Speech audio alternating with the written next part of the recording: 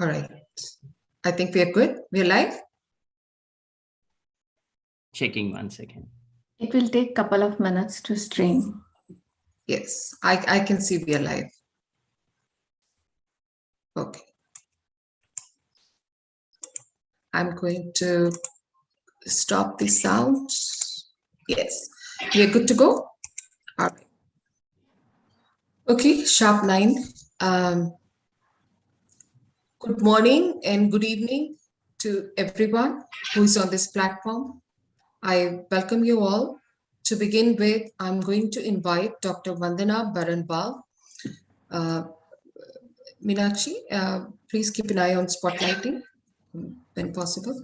I would like to invite Dr. Vandana Baranwal, who is our Board of Director, to invoke Lord Ganesha and to chant Lord Dhanvantari mantra. Thank you. Thank you, Dr. Pratibha. Ganesha name is auspicious. It brings happiness, removes obstacles, and enlightens the path. Vakratunda Mahakaya Suryakoti Samaprabha Nirvignam Kurume Deva Sarvakaryeshu Sarvada. Om. Prayers to Lord Dhanvantari, God of Ayurveda. Om Namo Bhagavate Vasudevai Dhanvantarai Amrit Kalash Hastai Sarva Amaya Vinashai Trailokyanathay Shri Mahavishnavai Namaha. Om.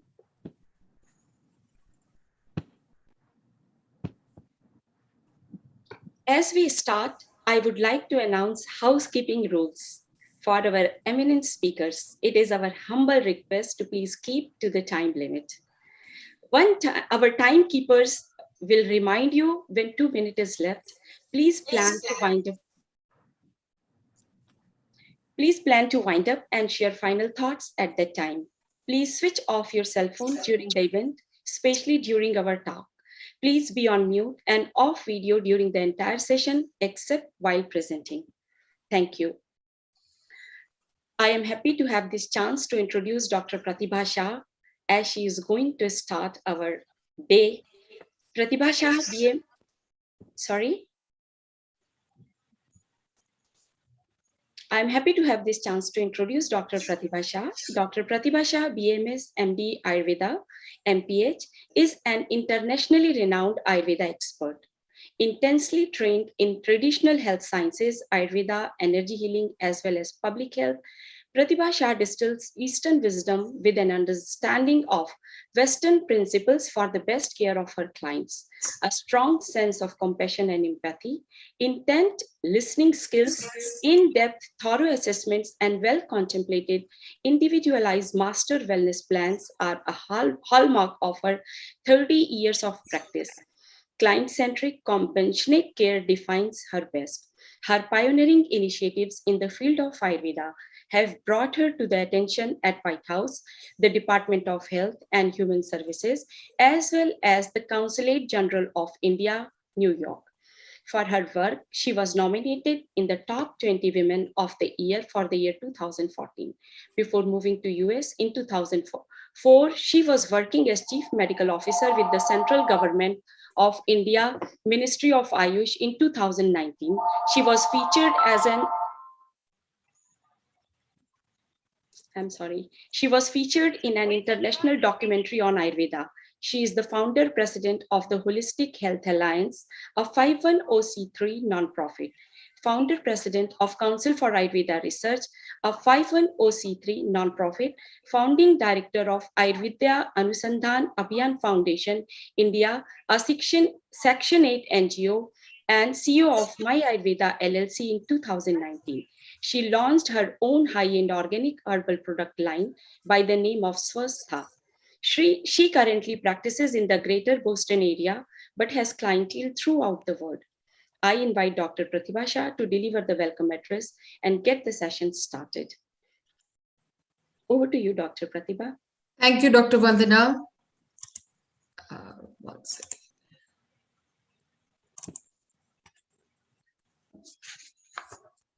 Thanks, Dr. Vandana. On behalf of Council for Ayurveda Research, I would like to extend a very warm welcome to all the dignitaries, Ayurveda scholars, integrative experts, researchers, and all the attendees who have joined us from around the world. Yesterday, we had the industry roundtable, and I'm delighted to inform you that the session went extremely well. We had leading industry heads all on a single platform yesterday. There was a lot of exchange of thoughts, and we are going to publish the proceedings from yesterday's session. We have two diligent note takers. Yesterday we had them, and we're going to have them for the consortium as well. So we are planning to make this more of a action-oriented series of sessions in the 4 days rather than just academic oriented, and that is what distinguishes us apart from other amazing events. But we plan to be action oriented, so we are going to take out some action items and next steps from the industry round yesterday and from the 3-day consortium. I'm also delighted to inform that we have had 600 plus registrations worldwide, and we also have the blessings of the embassy in the form of the 75 years Azadi Ka Amrit Mahotsav logo, which has been given to us to use. Unfortunately, or for a good reason, due to Prime Minister Modi's impending visit, we are unable to get a representation from the embassy today for today's program, but we have their blessings. So with that, and with your permission, I would like to say a few words about Council for Ayurveda Research, and then I will introduce the session itself. Council for Ayurveda Research is a pioneering initiative to promote and establish Ayurveda as an evidence-based health science globally. One of our core goals is to create a platform for the exchange, interaction, and integration of information, competencies, expertise, and resources between apex academic institutions, researchers, practitioners, and students in US as well as in other countries to facilitate Ayurveda research of the highest global standards. Our long-term goal is to become the nodal agency for Indo-US collaborations and collaborations with other countries and initiatives for research in Ayurveda with the ultimate aim of establishing Ayurveda globally as a credible healing science. Headquartered in USA, we also now have a sister organization in India as of 2019 in the name of Ayurvidya Anusandhan Abhiyan Foundation. And I'm really delighted that the person who gave us this name, Dr. Ashok Vaidyaji, is here with us today. Please check us out at www.ayurvedaresearchusa.org. Now, it is my immense pleasure and honor to introduce and set the context for the Global Consortium. The event's primary objective is to bring to thought leaders and subject matter experts on a shared platform, stimulate an open conversation, get exposed to different perspectives, and still find the common ground to connect, to provide a consensus direction or directions for future in terms of the right research strategies and methods, areas of innovation and specialization, and key factors for globalization. Today and tomorrow, we are hoping to churn the pot, and on the 19th, which is a closed door session, if you wish to join, please let us know and we will send you the private Zoom link to join. Only invited experts, please. We hope to bring the butter from these 2 days to the meeting and make the Amrit that will fuel us for the next decade and beyond. On the 19th, after deliberation, the consortium will be formed and the charter for the consortium will be finalized with the inputs from all the expert attendees. So now I'm going to introduce our keynote speaker for today, Dr. Rajesh Kotecha ji. It's my pleasure and honor to be introducing him to all of you. Vaidya Rajesh Kotecha ji is an Indian Ayurveda physician who received a Padma Shri Award for Medicine in 2015. He was appointed as Special Secretary in the Ministry of Ayush, Government of India. He is the former Vice Chancellor of Gujarat Ayurveda University, Jamnagar, and previously founded Chakrapani Ayurveda Clinic and Research Center in Jaipur, India in 1998. Dr. Rajesh Kotecha ji completed his Bachelor of Ayurveda Medicine and Surgery, BAMS, from Gujarat Ayurveda University, Jamnagar in 1985, and Doctor of Ayurveda Medicine, MD Ayurveda, from Gujarat Ayurveda University, Jamnagar in 1991. He is the author of two books, Concept of Atattva Abhinivesha in Ayurveda, which discusses minor psychiatric disorders in Ayurveda parameters, and A Beginner's Guide to Ayurveda, which is about Ayurveda principles and day-to-day life practices to keep oneself healthy. He received the Global Ayurveda Physician Award in 2007, Ayurveda Ratna Award in 2008, and Padma Shri Award for Medicine in 2015. Dr. Vaidya Rajesh Kotecha ji, pardon me, Vaidya Rajesh Kotecha ji, a very warm welcome to you. Thank you. Namaskar, Pratibha ji.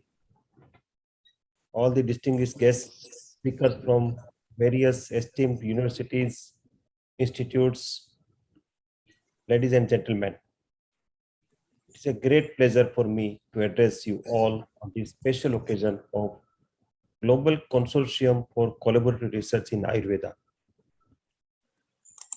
On behalf of Ministry of Ayush, Government of India, I congratulate Council for Ayurveda Research and Ayurveda Anusandhan Abhiyan Foundation for organizing this Global Consortium event. It is really great to see the multi-stakeholders, including the stalwarts of Ayurveda, researchers, scientists of different domains on a single platform to share, discuss, and develop consensus on key areas of research in Ayurveda and identify the right strategies and methods for conducting the research. This platform would also provide opportunities for discussions among the experts and for exchange on the latest scientific and best practice findings in the area of COVID-19.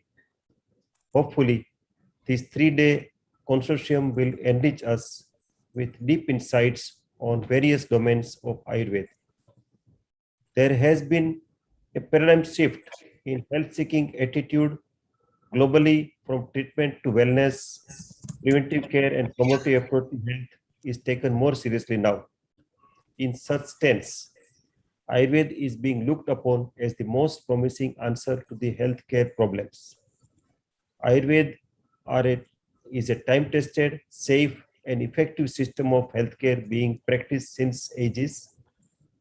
From ancient times, Ayurveda and Yoga has contributed greatly in achieving the goal of global health and well-being.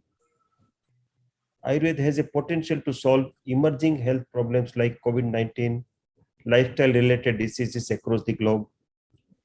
Also, different areas of health issues like neurology or other infectious diseases, etc.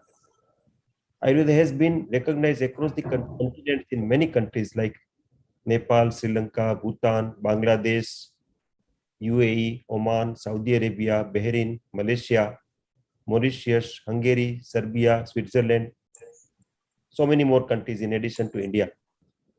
Ayurveda products are being exported to all over the world. Considering the strength of Indian traditional medicine, the WHO has decided to set up a WHO Global Center for Traditional Medicine in India. WHO DG has announced on 13th of November last year in the presence of our Honorable Prime Minister Sri Narendra Modi about this center. The proposed center will strengthen the efforts about evidence-based research, training, awareness about traditional medicine. Honorable PM of India, during the celebration of Ayurveda Day on 13th November, has welcomed this WHO initiative and mentioned that this center of traditional medicine would emerge as a center for global wellness and promote the development of medicines and research related to traditional medicine. Ministry of Ayush, Government of India has been undertaking various activities and measures at international level with the mandate to promote and popularize Ayurveda and Yoga and other Indian traditional system of healthcare across the globe. The Government of India has given focused attention to export of Ayurveda products as well as services.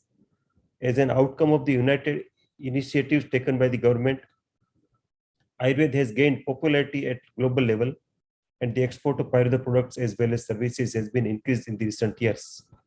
I would like to mention the organizations like Council of Ayurveda Research and other NGOs and non-profit for their contribution into all such great efforts. India offers 104 scholarships every year to the eligible foreign nationals for pursuing undergraduate, postgraduate, and PhD courses in Ayush streams in premier institutes in India. We are also exploring the possibilities to provide this scholarship in more countries. It is already available for 99 countries. The national institutes as well research councils under the Ministry of Ayush, in collaboration with other reputed national and international organizations, are working on generating evidence for safety and efficacy of Ayurvedic interventions. Large number of high-impact research papers have been published in peer-reviewed international journals. I would like to mention here that the Government of India, we have an Ayush research portal. It is available. You type on Google Ayush research portal, you can reach there. There are more than 32,000 publications posted there, and the most of these are available in full text, and some of them are available as a abstract. It is in a searchable format, and it's a huge resource about the publications in the area of Ayush systems, including Ayurveda, Yoga, Unani, Siddha, Naturopathy, Homeopathy, and Sovarikpa. Ministry of Ayurveda, Ayush has international collaboration with many countries, universities, institutes around the world, including some of the institutes in USA, Canada, Germany, Australia, etc. in the field of Ayurveda. We have good examples of successful research to showcase strength of holistic approach in managing diseases. For instance, a study with Charité University, Germany on osteoarthritis successfully demonstrated how holistic approach can effectively manage it as compared to standard of care. We have recently initiated a collaborative study on rheumatoid arthritis. We call it AMRA study, and we are happy to get on board Dr. Daniel E. First, Emeritus Professor of Medicine, UCLA Health University, USA, in this study. This is a collaborative study with the Coimbatore-based Ayurveda Shala and Government of India, CCRAS. Recently, the University of Latvia also joined hands with CCRAS and to study personalized Ayurveda approach in management of diabetes. Here also we have partnership with Ayurveda Shala Coimbatore. Ministry of Ayush is developing quality standards of Ayush products as well as international standards, that is known as ISO standards, in collaboration with Europe, Indian standards. Development of such ISO standards are poised to augment the domestic as well as cross-border trade of Ayush products and services from India. I would be happy to inform you that to facilitate foreigners traveling to India to avail Ayurveda treatment, there is a Ayurveda treatment separate category under medical visa is now available, and people who is willing to come to India, this visa facilitation is already available. So this is one specific thing I wanted to mention. On behalf of the Government of India, I would like to assure full support to the world of Ayurveda. In managing the COVID-19 crisis, we all had a unique opportunity to steer the recovery towards a more sustainable and inclusive path. Ministry of Ayush is equipped with for providing appropriate response to the public health challenges through scientific communication, collaboration, evidence-based interdisciplinary research activities, and public healthcare delivery system. I would like to mention that to address the COVID crisis, we have constituted an interdisciplinary Ayush task force headed by Professor Bhushan Patwardhan, who was then UGC Vice Chairman, and it has a representation of scientists from all across the disciplines, and they have helped us to visualize, to standardize the protocols of different types of studies, and we were able to institute more than 127 studies at 152 locations. And the outcome is very impressive. For example, as of now, we have 20 manuscripts already published into high impact research journals, peer review journals. 7 publications are accepted for publication. Total manuscripts drafted 73. Out of that, in addition to these 27, there are 25 preprints available. So we are hoping that eventually through this exercise, we'll be able to reach to about 100 publications. And I would like to also reiterate that these studies were very robust. It was all done with the world-class kind of, standards and world-class protocols. And based on that, Government of India has also released National Clinical Management Protocol based on Ayurveda and Yoga for management of COVID-19. And also integrated post-COVID management guidelines also were issued. So this is first of its kind, which has happened at the federal government level, and then it was translated to the states, and there was large-scale implementation. The formulations of Ayurveda and other traditional medicines were also distributed on a very large scale across the country to improve immunity of people, and there were prophylactic studies also available. Considering the role of Ashwagandha, Vidania somnifera, is in making the immune system stronger, it has a consistent increase in the demand over the pandemic period. For example, Ashwagandha became one of the 3 top selling supplements in US recently. I am glad to share that Ministry of Ayush has collaborated with the UK's London School of Hygiene and Tropical Medicine, LSHTM, to conduct a study on ashwagandha for promoting recovery from COVID-19. This is a gold standard study, randomized, controlled, and double-blind study, and then and the cohort is also very big, like 2,000 volunteers. The successful completion of this trial could be a major breakthrough and will give scientific validity to this traditional approach of managing or having immunogenicity of ashwagandha on or prophylaxis on ashwagandha on COVID-19. Also, a multicentric study by CCRAS and CRD Pune, that is Center for Rheumatic Diseases Pune, on ashwagandha in the prophylaxis against COVID-19 and its benefits on general health in high-risk healthcare workers. A randomized controlled comparison to demonstrate non-inferiority to HCQ, that is hydroxychloroquine sulfate, was also done. And we found that ashwagandha is significantly safer and better tolerated and improved health measures. So just to show the wide acceptance of Ayush during the pandemic, I would like to also share a mobile application, Ayush Sanjeevani based impact assessment study by the ministry to study the effect of Ayush advisory and other Ayush interventions and practices during COVID-19.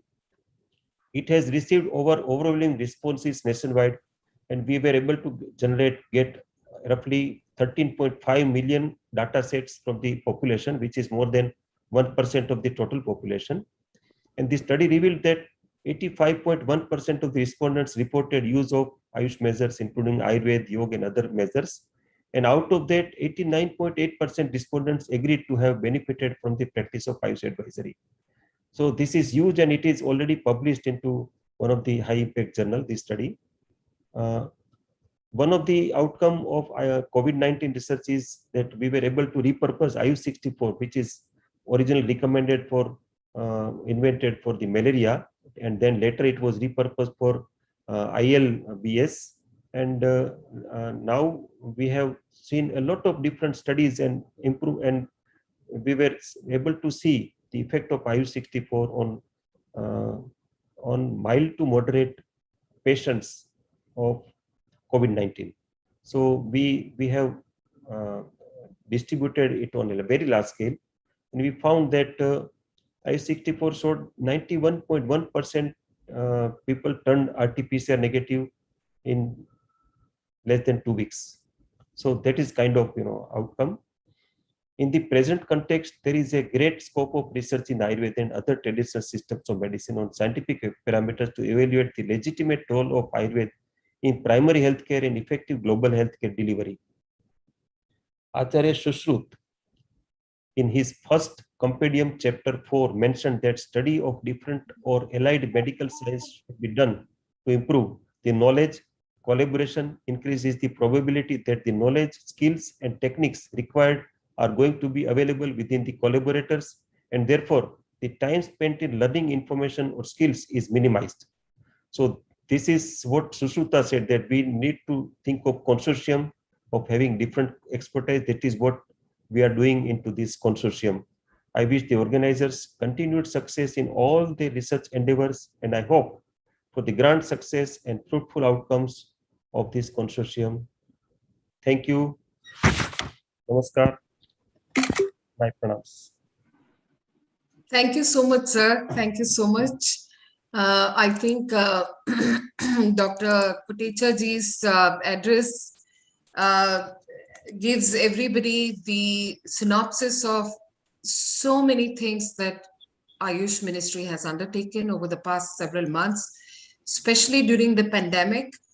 Having been in Ayush for 13 years, I can certainly, and I'm sure a lot of my esteemed colleagues will agree, that what has happened ever since Dr. Kotecha ji has come as our special secretary, this is what he has done, what he has envisioned, what he has led, and what he has actualized is something probably that has not happened in the past couple decades. So he has really recharged the ministry, and it has been very helpful to have someone from our own fraternity at the helm of affairs, guiding the process passionately and with a vision, with a national vision. It has really transformed how Ayush Ministry is now being looked at. So I do not have enough words of appreciation for Dr. Kotecha ji, who has really really embodied and embraced this responsibility wonderfully. And it will take the whole session probably just to list everything that he has started, pioneered, and using technology, using existing methods, using modern methods, bridging the gaps. It's just wonderful, and it is a great inspiration to all of us, Kotecha ji. So thank you so much. We are continuously inspired. We watch from many miles across, but we are continuously inspired by how you are leading the whole Ayurveda fraternity to the next level continuously. So thank you so much for that. Thank you for your blessings always, and thank you for your support always. Really, really appreciate it. Thank you so much. Thank you. We cannot do this without your blessings and support. So with that, I would like to invite Dr. Meenakshi, our board of director, to introduce our featured guest speaker, Professor Abhimanyu Kumarji. Dr. Meenakshi. Thank you so much, Dr. Pratibha. So I'll start with Guru Brahma, Guru Vishnu, Guru Devo Maheshwara, Guru Sakshat Param Brahma, Tasmai Shri Guru Nama.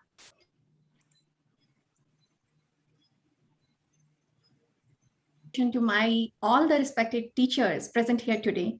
And then I offered my salutation to my teacher, mentor, who is our featured speaker today. He's a Vice Chancellor of the Uttarakhand University in India. Precisely, he worked as a founder director of All India Institute of Ayurveda, New Delhi, served as a Director General of Central Council for Research in Ayurveda Science, New Delhi.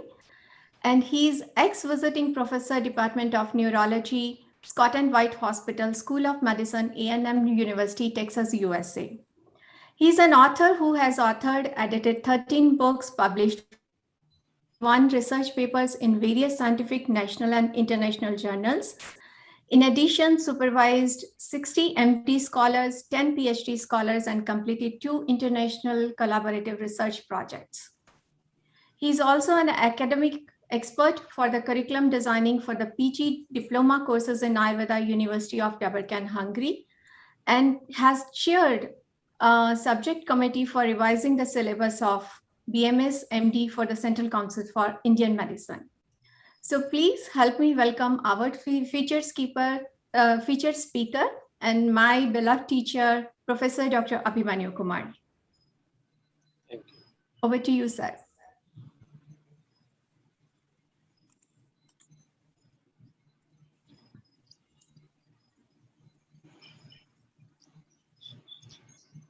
Thank you very much, Dr. Meenakshi. Before I start, I think I must say thanks to the council for giving me this opportunity to share my views with all of you. As we know that what we are doing here in India related to research in Ayurveda, the road is little bit difficult in US and even in EU. So today I will just touch certain points that how we can proceed. Even we will see that what are the hurdles which we will face when we travel on this road of research in USA. So as we know that related to chronic diseases in America, 6 people out of 10, they are having one chronic disorder. And out of 10, 4 persons or the adults, they are having 2 or more chronic disorders. So in the present scenario of increasing incidences of various chronic diseases, mental health disorders, lifestyle disorders, and antibiotic resistance are a few examples of health issues in US and Europe. Another issue is related to the aging. So as you can see that for first time it is going to happen in US history that older adults are projected to outnumber children by 2034. So here another issue is that whatever health issues we are having, so that is covered with a big umbrella, and it will also be going to challenge the scientific personnel, the financial facilities of the existing healthcare system in any country. The same case is with the US also. So the strategy needs to develop that allow to manage the challenges or the changes by integrating Ayurveda with conventional medical system or as a standalone treatment. So this is possible only by having strong evidences through a high quality of research. So this presentation will aim to provide a research roadmap for clinical and epidemiological research for Ayurveda, appropriate for the health needs of Americans and European citizens, and also acceptable to national research institutes and healthcare providers. So there should be an evidence base that enables citizens to make informed decisions. That is very important about the use of Ayurveda, whether it may be the standalone or with the conventional medicine. So this is what this National Center for Complementary and Integrative Health perceives. So they say that Ayurveda medicine is effective in certain diseases, but that further requires a lot of research, scientific evidences. And according to this center, Right now, about 40,000 American adults, they are using Ayurvedic medicine. So this is the latest Ayurveda gains ground in US market on the strength of specific herbs. And it is happening during COVID period, the turmeric, boswellia, ashwagandha, and few other drugs. And this is a trend. We see the market trend related to the global Ayurveda market. So it is the 21st, and it is the projected means for 2022 $9.7 billion. That is the projected market for Ayurveda drugs. So this is a somewhat comparative statement related to this global Ayurveda market based on certain regions, just like the North America, Europe, Asia Pacific, Middle East, Africa, and the South America. So just you can see that here, even it is a projected one for 2020 to 2026. So just see that even the North America, it is on top, and it is a projected, and this is the reality here. Even still it is high if we compare to means other Europe, Asia Pacific, or Middle East market. So this is the wheel of health, how we can perceive. So that used to start with our mind, as we know that when we are healthy with our mind, it directly or indirectly affects the body system. And then other aspects are there, just like the mind-body connections, that nutrition, physical environment, the relationship, and then the last wheel is there that is concerned with some preventive aspect or conventional treatment, other chem treatments, some pharmaceuticals, and the supplements. So right from the center, we go to the periphery, and we can see that how the things are linked with the health of people, and same with the market. So the proposed roadmap will offer a strategic research agenda for the field of Ayurveda designed to address future healthcare challenges.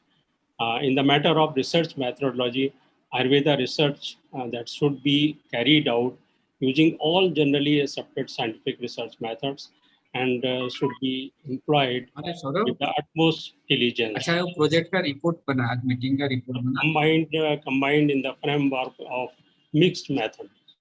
So in this model, all available research strategy, including comparative effectiveness research using quantitative and qualitative methods, should be considered in order to secure the greatest density of the knowledge.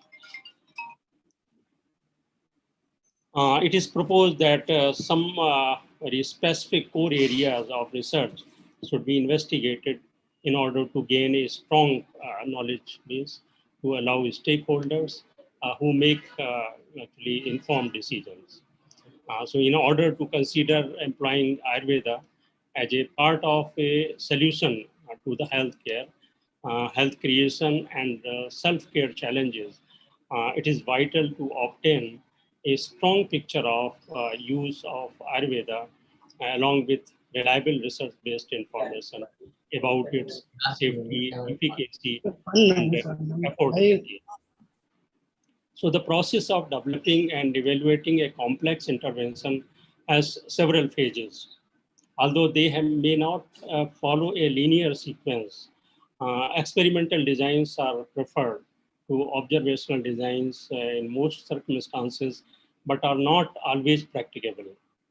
So understanding process is important, but does not replace evaluation of outcomes. Complex interventions may work best if tailored to local circumstances. That is very important, rather than being completely standardized. Reports of studies should include a detailed description of the intervention to enable replication by other scientists, evidence synthesis, and wider implementation. So right now, what is happening? The people lab-driven approach, and that is making this complex Ayurveda research less useful. Just like the 6 blind people, they are touching and defining elephant in a different way, but then not real elephant feature. So that actually that is the scenario what is happening right now. So now the question is, what makes an Ayurveda intervention more complex? So number of interacting components within the experimental and control intervention, number and difficulty of behaviors required by those delivering or receiving the intervention, number of groups or organizational level targeted by the intervention, number and variability of outcomes, and the degree of flexibility or tailoring of the intervention permitted. So this is one example from a research paper from Professor Bhushan. So here is the example of Trifla, how the complex is there and how the linkage with target compound and target gene is there. Even you can see that in Trifla, though there are 3 drugs, it is a 3-drug combination, but it is having 23 compound predicted to have 65 common potential protein targets. So this is so complex. And just you can imagine when any compound which is having more than 2, 3, 4, or even 10, 15 drugs in that combination. So for developing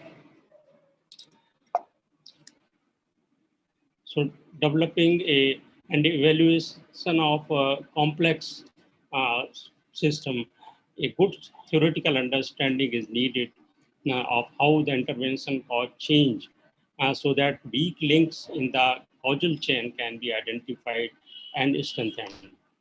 So lack of effect may reflect implementation failure rather than genuine ineffectiveness. A thorough process evaluation is needed to identify implementation process. So variability in individual level outcomes may reflect higher level process. Sample size may need to be larger to take account of extra variability and cluster randomized design considered. A single primary outcome may not make best use of data. A range of measures will be needed and unintended consequences picked up where possible. So ensuring strict standardization may be inappropriate. The intervention may work better if the specified degree of adaptation to local setting is allowed in the protocol, and that is very much required for Ayurveda drugs.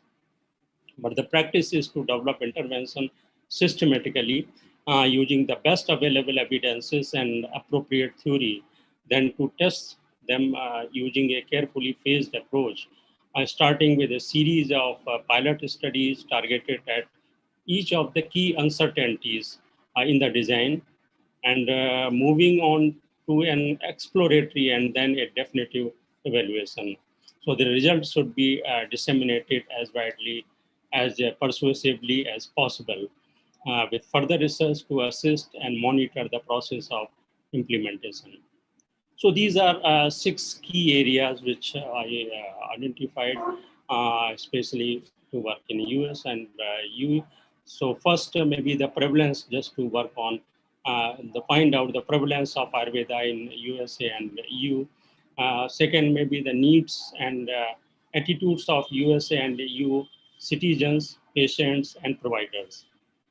The safety of Ayurveda drugs. Fourth, maybe the comparative effectiveness, research, and health economics evaluation. Fifth, meaning and context factors in Ayurveda. And the sixth, model of Ayurveda integration into existing healthcare system. So it is a general framework for Ayurveda research, just like needed to enhance the value of research by allowing a a broader and more complete assessment of the evidence, use of quantitative research methods, qualitative research, and stakeholder involvement, Ayurveda modalities in the research areas, and research infrastructure. So this is a research choice and the research process union for Ayurveda, just like the outer cell is concerned with the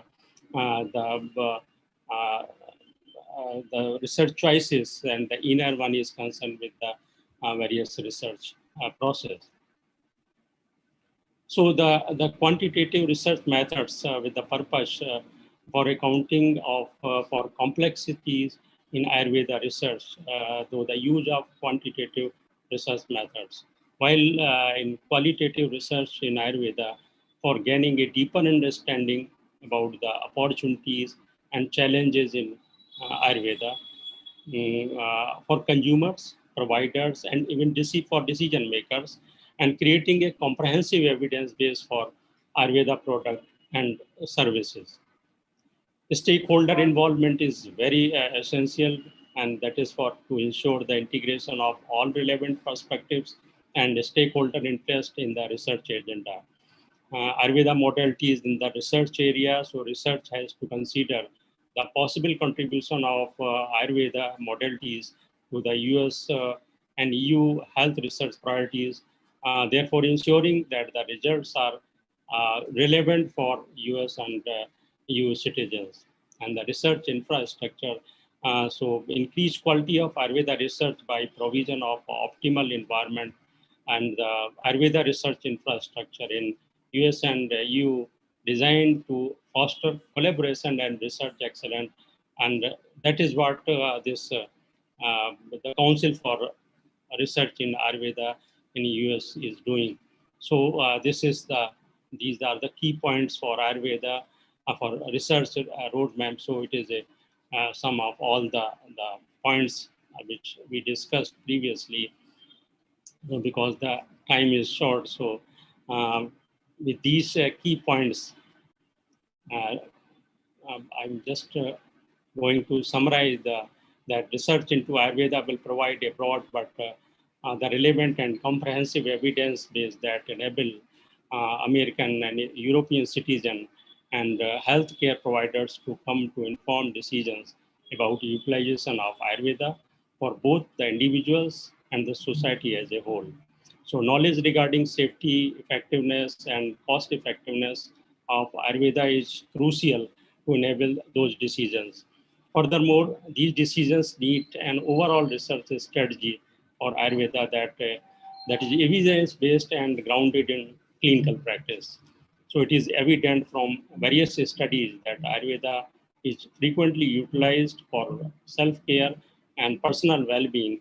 Self-care approaches will become increasingly important strategy as there are incidences of developing more comorbidities in an aging American and European population. With these words, I say thanks to all of you. Thank you very much.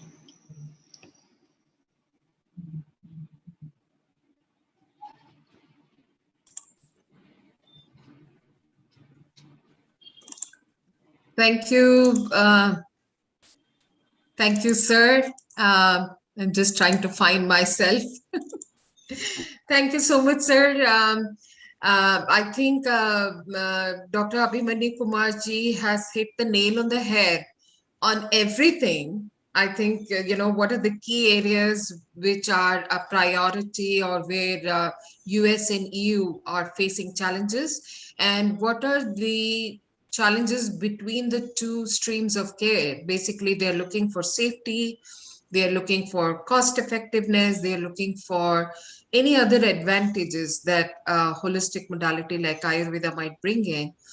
And, I always like to say that Ayurveda brings in capacity building of the system, of the organs, of the human body itself. And that is where we differ from modern medicine in a very big way. There are many differences, but I think even if the end goal or outcome is the same, pain relief or disease alleviation, I think the capacity building is where we really score positively compared to modern medicine, where there is no capacity building, basically. So thank you so much, Abhimanyu Kumarji, because I think your presentation can become like a, guiding document for exactly what we were hoping to achieve. So we are certainly going to pick up some pearls of recommendations from your presentation. Thank you so much for your insightful talk. Thank you. Thank you very much. So now, before we start our speaker segment, I would like to request Dr. Meenakshi to play our platinum sponsor video, which is just 3 minutes. So if you could all bear, and Dr. Meenakshi is also going to thank our platinum sponsors before playing the video. Thank you, Dr. Meenakshi. Thank you so much. So our heartfelt thank you to all of our sponsors, especially to our platinum sponsor, Ixorial Biomed.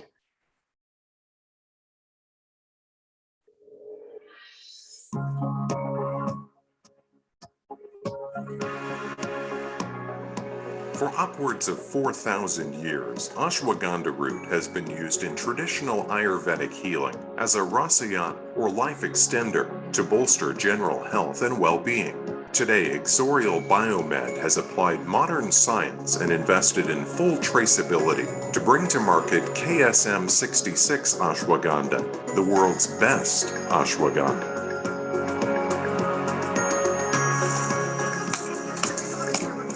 Quality starts in the fields, where Ixorial Biomed has more than 1,500 acres of ashwagandha under organic cultivation in the province of Rajasthan, selected for its optimal climate. Seeds are sown in August, and over the next 7 months, the plants will thrive in this semi-arid terrain. When the plant's leaves start to yellow, the roots are ready to be harvested, the levels of bioactive withanolides at their peak. The roots are transported to Ixorial's purpose-built production facilities outside of Hyderabad. One facility is dedicated to vegan production and delivers 15 tons per month of root extract. The other, which opened in 2016, produces 35 tons per month of the full-spectrum milk-treated ashwagandha root extract. It took Ixorial 14 years of R&D to perfect the green chemistry used for production, with no alcohol or chemical solvents in the process. Quality extract is not only brought to market, but provided to researchers around the globe as they corroborate the health benefits of ashwagandha root extract.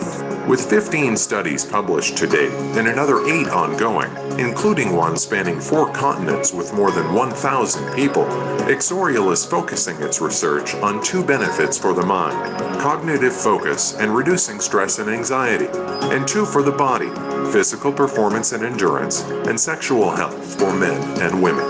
It also has an active R&D facility investigating other potential applications of ashwagandha. Researchers are isolating new bioactive compounds and working with universities to identify new areas of investigation. Ixorial Biomed emphasizes quality throughout its company. For example, it holds 24 certifications, from organic and non-GMO to ISO and GMP. The company also places great importance on service to its community.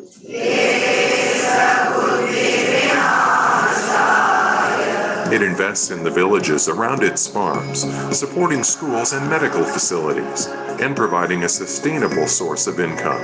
KSM 66 is considered a gift to the world, and the broader family of Ixorial Biomed invites you to discover the ashwagandha advantage.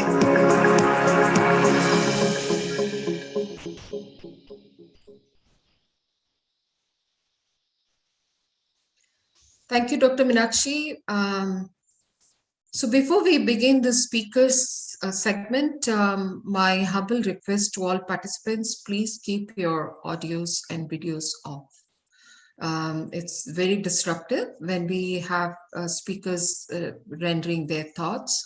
So very, very humble request, please keep your audio and video off unless you are the speaker. And I'll also just take a couple minutes to talk about our regular activities, which you can join. You can also join as member. So a very quick overview of that. So let me start by membership. Membership is very, very, very nominal. It's there just to create a database for us who all are willing to connect with our mission and vision. For example, the student membership is only $15 for the whole year, and for INR it's only 600 rupees for the whole year.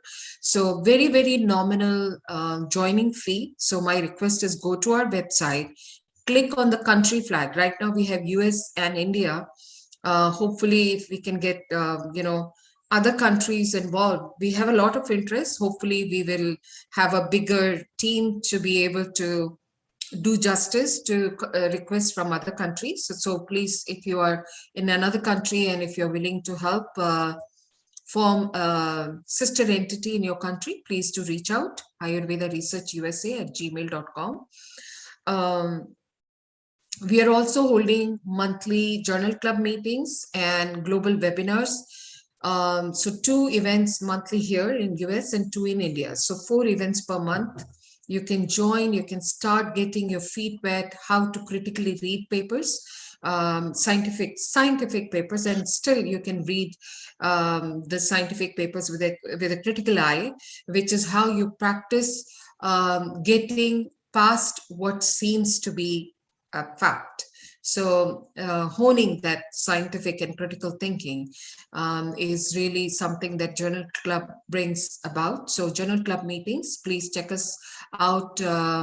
Our Journal Club meetings as well as global webinar meetings are on YouTube. Find us by Council for Ayurveda Research. You can watch all our recordings. We've just started the YouTube channel this year. Early this year, we already have 200 plus subscribers. So if you're there, please like, subscribe, share, comment. And we are on social media. You can check the chat box for our social media details and handles. And last but not the least, no nonprofit can run without volunteers. So please do email us if you can volunteer. We have a beautiful team, but we are just few, and it takes a village to run a nonprofit. So please do email us. We need you. Thank you. Now we are going to begin the speaker segment, and we have a galaxy of speakers. Every speaker is very accomplished, very experienced, have a lot of accolades. We unfortunately, for timekeeping, we have had to condense the illustrious bios. So please excuse our liberty that we have taken to condense the bios of amazing bios. We were constrained by time, so apologies for that. So with that, I'm going to introduce our first speaker, Dr. Jeffrey D. White, who is an MD. He's a board certified medical oncologist and a cancer researcher. From 1998, Dr. White served as an oncology consultant to the director of the NIH office, NIH's National Institute of Health, Office of Alternative Medicine. Since 1998, he's serving as director of the Office of Cancer Complementary and Alternative Medicine at the National Cancer Institute. So Dr. White, again, apologies. I had to condense your very illustrious bio. If you would like to add anything, please, you can go ahead. Dr. White will be presenting on the National Cancer Institute's complementary and alternative medicine research activities related to traditional medicine. Welcome, Dr. White. Thank you. I'll share my screen here. Let me make you co-host. Okay. Yes.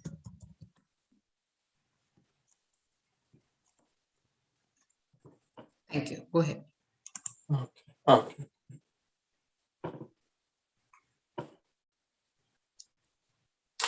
Great. All right. Thank you, Dr. Shaw. appreciate this opportunity to meet with your organization and to also to connect with some colleagues that I've had opportunities to dialogue with in the past. Excuse me. I really do view this as a tremendous opportunity, and I think you'll see as I present that the timing of this meeting is incredible for the things that we are hoping to do over the next several months and years. So I'll get started, and I will try to stay within my time. What my goal of this presentation is to give you an introduction to the NCI and the CAM related activities that we do there or that we support, and and also to give you some sense of my strong interest in traditional medical systems and trying to support work related to that. I hope that through the conference, which I'll be able to attend intermittently throughout the course of the next couple of days, to get people sort of interest peaked into doing research that relates to cancer for those that aren't currently doing it. And for those that are active in it now, I hope that we will have an opportunity to make a connection that we can follow up on with in the future. All right, so let me go to my next slide.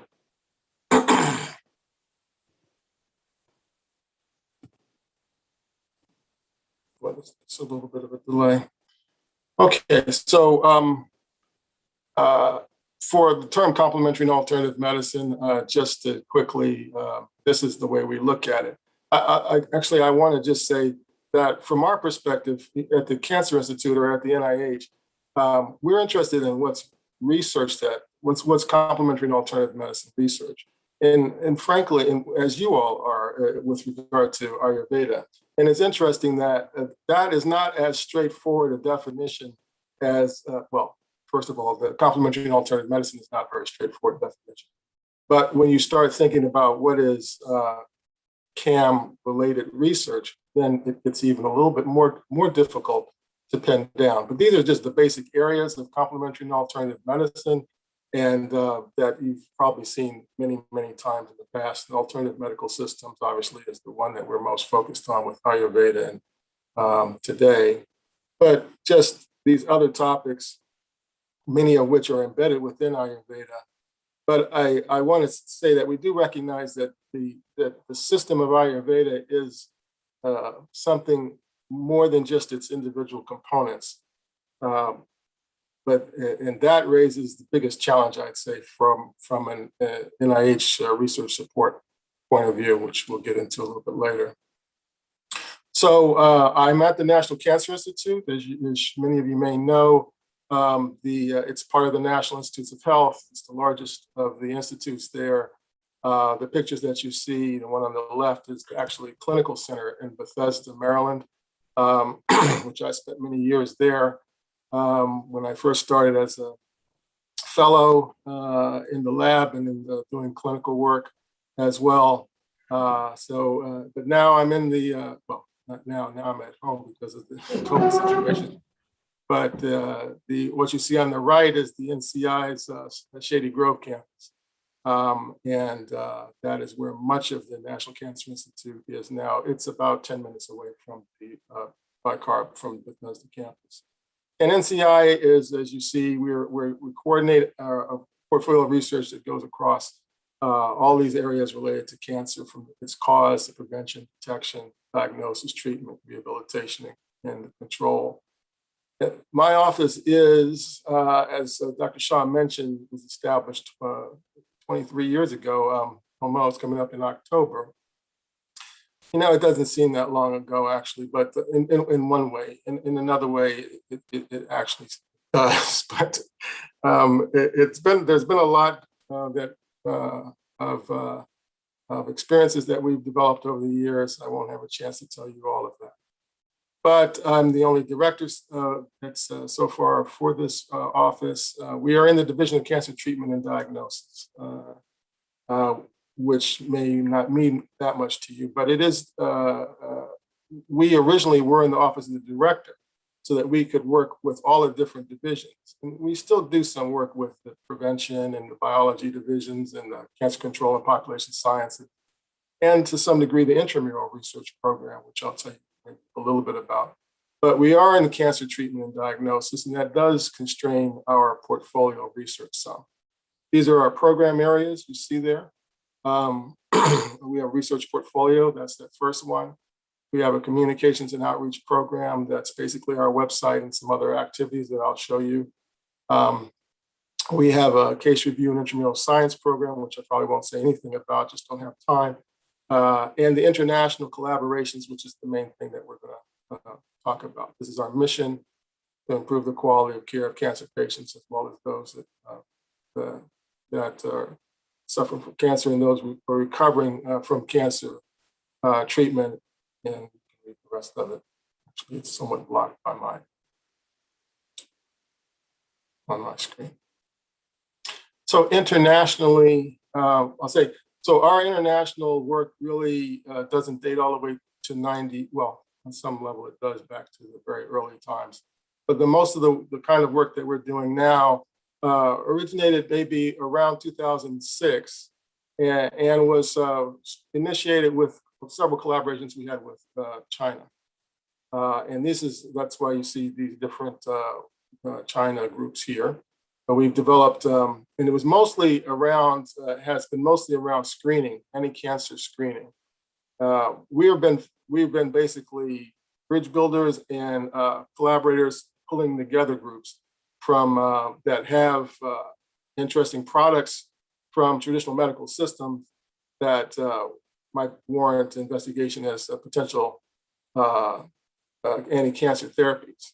Yeah, the National Cancer Institute has something called the NCI 60 cell line screen, which you see there under extracts and purified compounds.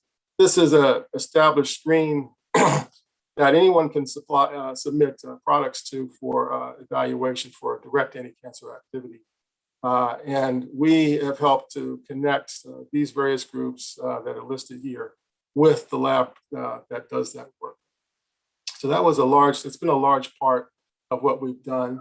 The other part has been connecting with the China Academy for Chinese Medical Sciences, which again goes back that far, 15 years now, when they first came to the NIH and met with us, and we developed a meeting with them, invited over 100 of their investigators to come to the United States. And we had a meeting at the NIH. And from that, actually, we developed a relationship that was focused around bringing postdoctoral students from their institutions to work in labs at the Cancer Institute. And these are pictures of some of them and lists of some of the publications that have come out of this. And basically, the goal was to have them choose a topic that relates to work that's relevant to the what's happening in their institution, and that could be extended in the laboratory, either generally through identifying mechanisms of action of certain natural products. That's what you'll see here. It's been a fantastic experience for us to meet these young physicians, scientists, and to help them in the process of developing their careers. And they all go back to their institutions and further establish their research careers.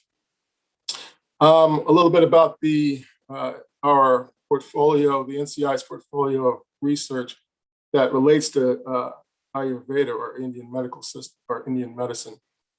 These are just some examples.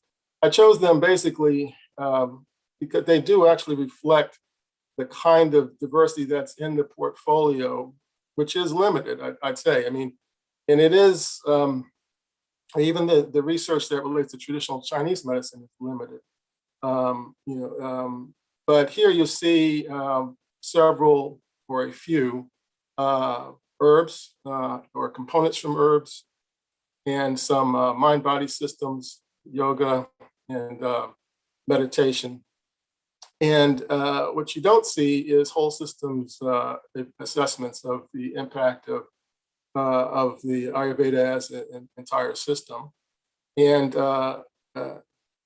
because of its tremendous challenge, I'd say, to accomplish that kind of research, that's one reason. The other is that the level of awareness of Ayurveda in cancer research, I'd say, is relatively low in the United States, at least compared to Chinese medicine. Okay, so our connections to India really started around 2015, when the minister of Ayush came, I believe maybe the secretary of Ayush came to visit the NIH campus, and visited several of the institutes, including the National Cancer Institute. We had an opportunity to meet at the time the group that came with him and tell them about what our activities were and our interests were. And from that, the decision was to have a joint meeting in the following year, and which is this meeting which you see the sign for, that happened in Delhi in March of 2016. This was a very excellent meeting, and we had an opportunity in the few days before that to meet, to visit several institutions throughout India, and to get a sense of what the kinds of work were happening that was related to cancer. And so at this meeting, I had an opportunity to meet Dr. Abhimanyu Kumar and to visit the Ayurvedic Institute of Institute of Ayurvedic Sciences, or I've forgotten, sorry, the exact title. And various other places. We had from that an opportunity to work together on a paper that was published in the Journal of Global Oncology. And as you see, that's here. We had authors from the US. When we brought with us 4 extramural researchers, because we wanted that were doing work that was relevant to Ayurveda. And their names are listed here, along with Ayush representatives. This was, as I point out, a very good meeting. We had opportunities to identify, we had breakout sessions in which we learned about much of the potential of what Ayurveda could do and what it was doing in cancer. And I commend this paper to you for your review and assessment. Further, what we've done this is our website. See, I think, again, it's so obscured from my view, but it's cam.cancer.gov, and is the URL. And this is our basic outreach to communications outreach. And what you see under new highlights there is the virtual meeting for the international meeting that we had last October. This meeting,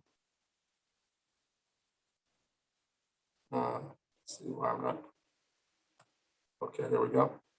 This meeting, the International Perspective in Integrative Oncology for Cancer Prevention and Cancer Patient Management. So this was our attempt to work with the Center for Global Health at the National Cancer Institute. Actually, they were the lead group on this. We also worked with the National Center for Complementary and Integrative Health, with the Fogarty Institute, or Fogarty International Center, which is another part of the NIH, and with the World Health Organization, the International Association for Research in Cancer, various groups to think about what is the potential for integrative oncology in internationally in research. And I think I probably need to speed up my presentation. So we have, that was the meeting that we had. the other session that that led us then further into establishing a letter of intent with the CCRAS, which we now have established with Dr. Shrikant's group. And we are moving forward with trying to develop new activities with that group. So another thing I wanted to tell you about, and many of you may know about, the Society of Integrative Oncology has a meeting next week. It's here in nearby in Baltimore, and I think that is a good organization for you to connect with. I hope perhaps they have, I think your missions align quite well. And one of the things that they are able to do is to influence the guidelines with regard to cancer treatment that have been accepted by the American Society of Clinical Oncology. And they have been able to show the level of evidence for various approaches that could be used in cancer management, breast cancer in this particular situation. And these guidelines have been endorsed by the American Society of Clinical Oncology. The last thing I want to tell you about is our information development. So the NCI has something called a Physician's Data Query. This is the information platform for developing, providing information on different topics. And one of the editorial boards, the one you see at the bottom, is for complementary and alternative medicine, or actually it's called integrative alternative and complementary therapies. So we develop summaries of the literature on various topics that are relevant to that area. That's the URL down there. And this is our editorial board, which I want to point out a couple of our members that you may be familiar with who have deep backgrounds in Ayurveda, Sangeeta Agarwal and Baswati Bhattacharya. They're both members of our editorial board, and which we have a meeting actually today. That's my presentation. I hope it's been of interest to you, and I look forward, if we have time for any questions, but I certainly would look forward to further interactions with you. Thank you.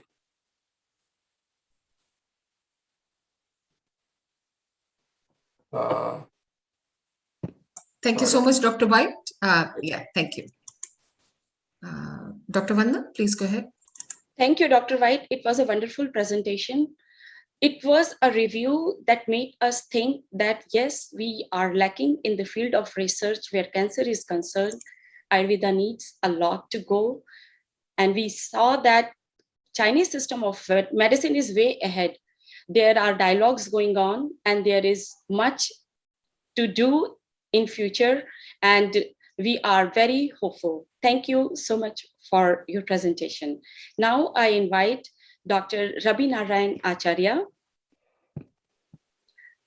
Dr. Ravi Narayan Acharya is a professor of Dravyagun, Ayurveda Pharmacology at Gujarat Ayurveda University at Jamnagar, where he has been a faculty since 2007 and currently working as dean with more than 27 years of teaching experience in the field of research. He has published more than 290 research articles, 5 books, served at Indira Gandhi National Open University, Ayush, Government of India, WHO, and pharmacovigilance at Geneva at different capacities. The title of his presentation today is Management of Chronic Pain with Jal Prakshalan, Water Wash, Shodhit Processed Bhanga Cannabis Sativa in Cancer Patients with Deprived Quality of Life, an open-label single-arm clinical trial. I invite you, Dr. Ravi Narayan Acharya, sir. Thank you, Dr. Vandana. Am I audible? Yes, sir, you are good. Please. Yes, you are. And very quickly, we'll take all questions in the end. So Dr. White, if you want to finish and come back, that would also be nice. Thank you.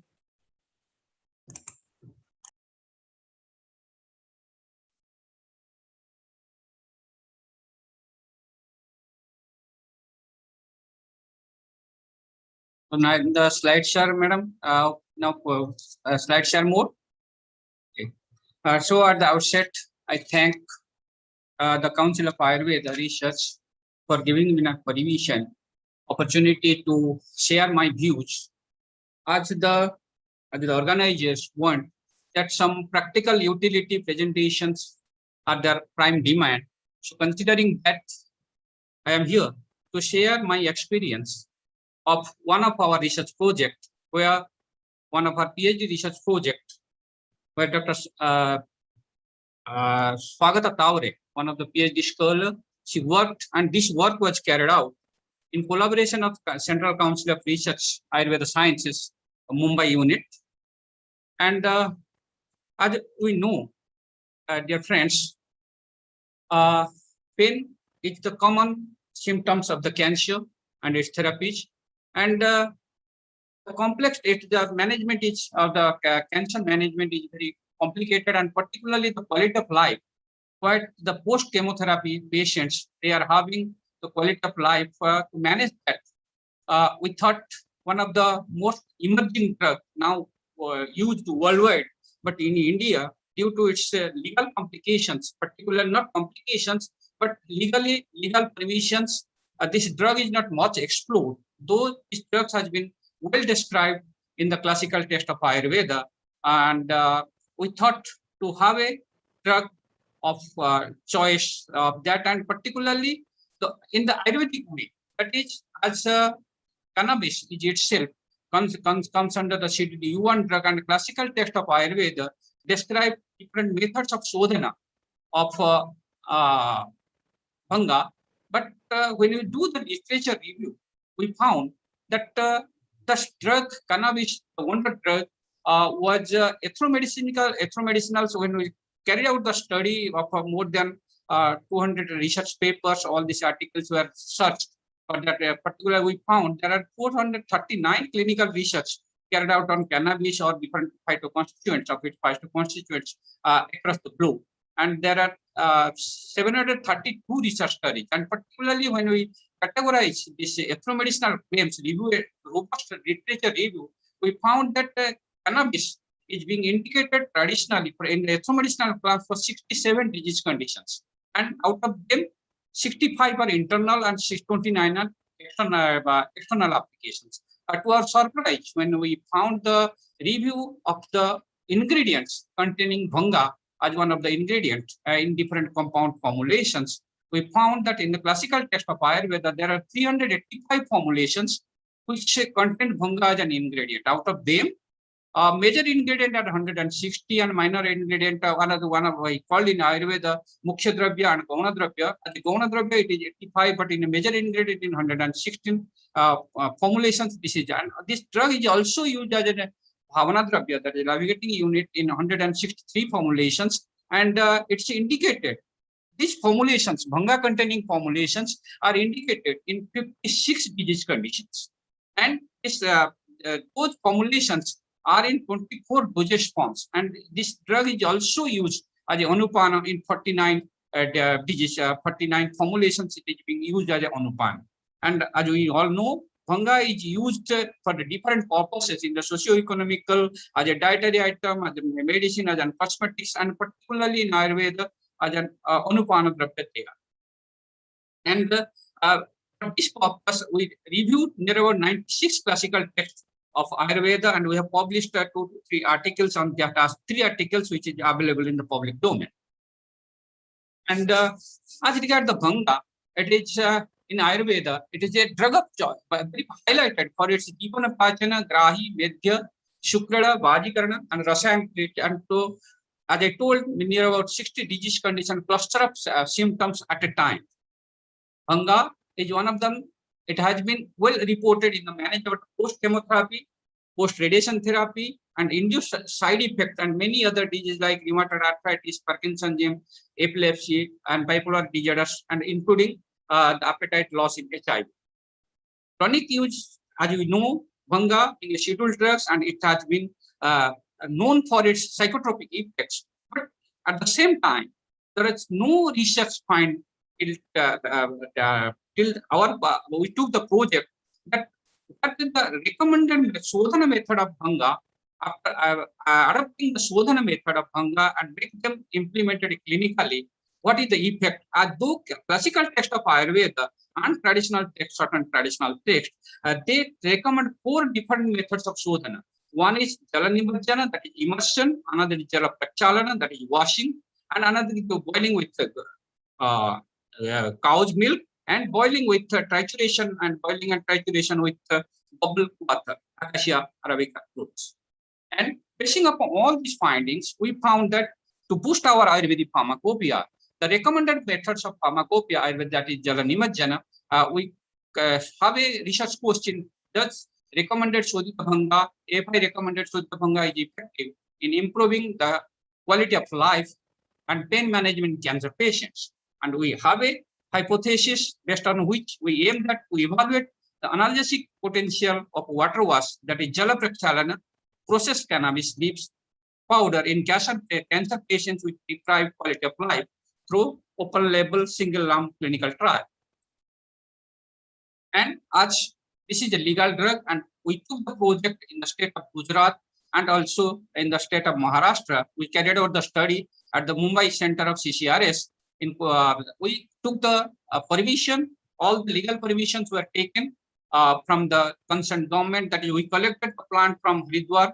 We took the permission from the state of Gujarat and our typical permission from our pharmacy of the institute. Then only we got the license, and we have the IC approval of both Podar Ayurveda College, Podar Center of CCRS, and CTI. This study was made registered in the CTRI. That what I mean to say, we follow all the normal standard clinical guidelines of good clinical practice. And these are the 2 methods. We carried out the study in both 4 methods. We carried out for the phytochemical, analytical, every profile, and all the articles published are in public domain.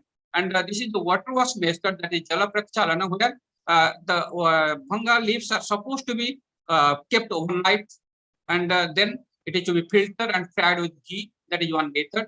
And we adopted a method, that is jala prachalana method, where bhanga leaf was tied in a cloth and it was washed in a pottery form, and it was washed with water until there is particularly the classical guidelines that we have to wash the bhanga till the green color is removed. That is a very simple method. So we do this method, and that the final product we make it dry and look at the drug. And in this study, the study was open label, single arm clinical study, and it's being only the limited number of patients. We category the pilot study, and the study was continue for more than 9 months duration, considering the patient's availability, all these things. And that is the test drug, which was processed cannabis leaf powder, and we administered the drug in 250 milligram dose, filled in a powder form, filled in a capsule, and along with the patients were advised to took cow's milk and sugar, 50 ml of cow's milk, and approximately half a teaspoon of sugar there. And the drug was administered thrice daily, 9 a.m., 3 p.m. and 9 p.m. And the duration of the study was 1 month. And after withdrawal, because the bhanga is known for, cannabis is known for adaptive effect, so withdrawal effect of assessment was 7 days, follow-up period was 7 days for that. And for the study, institutionally diagnosed cancer patients willing to participate in the trials, patients of either sex 18 to 70 years, patients undergoing any type of standard palliative cancer treatment were included, and patients with systematic diseases like uncontrolled hypertension, diabetes, heart, hepatic renal dysfunctions were excluded, and just like pregnancy, breastfeeding women, patients with inability to comprehend and complete the study assessment as per instructions, were also those patients who are not willing, and those patients who are not outdoor patients and not attend the OPD regularly, they were excluded from the study. And we enrolled, there are about 37, total 37 patients, and 13 patients were dropped out, and 24 patients completed the study. Though the sample size calculation by applying the rare disease formula, 20 was the sample size calculation approved by the ethics committee, and the region of dropout maximum undergoing chemotherapy, radiation, surgery, and long distance in the Mumbai some distance patients did not used to come. So after 1 or 2 weeks of treatment, they dropped out. They were dropped out. And the assessment finally comes to the result.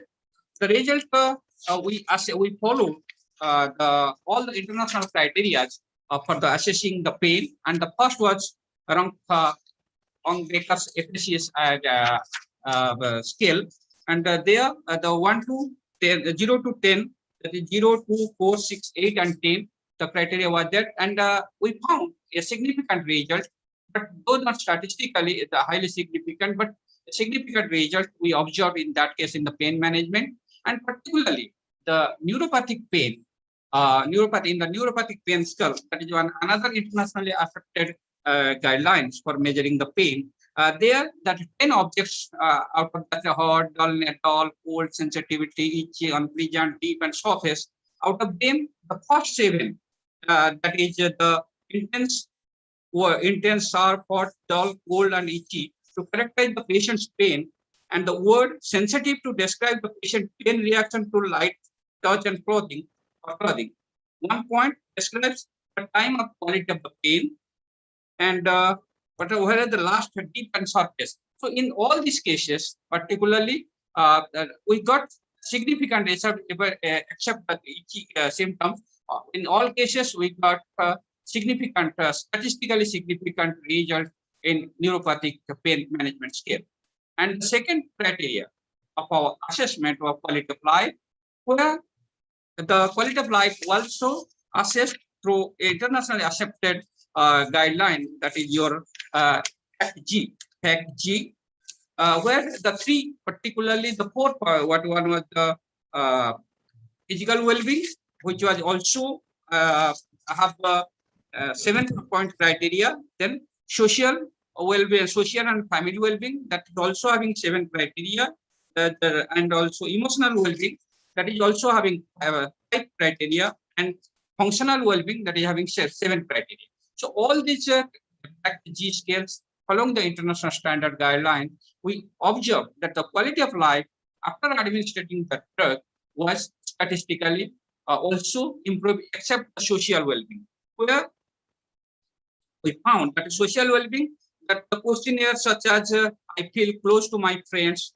I get emotional support of my family, I get support from my friends, my family has accepted my illness, I am satisfied with family communications about my illness. All these things we get some not very effective results assessment there, but other cases, the Bhanga test drugs provide a good statistically significant result. Another, the last point of our study, that is your performance, that was also carried out following international standard of ECOP WHO Dubar score, and that is ECGO, that is your Eastern Cooperative Oncology Group, that what the criteria, and the Consortium guidelines. There also we observed significant results in that criteria, also in the performance scale. Lastly, 2 minutes to wrap. Huh? Yeah. Lastly, we have 19 criteria for the post-assessment. Stopping, there are 19 criteria, and for the kind information of the audience, we found that in the post also, if that is not at all moderately and extremely, we found our drug, particularly the Bhanga, provide this significant after the post study withdrawal within the 3.3. In the 10th scale, Bhanga provided 0.3, that is a good result we observed in this clinical trial. So, going to the discussion, that is, we know that cannabis is well reported analgesic, antipyretic, aphrodisiac activities, and in modern science also. And for your kind information, dear participants, that we in this study we withdraw all the patients were withdrawn from our morphine. Like that. So there, these drugs provide a good result. In conclusion, administration of water processed cannabis leaves powder 250 milligram dose with 50 ml of cow's milk provided good result without dependency and withdrawal. The processed cannabis has significantly improved the quality of life of a cancer patient. I thank the organizer, and we need for the further scope, this drug though this is the Schedule E1 drugs, this drugs needs to be studied, and some pharma companies should come up, and some pharma companies are coming up since last 4 years. We are in touch with many companies, and they are coming up with different formulations, and hope Ayurveda can serve the society with particularly quality of deprived life with this drug Bhanga in future. This drug article was published there. Thanks a lot.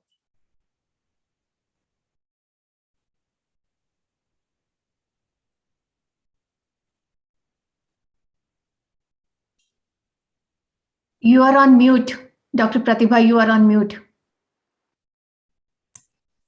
Thank you so much, Dr. Abhinandan Acharya ji. This was an amazing study, and I think cannabis is emerging even in the West as a therapeutic intervention for many different conditions. So I think this is very timely.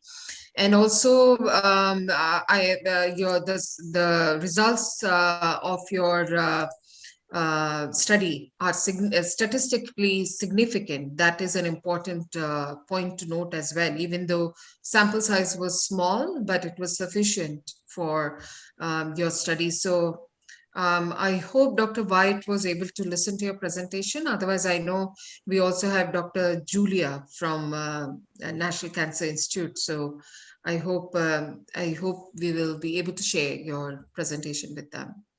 So thank you so much once again. Thank you. Our next speaker is Dr. Balram Singh ji. Dr. Balram Singh ji, let me add you here. Welcome, Dr. Balram Singh ji. It's a pleasure to see you here again with us.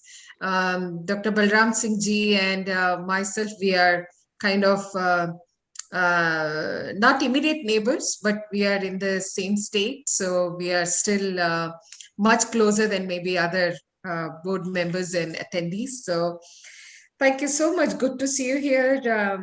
So let me introduce Dr. Balram Singh ji, and again with apologies because we had to condense his very long list of accolades and accomplishments and credentials. So Dr. Balram Singh ji has been a professor since 1990 and Henry Dreyfus Teacher Scholar since 1997 at UMass Dartmouth until 2014, and at the Institute of Advanced Sciences, INADS, Dartmouth, Massachusetts. He is also an adjunct professor at the School of Sanskrit and Indic Studies, JNU, India, and is chairman, Boston Center of Excellence for Health and Human Development. So with this very brief introduction, Dr. Balram Singh ji, welcome. Please share your thoughts. Thank you. Thank you very much, Pratibha ji. Yes, we have been, I mean, there is a time and a space in Ayurveda, and while the space may be a little bit different for all of us who are attending this, but this technology has removed that. And that's the very Ayurvedic, I think, concept, although even though people might think that we are not able to meet physically, but the fact that we are able to remove the time and space barrier helps us a lot in doing this. And so, and of course, we have been mentally together with you a long time about Ayurveda, and thank you very much for that collegiality that we have been able to maintain for the last, maybe 20 years or so. And being in the Boston area is very helpful. So it's great. It's great to see, and I'm very, very happy to share some of my thoughts.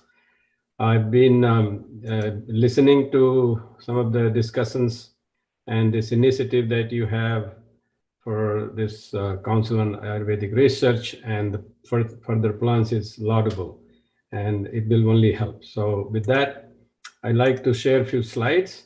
I just want to, the programmatic things, I was listed at 11 o'clock and the next speaker is 11:20, so I'm assuming I have 40 minutes now. Just kidding. I don't think. No, unfortunately. Sorry. No, I mean, I was supposed to start at 11, so I'm starting early. So I thought, I'm getting double time. No, I don't think so. So I will try to finish in 20 minutes. Balramji, 15 minutes, but yeah, speaker time is 15 minutes, but please go ahead. Okay, yeah, 15 minutes, fine. I'll do that in 15 minutes. Let's see, it's 10:40 about. So yeah, so this is great. I've been very fascinated with Ayurveda. I'm basically a biochemist, and I'm interested in drug development of the different kind, not Ayurvedic kind in general. And so I find it very fascinating. And the fact that it is being celebrated, this conference is also as part of Amrit Mahotsav, which is 75 years of India's independence. And I think Ayurveda can play a major role. It has played a major role in the past, and it can play a major role in the future. And the connection with United States is as a free country, and many things that comes with the system is going to be very helpful. So with that, I'm going to speak about bhasma, which is an Ayurvedic metallic mineral preparation treated with herbal juices or decoctions and exposed to a certain quantum of heat. This is the official definition of it, Puta system of Ayurveda, and widely recommended for treatment of many disease conditions. Not very well understood actually, but bhasma are claimed to be biologically produced nanoparticles, and which are prescribed with several other medicines of Ayurveda. This is very important, that generally bhasma is a part of formulation, not by itself, although some places it has been used by itself. So it's been very fascinating. And when I was a director of Center for Indic Studies, and coming from chemistry department, there were several calls about how the Ayurveda is being banned and because of heavy metals, and it's not actually it's toxic rather than being any kind of medical use of it. That happened about 15 years ago, and so I decided to do some research myself. I got a bunch of my colleagues, and I had a PhD student to get on it, and so what we are presenting today is that result. So we did cellular toxicity because Ayurvedic doctors know that they have been treating patients with bhasma, and they are all alive, and at least there is no toxicity. So we wanted to understand biochemistry of it, discussion that has been since the very beginning of the inauguration session of this. There is a lack of science, and it's not that Ayurveda is not a science, but science has developed a very different kind of language, and so we need to speak that language of science for Ayurveda to be understood. Ayurveda does not, in my opinion, need to be changed. It needs to be developed, but it does not need to be changed. And but it needs to be understood. And so we adopted a modern scientific language of working with cells and molecules. And so the first thing was to find out was to see whether this really has toxicity. Kaiku cells are very common cells. These are intestinal cell system that very commonly used for testing toxicity, drug toxicity, including cancer drugs that people use this system. So we use this well-established system that was used in my lab for other things. So we use that, and we found actually no toxicity at all using commercial bhasma. We use commercial bhasma, and we bought it from Baidyanath and I think another group, and we found no toxicity. Do not have results to show it. We did create nanoparticles of silver, because this is Rajat bhasma that we tried, and we used nanoparticles made in the lab of Professor Yaswant Pathak in University of South Florida, and we tested that was very toxic. So I think concern is important, but the result needs to be, one has to see what you really find. So we found that no toxicity. I had, like Pratibhaji mentioned, that I have a very broad discussion about this and have a large presentation, but I'm going to bring in some simple things so that at least give the impression to the community, Ayurvedic community, that there is science, modern science behind some of the Ayurvedic observations and practices. And so I'm just jumping into this proteomic analysis using this nanoparticles. So we did 2D gel electrophoresis, we did confocal spectroscopy, we did Western blot to find out gene expression, protein expression, and the changes in the protein's arrangements, and post modification of the post-translational modification of the proteins, and or for functional modification of the proteins happening inside the cell. So in gene expression, we found, as you can see, we found the control on the left and the treated on the right. So that you see the change. It won't mean anything unless you really, some of you are interested in this field and maybe familiar with this, 2D gel electrophoresis. And this helps identify where the differences are. And we can identify those proteins. We collaborated with a scientist in Centers for Disease Control who did mass spec to find out what these differences are, which proteins are what. And then we were able to come up with a list of proteins that are being involved in various functions. And those are the ones which are changing, and some of them are very important. And one of them is important thing is actin. Actin is a protein that keeps the cells in place. It's part of cytoskeleton, and also it allows, it's almost like opening the framework. You have other things to do that, but it's like a door. It helps the door. It's like a door hinge. And so it allows cells to move back and forth. And we found that is affected by the treatment of bhasma. And so we started looking into as to what that might be doing. And we looked up under microscope, atomic force microscopy, confocal, and then we found actually the controls, the cells are very widely spread and very well connected with actin. The actin is the green one in there. And then when you do the treatment with bhasma, the green thing goes down. The actin is somehow less expressed or less active. And so what does that mean? When that is the case. We also did with some other protein, another protein called ZO1, which is also involved in the movement of the cells and the almost like an oscillation of cell, where the cell expands and oscillates like cells, and that is part of the biology. And we found that also being affected by bhasma. And so what it leads to, cells and cell neighbors, they work together. And depending on what drug you're taking, if you're taking, for example, cancer drugs, or even in food, when you're having the food has all kind of thing in it. A lot of things are not very good for our health. And so before they even get to the system like liver, where there is a problem, liver has to deal with all kind of toxic material. The cells they have their system to reject something that is too foreign. They have not evolved with it. So then they're rejected at the cellular level. The cell itself tries to take in, and it let it go back. But then there are certain things which it wants more of it, and the process going through the cell is called transcytosis.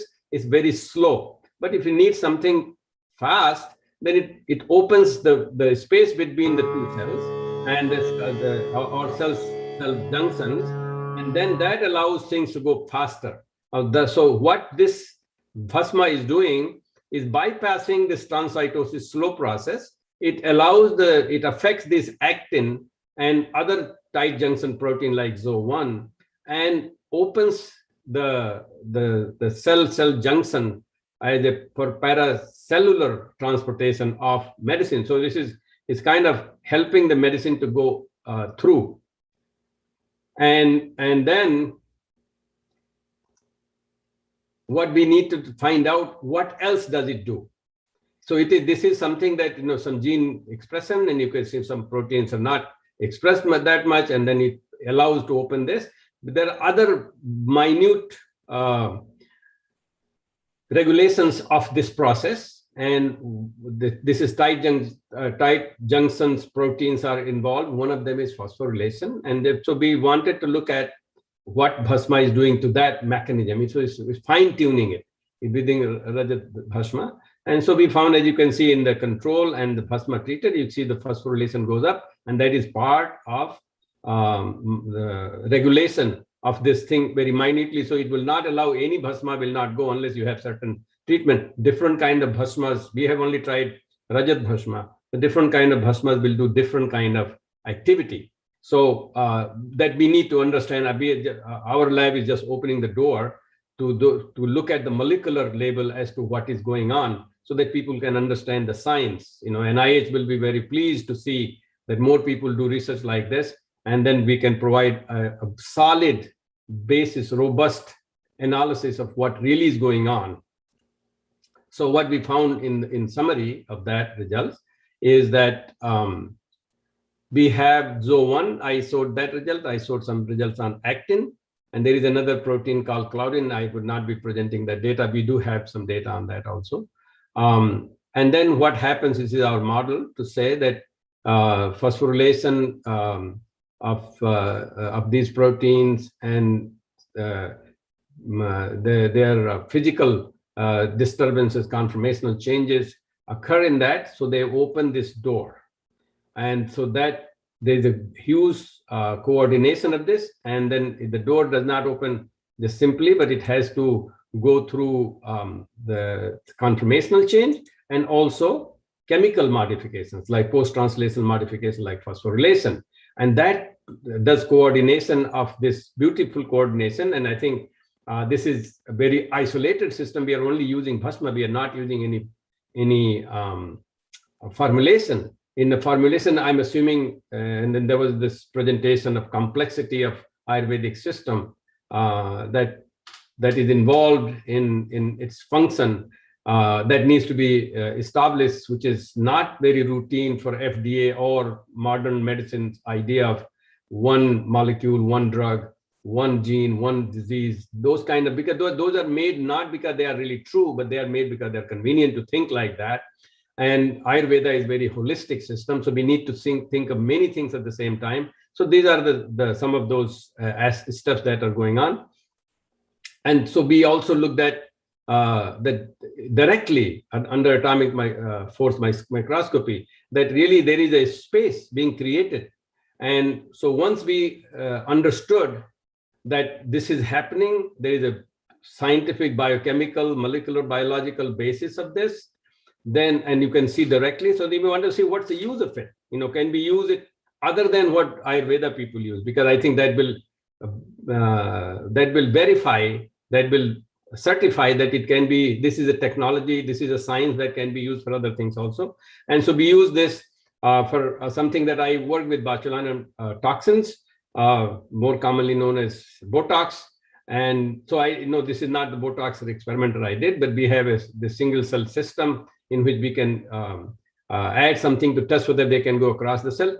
So we made a doctor bond, which is detoxified recombinant botulinum neurotoxin, which can act as a vaccine, for example, or anything else. But we just had this, and we wanted to see this is kind of a system that most people are familiar with because of Botox.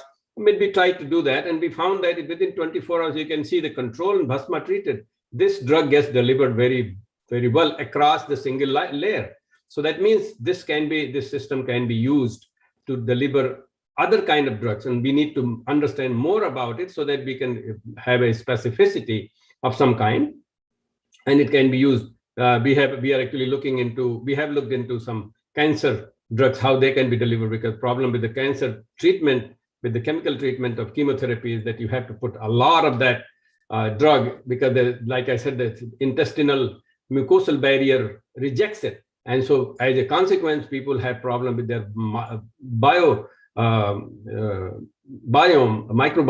And so that causes a lot of problem in physiology and metabolism. So if we had bhasma as a drug delivery system, that will be much easier on the body. So we think this acts as a bioenhancer, and its utility can be beyond just Ayurvedic formulations. It could be used in modern medicine and many places where we do not have any solutions, for example, cancer drug delivery. I think bhasma can be very useful. And since we have so many types of bhasma, we can look into those possibilities.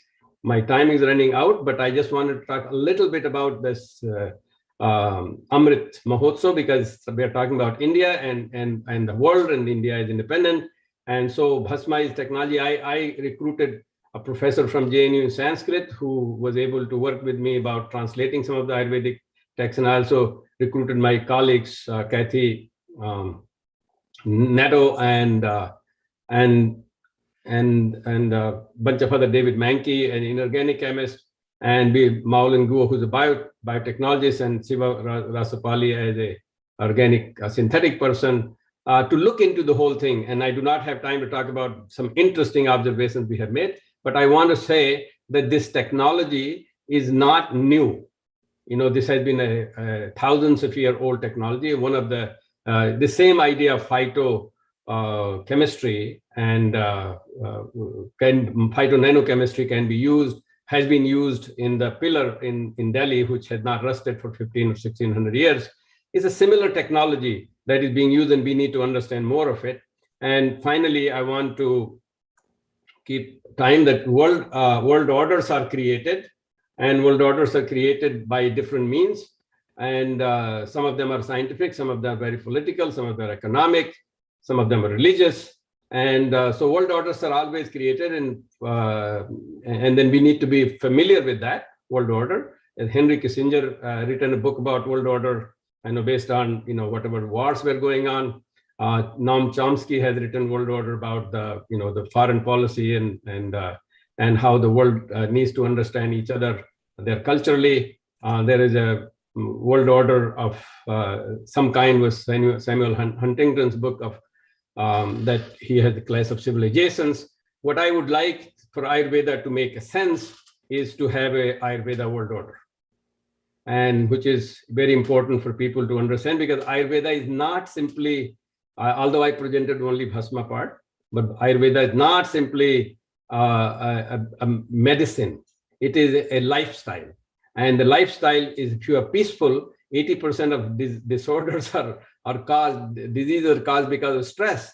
So you need to address that also. And in that sense, it is very important that we understand not only in Ayurveda world order, that we understand lifestyle, but also how the drugs are made. Drugs are made in Ayurveda very differently. They are not made in the same way as what I do in my lab. We also do drug development. Here they have to develop your senses, a sensory perception, and Dr. Pratibha will understand, and those of you who are in Ayurveda, you understand that being Vaidya is not simply putting things together and give it to somebody. You really have to be involved with them. And so I also feel that there is an education involved in this, and that education I have been able to bring to high school level, where I actually collaborated with high school teacher, Erin Kochnek, in her high school, and they've made Ayurvedic quilt. And so kids are learning about Ayurveda and involving in their life. And that is what actually the kind of world order we are looking at. Thank you very much for inviting me, to giving me this opportunity to share some of my ideas.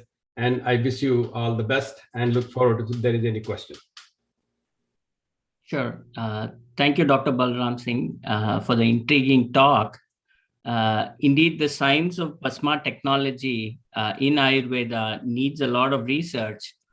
And it is good to see that some of your experiments are showing no toxicity in cells, and that there is some beautiful coordination that is happening with the proteins in the cells. We definitely need more research on Bhasmas as a drug delivery system and as a bioenhancer. Thank you once again. Now I invite Dr. Meenakshi to play one of our sponsor videos before the next speaker. Balramji, please stay. We'll take questions, hopefully, in the end. Okay. Thank you. I didn't know that. I thought we are having questions for every speaker. At the end, sir, because we don't know if we will be able to finish on time. Sure. Thank you. Thank you so much. On behalf of Council for Ayurveda Research, I would like to thank our gold sponsor, Cortical Ayurveda USA.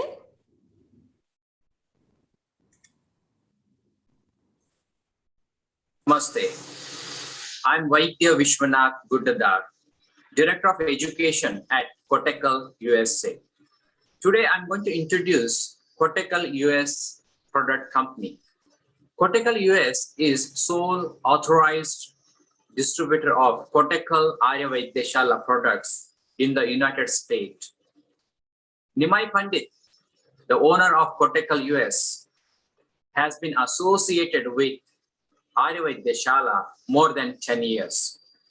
Kottakkal Ayurvedeshala is a 119-year-old charitable institution engaged in the practice and propagation of Ayurveda. It offers different classical medicines and the treatments to patients coming from all over India and the world. AVS has 3 modern manufacturing facilities, which are well equipped with quality control labs. These facilities produce more than 550 classical and new generation formulas, which are made available to patients through authorized dealers throughout India and the world. AVS is also actively engaged in Ayurvedic research and development, publishing Ayurvedic periodicals and the books, cultivation and sustainably harvesting medicinal plants, and conducts educational programs. The AVS Research and Development Department is actively engaged in modernization of protection and the quality control of classical Ayurvedic medicines. CMPR, Center for Medicinal Plants Research, was established at Kottakkal in 2003 to specifically undertake modern research on medicinal plants. CMPR is now recognized as a Center of Excellence by the Department of Ayush of the Government of India. AVS conducts both microbial and heavy metal tests on every batch of the products they produce. Only the products that meet both Indian and US government safety guidelines are shipped to the US. All AVS products are legally imported and have safety batch reports and safety approved for US customers. Kottakkal products are legally protected with US liability insurance, and US Ayurvedic practitioners can suggest these products with confidently and safely.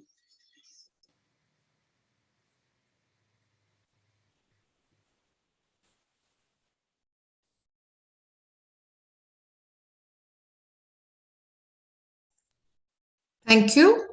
I'm going to request Dr. Rob Schneider to please come on video, please. Can you come on video and also unmute?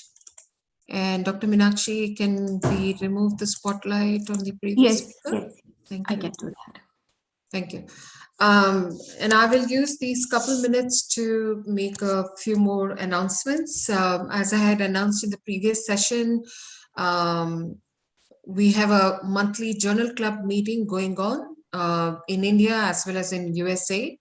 Every month, please stay tuned to our announcements on Facebook page as well as Instagram and also now Twitter. Big thanks to Dr. Ritika Shah, who has been posting on our social media very regularly now. And also a big thanks to Dr. Meenakshi Gupta, who is one of our board of directors as well, for her chairmanship of the journal club for a couple of years now.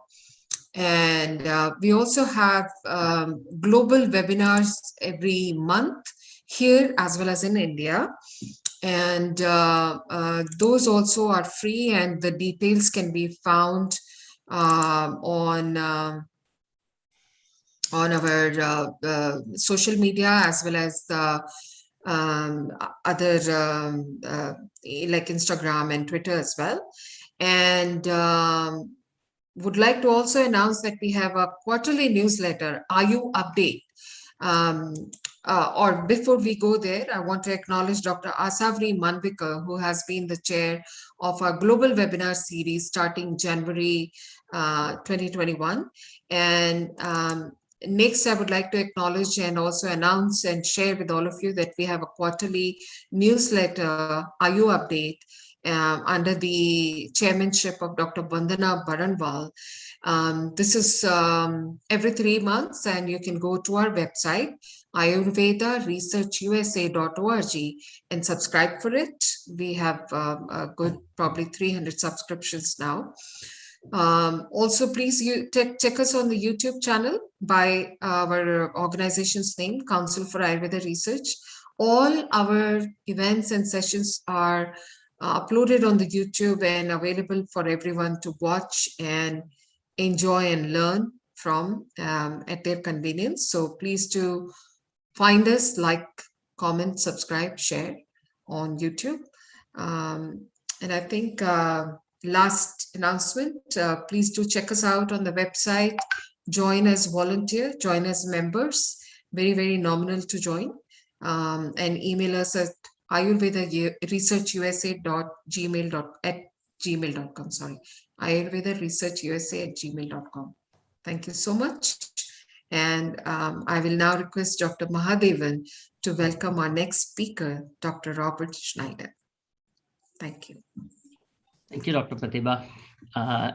It's actually indeed my pleasure to introduce Dr. Robert Schneider, who's an internationally recognized physician, scientist, educator, and a leader in mind-body integrative medicine. He's a professor and director of the Institute for Natural Medicine and Prevention, and dean of the College of Integrative Medicine at Maharishi International University in Fairfield, Iowa. He's also the author of Total Heart Health, a leading authority on the Maharishi Ayurvedic approach to health. And Dr. Schneider is today going to talk about the promise of a holistic paradigm for Ayurveda research. Welcome, Dr. Schneider. Thank you, Dr. Mahadevan. It's a pleasure to be here today with this group. And can everyone see my slides all right? Yes. Yes. The topic that I'd like to discuss today with this Council for Ayurveda Research is going beyond herbal medicine to a holistic model for Ayurveda research. This holistic model is actually based on the original texts of Ayurveda. For example, Charak talked about the 3 pillars, mind, body, and Atma. Well, what happened to Atma and mind in contemporary Ayurveda research? We spend so much time on the body, which is certainly there, but 1/3 of the tripod. Charak and Sutrasthana talks about 3 levels of disease: exogenous or environmental, endogenous or bodily, and psychic or the mind. So these are 3 levels that we have to address in our clinical care and in our research. Charak and Sutrasthana also talks about 3 levels of treatment: the environment level, Daiva Vyapasriya, the body or Yukti Vyapasriya, and the mind or Sattva Vijaya. Again, so much of our research and so much of our clinical practice is on Yukti, or the rational body approach. But what happened to the environment? And what happened to the mind? And what happened to the innermost self, or Atma? What I'm proposing today is a systems model of Ayurveda and Ayurveda research. And this is consistent with the latest advances in modern medicine, which is now on the frontier of modern medicine, is now something called systems medicine, looking at the network of networks. So in this diagram, from the modern point of view, the world or human physiology starts with the genome on the bottom. Ayurveda starts with Atma or Avyakta, But nevertheless, genome is there as the next the physical expression, molecules, another network, cells, another network, organs, another network. An individual is certainly a network of networks.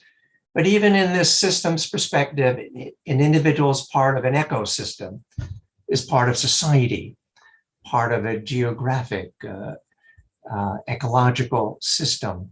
So this range from, in Vedic terms, from larger than the largest to smaller than the smallest, is the range of modern systems medicine, which is in some ways more up to date than much of Ayurveda is today, although it's there in the classics, as we're talking about today. So putting this together into a holistic model for Ayurveda research, we've got 4 domains to consider in causes of ill health and treatment and prevention: the environment, the body, the mind, and Atma. And Atma in modern science is called the unified field, which is a term from physics originally coined by Albert Einstein and now discussed by unified field theorists. For example, string theory talks about one field of unmanifest, if you will, potential strings or fluctuations of intelligence, which vibrate at different rates and create mind, body, and the environment. So that's the model that I'm proposing that we research. Let's go through each of them quickly, one by one. The mind in Ayurveda research. Charak in Shariristan says that when the mind is steadily engrossed in the self, a supernatural healing power develops in a person. This state is known as yoga. So yoga is not a separate field of, certainly there are people who are specialists in yoga and literature of yoga, but yoga is described in the Ayurveda texts as a method of Achar Rasayan, as a method of behavioral Rasayan, as a method of Sattva Vijaya, and must be considered for complete health.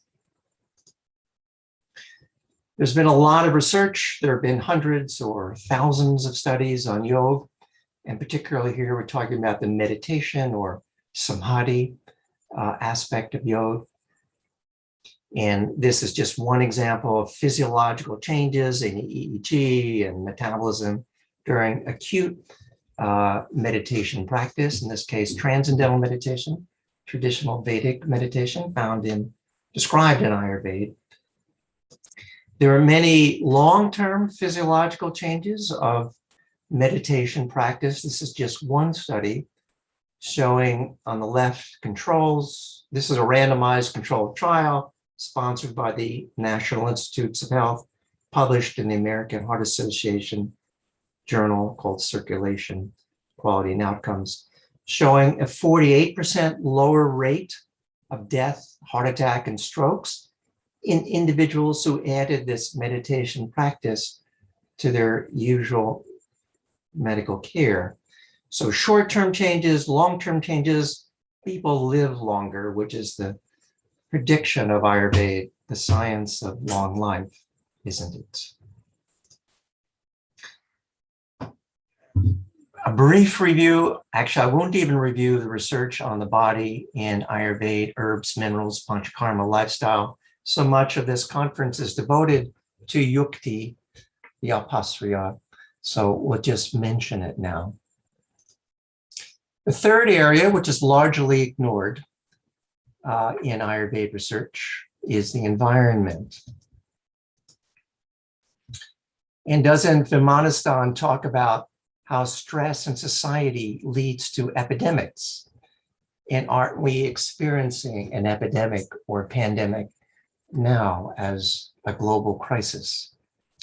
Charak discussed this thousands of years ago and talked about how if stress in society leads to epidemics, then reduction of social stress is necessary for treatment of pandemics and prevention of pandemics and epidemics. Well, what does this mean? How do we deal with collective stress in society, which we're experiencing right now? One method described in the Vedic literature is group practice of meditation, and how group practice of meditation is predicted to have an effect on the group, not just the group practicing meditation, the few thousand people together, but even the society through this unified field which connects everyone, this field of consciousness or Atma, which connects the individual to society and the whole universe. This is a study published on group practice of meditation during 3 years of intervention compared to baseline period. This is 2002 to 2006 as a baseline. This group practice, which was in Fairfield, Iowa, during 2007 to 2010, several thousand people practicing together at one time, twice a day. There were changes in homicide rates in the country, and there are changes in violent crime rate in the country. I believe this is what Chark was discussing.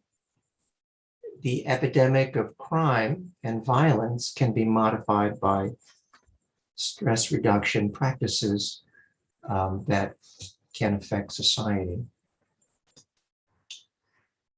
Another element of environment largely ignored in Ayurveda research is the physical environment, the architectural environment. And Chark discusses how the physical environment, including where we live and work, affects our health. This is certainly elaborated in the Vedic science of Vastu Vidya and Sthapatya Ved, but they're in seed form in the Samhitas of Ayurveda, discussing the proper orientation of buildings, room placement, measurements, and proportions. This happens to be the building where I work, but there are many all over the world, designed according to principles of healthy architecture in Ayurveda and Vedic literature. And there have been physiological studies on architecture, which I don't have time to review, but it's a very hot area in modern medicine. And contemporary Ayurveda should catch up to that. Next on our considerations of environment in a holistic model for Ayurveda research, there's the area of chronobiology and chronomedicine. Aren't we linked? What is daily routine? What is seasonal routine? But our connection, our relationship to the sun, to the moon, to the stars, and the planets. And in modern medicine, these fields are called chronobiology, chronomedicine. There's this emerging field, which is not so new anymore, described in the past 10 years, called chronoastrobiology. This is there in modern medical research. Probably didn't even read the Ayurvedic Samhitas, but cognizing them and talking about the chrononoosphere, how the individual is connected to the cosmos. And what about the classical descriptions of the effects of the sun on our brain and the moon and all the other major planets and stars? This is there in Vedic literature. This is there in Ayurveda, mantra, mani, and oshauti. And where are we in this Ayurvedic research, where modern medicine is actually way ahead of contemporary Ayurveda research in this area? In summary, this is a holistic model for Ayurveda research that has recently been revived, is there in the authentic scriptures, and Maharshi has described, and a number of people are evaluating and proposing this council consider this fourfold model: the environment, the body, the mind, their interactions with each other, and their source and connection to the field of Atma, the body's own inner intelligence, the intelligence of nature, which is the specialty of Vedic medicine. And I'm proposing a holistic Ayurveda academic health center, one or more, actually should be everywhere, that conducts research, the specialty of this conference, on holistic Ayurveda, that practices holistic Ayurveda and teaches the next generation of healthcare providers this holistic approach to Ayurveda. So I think this council has a great potential for restoring the original vision of Ayurveda for environment, mind, body, and self, cosmic self or Atma. All the best and namaskar.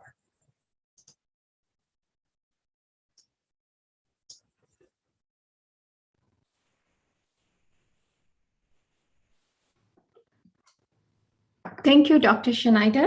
Thank you so much. Actually, your talk on holistic model is totally correlate with the Ayurveda shloka, Yat Pinde Tat Brahmande, which means all that is outside in the environment is inside the environment.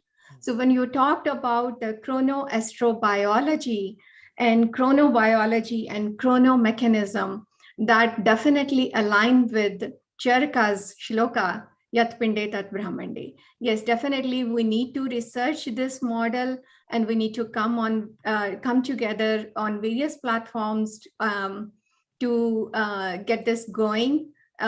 This is really, really wonderful insight of chronoastrobiology model based upon the holistic Ayurveda science. Thank you so much.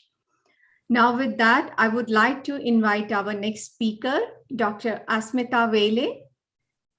Dr. Asmita Vele is a full professor at Bharati Vidyapeeth and honorary professor at University of Debrecen, Hungary. Her expertise lies in designing and execution of end-to-end research projects of Ayurvedic formulations, and she has been the principal investigator of DST projects, Ayush projects, and member of Ayush International Cooperation Committee of Scientific Advisory Committee of Gujarat Ayurveda University, Jamnagar. And she has delivered almost 125 lectures as a resource person in several interdisciplinary workshops and conferences on the public platforms. I apologize for condensing the elaborated bio, Dr. Asmita. She has also published over 45 research papers, articles, chapters, and authored a book on research methodology. So today, her topic is, does the right research model exist? Please, Dr. Asmita. Thank you so much. Yes, thank you so much, Meenakshi, for that short introduction also. I feel privileged to be on this platform with the stalwarts, and this is a humble attempt to share what I feel about research methods and other things about research in Ayurveda. Honorable Vaidya Kotecha ji, Secretary, Ministry of Ayush, Honorable Abhimanyu Kumar ji, Professor and Vice Chancellor, and distinguished colleagues and students and guests, friends who are here with me today. I would like to present, after listening to these stalwarts, I feel that, okay, probably what I'm going to talk is already there, but yes, I need to put in front of you the plight of Vaidya.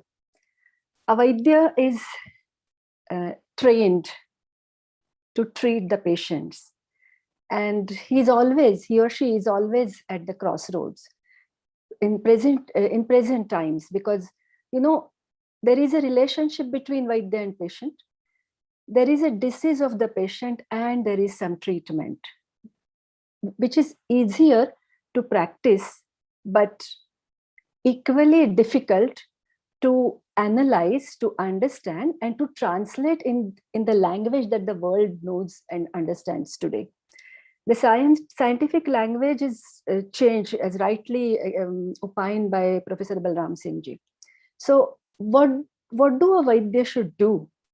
Study nanoscience, do characterization of his medicine, do microbiology for standardization, go ahead with newer techniques of pharmaceutics to make this medicine, because it's required by various FDAs. Do the Vaidya do the safety studies, whether this Tulsi is safe or Ashwagandha is safe, and also go ahead with efficacy. Just give me a moment.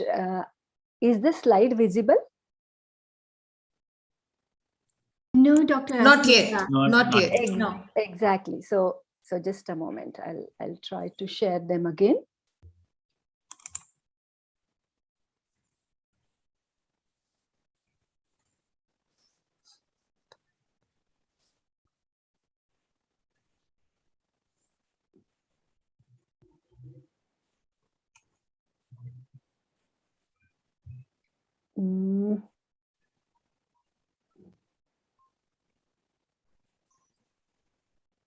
No, I can't see the share button now. Just give me a minute.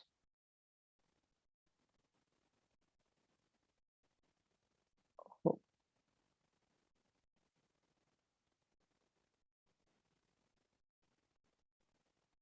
So I can see me.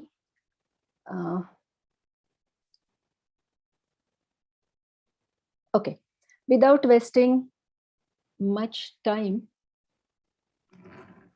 It's okay. Take a minute to see if you're able to present. Yeah. Are you able to see the share button? Not really. And that's what, can I mean, remove the spotlight or something? Okay, I can do that. Let me do that. Please.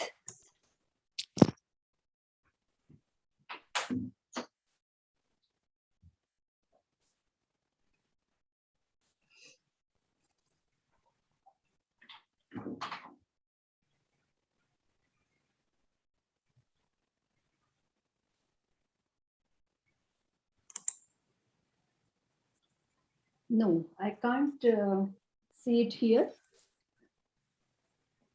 So, do you want to send to me? Just WhatsApp to me and I will share. Hello, Dr. Can you Pratibha? WhatsApp to me and I will share? No, I think, can I talk after the next speaker? Our next speaker is still arriving from Harvard. So Okay. just send me the PowerPoint if it's okay, and I will share for you. Okay.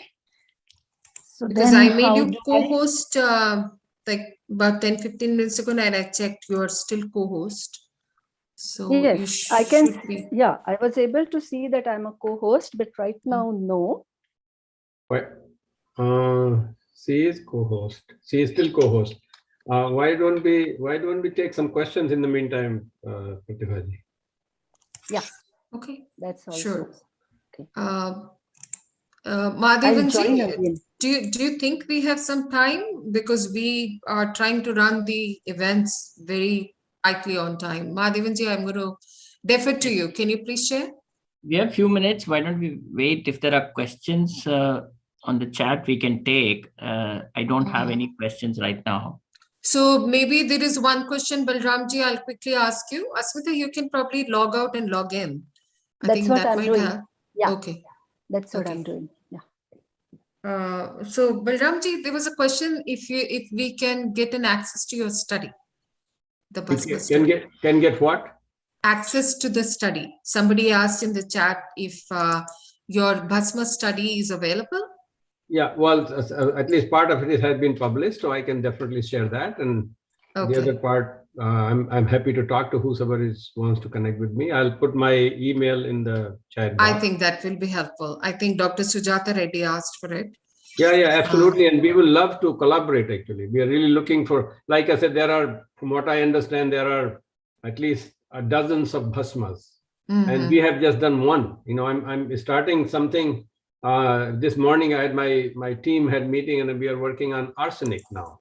So we are going to work on, because that's one of the major concerns. You know, the Rajat Bhasma is not a big deal, but we did it that time not knowing that much about the field. But now we are going to work on arsenic, or we are going to work on lead, because that's really major concern of people. And so we are going to basically going to take head on, because I believe the technology, the people, Ayurvedic experts and rishis and sages and vaidyas, they had no other interest other than the best interest of the public, which is really very important. So I believe that it has to be true, but I just need to test it. So I will love to collaborate with the people who may be working with it, and so that we can find a proper condition to do these experiments. Thank you so much. Thank you so much. Any other questions? Has Dr. Asmita joined? Otherwise, we might be able to take Dr. Sri Ranjani right now. Dr. Sri Ranjani, can be Dr. Meenakshi, can we spotlight Dr. Sri Ranjani? Yes, definitely. Okay. Can you please remove all the rest of the co-hosts who have already spoken? Yes. Yes.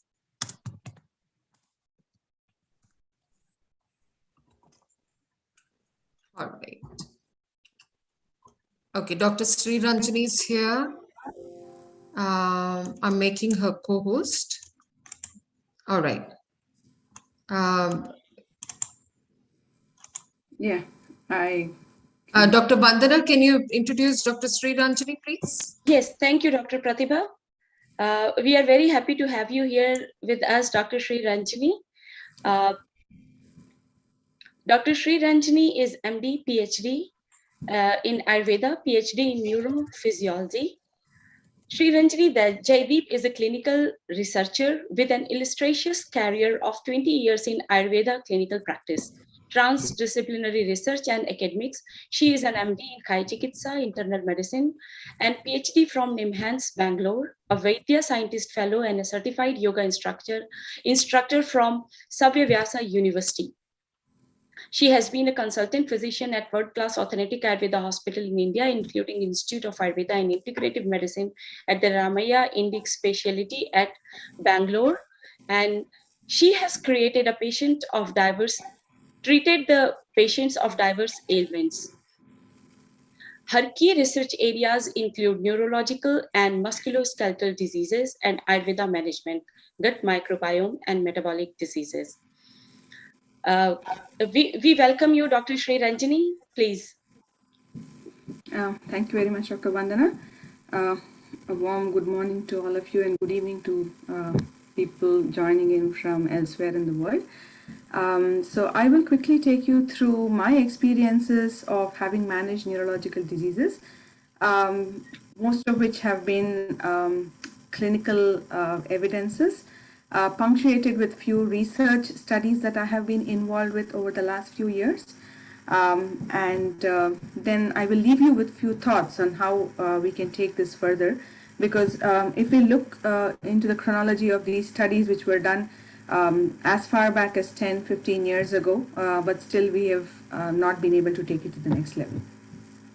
So there is no doubt that increasingly there's a lot of interest towards alternative and complementary medicine for neurological conditions, most usually because some of them are untreatable, some of them are refractory in nature, some of them have a lot of side effects which do stem from managing the main condition.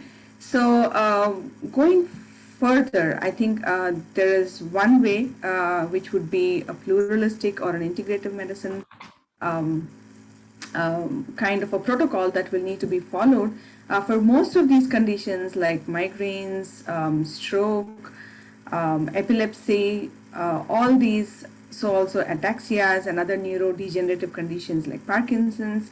So some of these have clinical evidence, research evidence in terms of its safety and effectiveness, but some still need a lot to be studied about. So do we have descriptions of neurological diseases in Ayurveda? Yes, of course, we do have them described exhaustively with symptoms, pathogenic mechanisms, as well as treatments that are possible. And some of them have direct correlations with ICD nomenclatures, the International Classification of Disease Nomenclatures, while some of them you get to know, understand the condition looking into their symptom base, a cluster of symptoms that we typically tag to a particular disease in Western biomedicine. So a whole lot of treatments are prescribed for managing these neurological diseases. Some of them are very simple topical applications, topical treatments that are done. Some of them are more systemic in nature and different. The beauty of Ayurveda lies here that different routes of administration, not just oral administration, but different other routes have been exhaustively, elaborately explained for all these different neurological conditions. There's something which is as simple as a massage, which is done all over the body, or to a specific part, to something more extensive and exhaustive as a colonic administration of medicine or nasal administration of medicine. So also local to the eye, topical applications around the eye, into the ear, simple gargling or oil pulling or kavala and gandusha. Now each of these have extensive use in all these diverse neurological conditions. So it is without doubt to say that most of these conditions very beautifully respond to these medications, and a whole lot of the symptoms of all these neurological conditions can be effectively managed using one or more of these different therapeutic modalities. Of course, the most commonly studied ones are the oral routes of administration, and mostly studied are single drugs. You might have seen studies on ashwagandha, on brahmi, on Siddha cordifolia, on different other herbs. But Ayurveda is not just confined to the usage of herbs. There are a whole lot of other therapeutic procedures which are yet unexplored and which warrant definite exploration if we are to bring about a system of medicine which will be beneficial to the patients in terms of improving their mobility, their quality of life, and so on. And needless to say, most often it is a complex combination of this which helps in the clinical setting. There might be some which are given more than one of these, and along with them will be the internal medications or the aushadhas that we prescribe, the rasayanas which act as neurotrophins, as well as vyayam or exercise component, which can be in the form of physiotherapy, yoga, whichever works for the patient, depending on their mobility. So this is a integrative medicine protocol that we will need to come up with going forward if we need to manage neurological conditions effectively. So these are some of the therapies that you would have most commonly come across, like the mastishkya or the treatments on the head, wherein you have the Shiro Pichu, the Shiro Dhara, the Shiro Basti. These are some of the topical applications wherein you have the Abhyanga, the full body massages, and the Bhashpa Sweda or the steam baths or the sauna bath, and different varieties of these steam which are delivered. And the biggest mainstay of most neurological disease management in Ayurveda remains to be Nasya, which is nasal administration of herbs and oils, and Basti, which is colonic administration of different varieties of herbal decoctions, herbal oils, and so on. Now, this is something which has been very sparsely studied so far. We still don't know what are the different modalities in which these benefit the patients in terms of what happens within the body when these treatments are given. But we do have clinical evidence to say that they are effective. So I'll quickly take you through some of the studies that I have been involved in and some other studies from different other scientists, some of whom are presenting today and tomorrow on this platform here. I will leave it to them to discuss their studies in detail, but I will be discussing the studies that I was involved with. So this was one of the studies which was conducted at National Institute of Mental Health and Neurosciences in India, in collaboration with the Advanced Ayurveda Research Unit, which is a CCRA's research unit within NIMHANS. And here we saw that ataxia patients, progressive degenerative cerebellar ataxia patients who received Ayurveda interventions with no other medication being given, The simple treatment that was given was Shirobasti in the male patients, Shirodhara in the female patients, and Abhyanga and Bhashpasweda, and some oral medicines, very minimal. They were assessed on the Biodex Balance Index, which system, which basically measures how their balance has changed.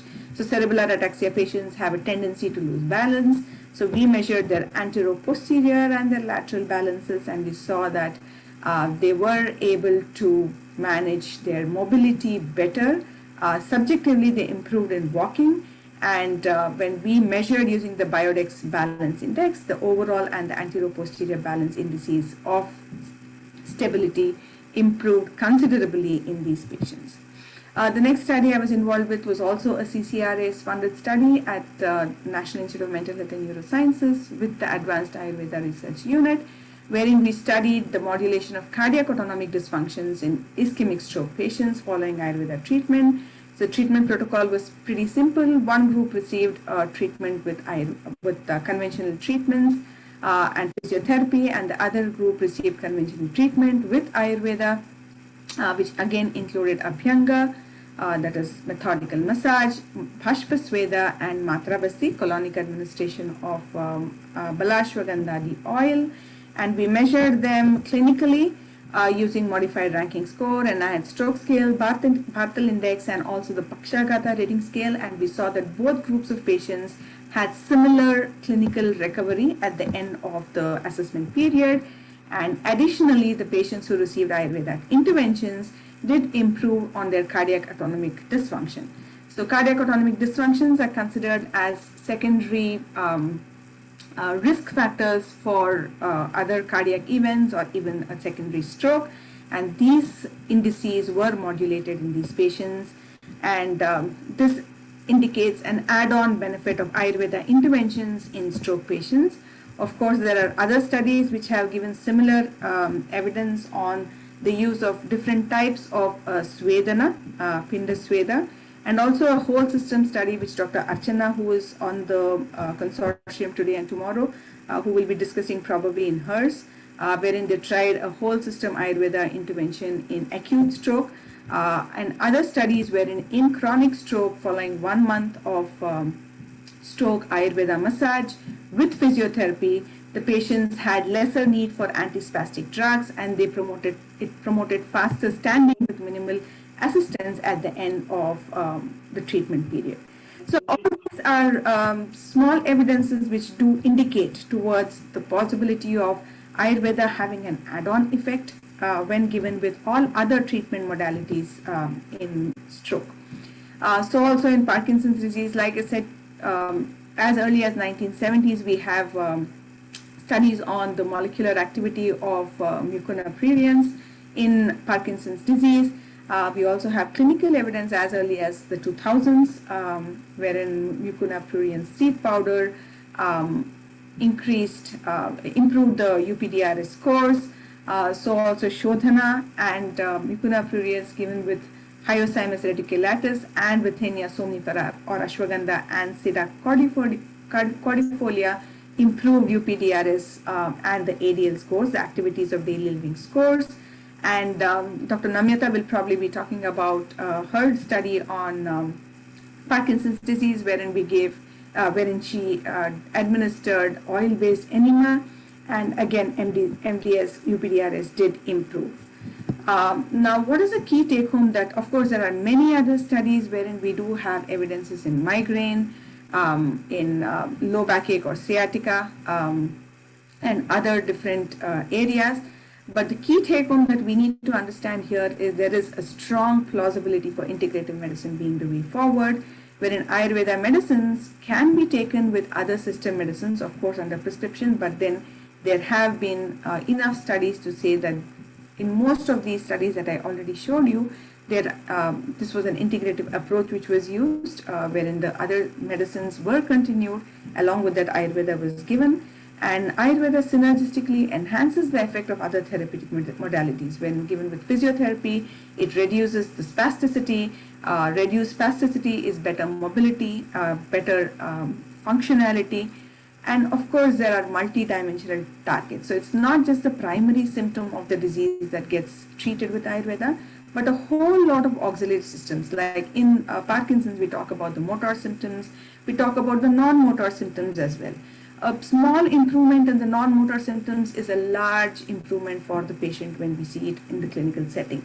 So all these definitely Panchakarma therapies have a role in lasting effects for neurological diseases and probably even prevention. Now, if we tag the cues that we take from aging biology, Vata Vyadhi, and Rasayana, we can probably be able to prevent most of these neurological diseases which do manifest with aging. Yes, definitely further research in exploring the modalities, how do they work, where do they work, what do they actually do. There are plenty of studies which show that nasal sprays, which are being used for depression, for autism spectrum disorder, for ADHD, a lot of different nasal sprays are being used, and even nerve growth factors are being given in stroke as nasal sprays and have shown effect. So probably that is where our NASIA treatments can also be, we can take leads from these studies and find out how our NASIA treatments do work. And of course, there's a lot of study which is currently going on in the field of gut-brain axis, microbiome activation, and so on. So BASTI being a big therapeutic modality that we use in neurological diseases is definitely an area that we need to explore. And other whole system paradigms and integrative medicine protocols will be the way forward because it's just not possible that in these conditions, just one single system of medicine has all the answers. I would like to acknowledge all my faculty at the various institutes that I worked with, the Central Council, for the funding that they gave for the studies that we conducted at NIMHANS, and the patients and their caregivers. Thank you, Kar, for this wonderful consortium that you've hosted over today and tomorrow. And thank you all for a patient hearing.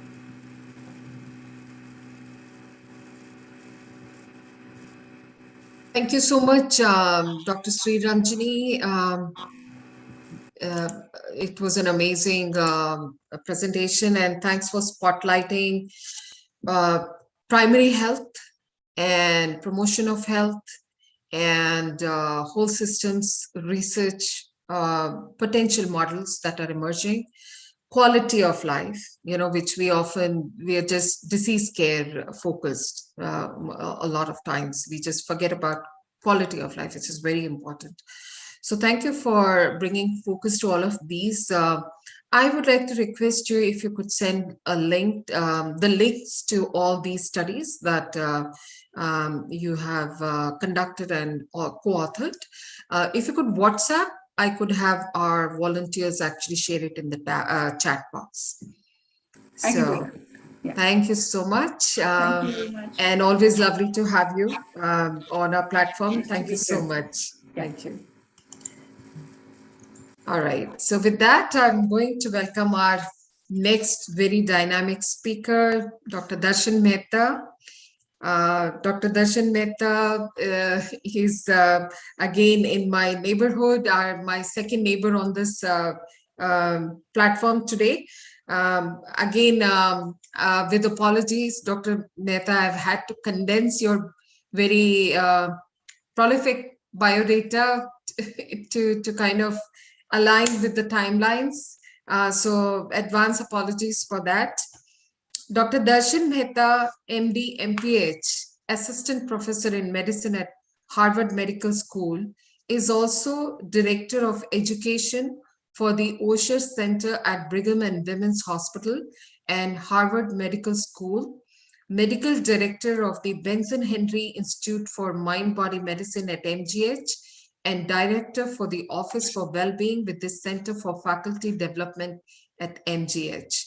Mass General Hospital, for those of you who do not know about this big medical, you can say, body here in our neighborhood in Boston, Greater Boston area. So with that, I would like to welcome Dr. Darshan Mehta. Let me bring you to the spotlight.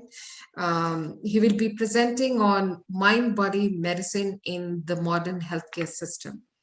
Thank you so much for taking the time out. Great. Thank you. You can see my screen. Everything is good? Yes. Okay, perfect. All right. 1 second. will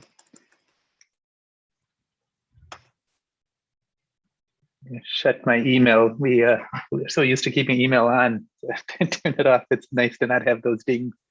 All right. Well, thank you, Dr. Shah, for welcoming to this wonderful consortium and conference. And I know a lot of effort has been put into making this such a success. I want to take a moment in the next 15, 20 minutes to discuss with you why this matters. I think I've been very lucky, just to give you a little bit background, and I think the background is just more helpful to understand the context of where I am fortunate to be positioned. So I'm a general internal medicine physician by training, and I had the wonderful opportunity. What brought me to Boston was to come here to do research in complementary and integrative medicine, which I enjoyed. But I realized in the process of doing research that my journey would take me more towards education. And how do we actually translate what we are seeing in research into clinical practice? Because ultimately, if things live in the clinical practice, it remains irrelevant. It has to, if it lives in the research arena only, it becomes irrelevant. Most people will not be able to access it.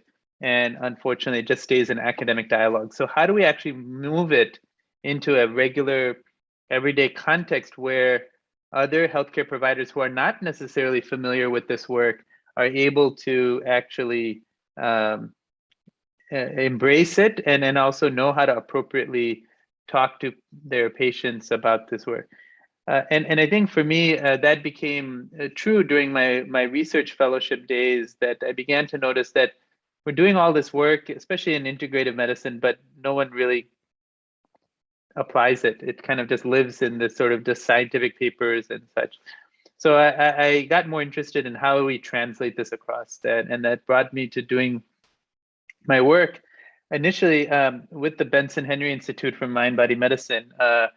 And that I'll share with you that story in a little bit in terms of just the legacy that institute has left for the future in terms of as we think about mind body medicine.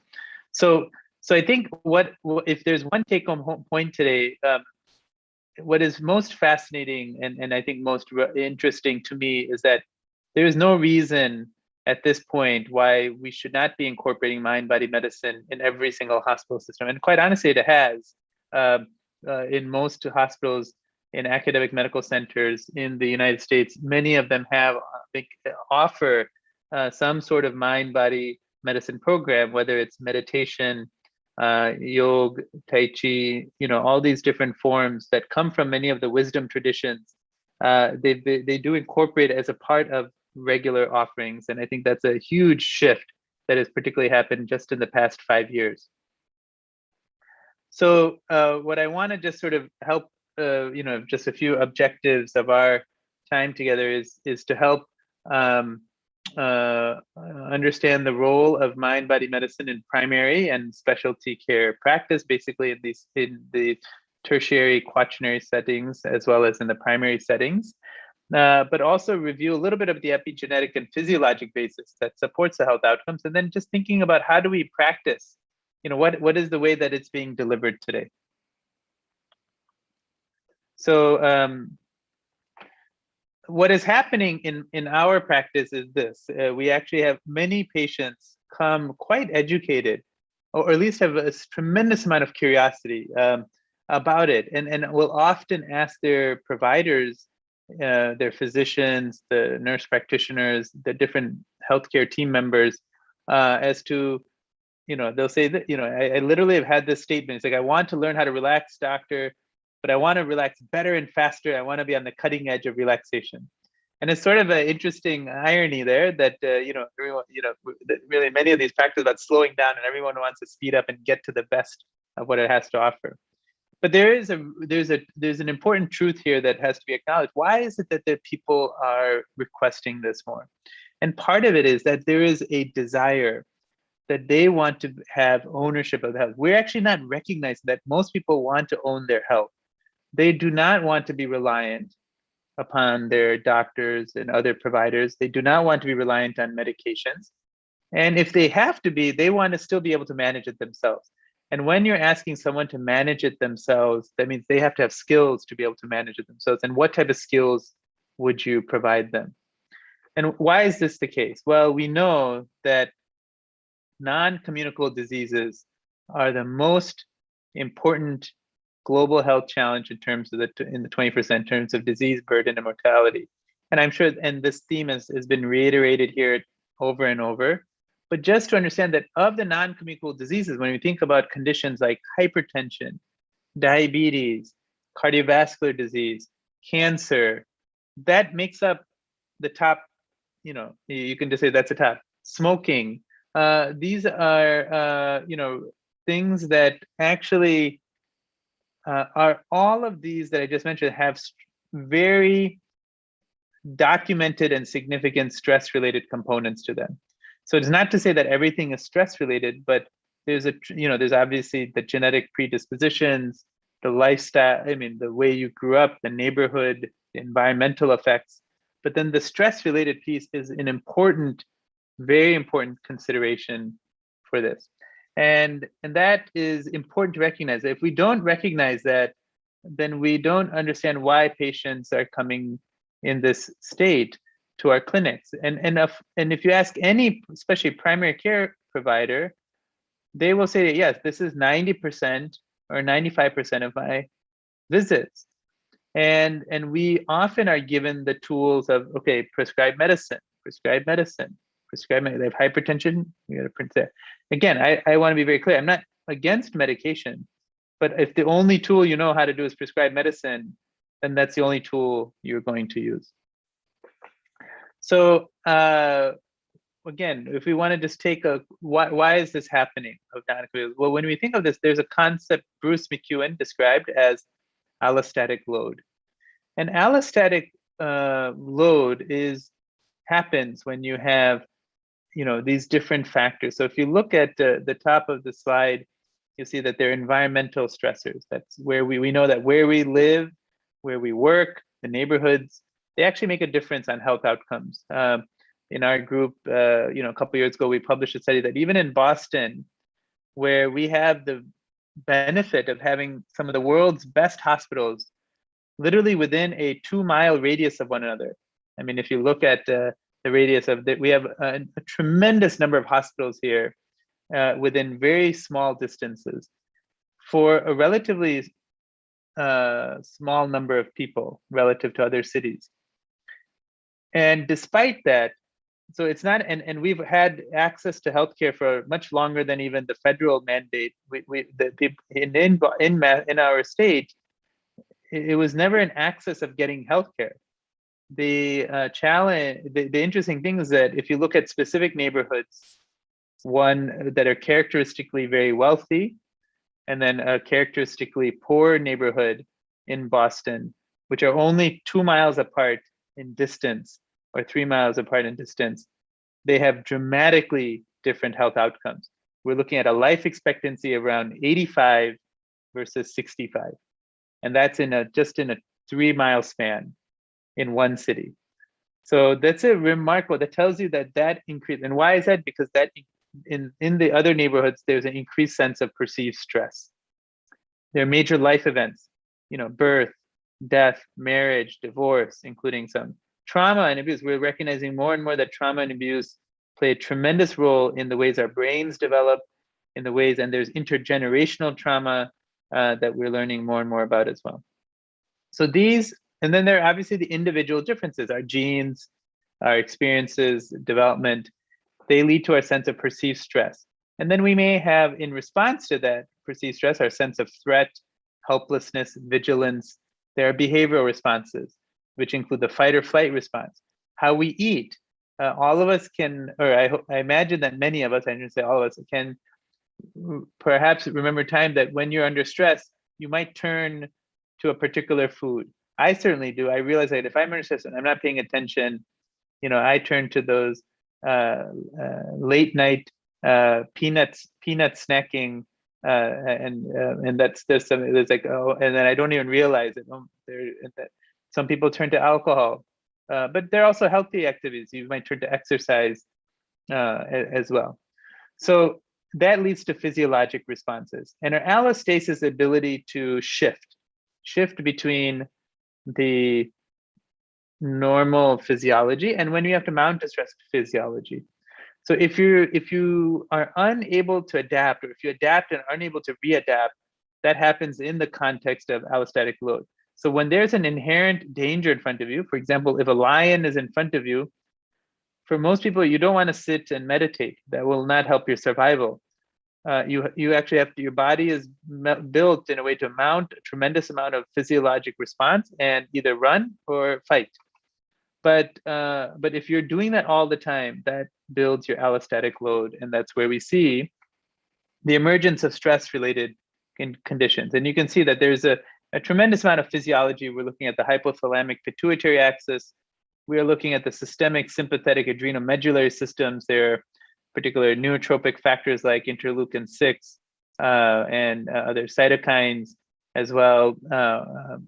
There's growth factors as well. And all of these, when we look at this, this leads to a dysregulation, including insulin resistance, endothelial dysfunction, inflammation.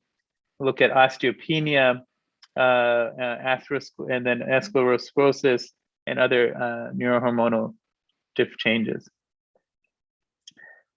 Now, Dr. Herbert Benson, who's the founder of our institute, in the late 60s and early 70s, he was really intrigued and was approached by followers of the Mahesh Yogi at that time to study what is happening in their practice of transcendental meditation, or TM. They were really made this declaration that we can reduce blood pressure. And so he, as a cardiologist, young cardiologist, began to study that. And he found that when individuals evoked a sound, repetition of sound, phrase, thought, or prayer, and there was a passive return to the repetition of other thoughts and truths, there was actually a shift that was happening, and it became so profound. It was so significant. As a cardiologist, he's like, wow, this can be as effective as using an antihypertensive. And he found that the benefits were seen when performed 15 to 20 minutes, 1 to 2 times daily.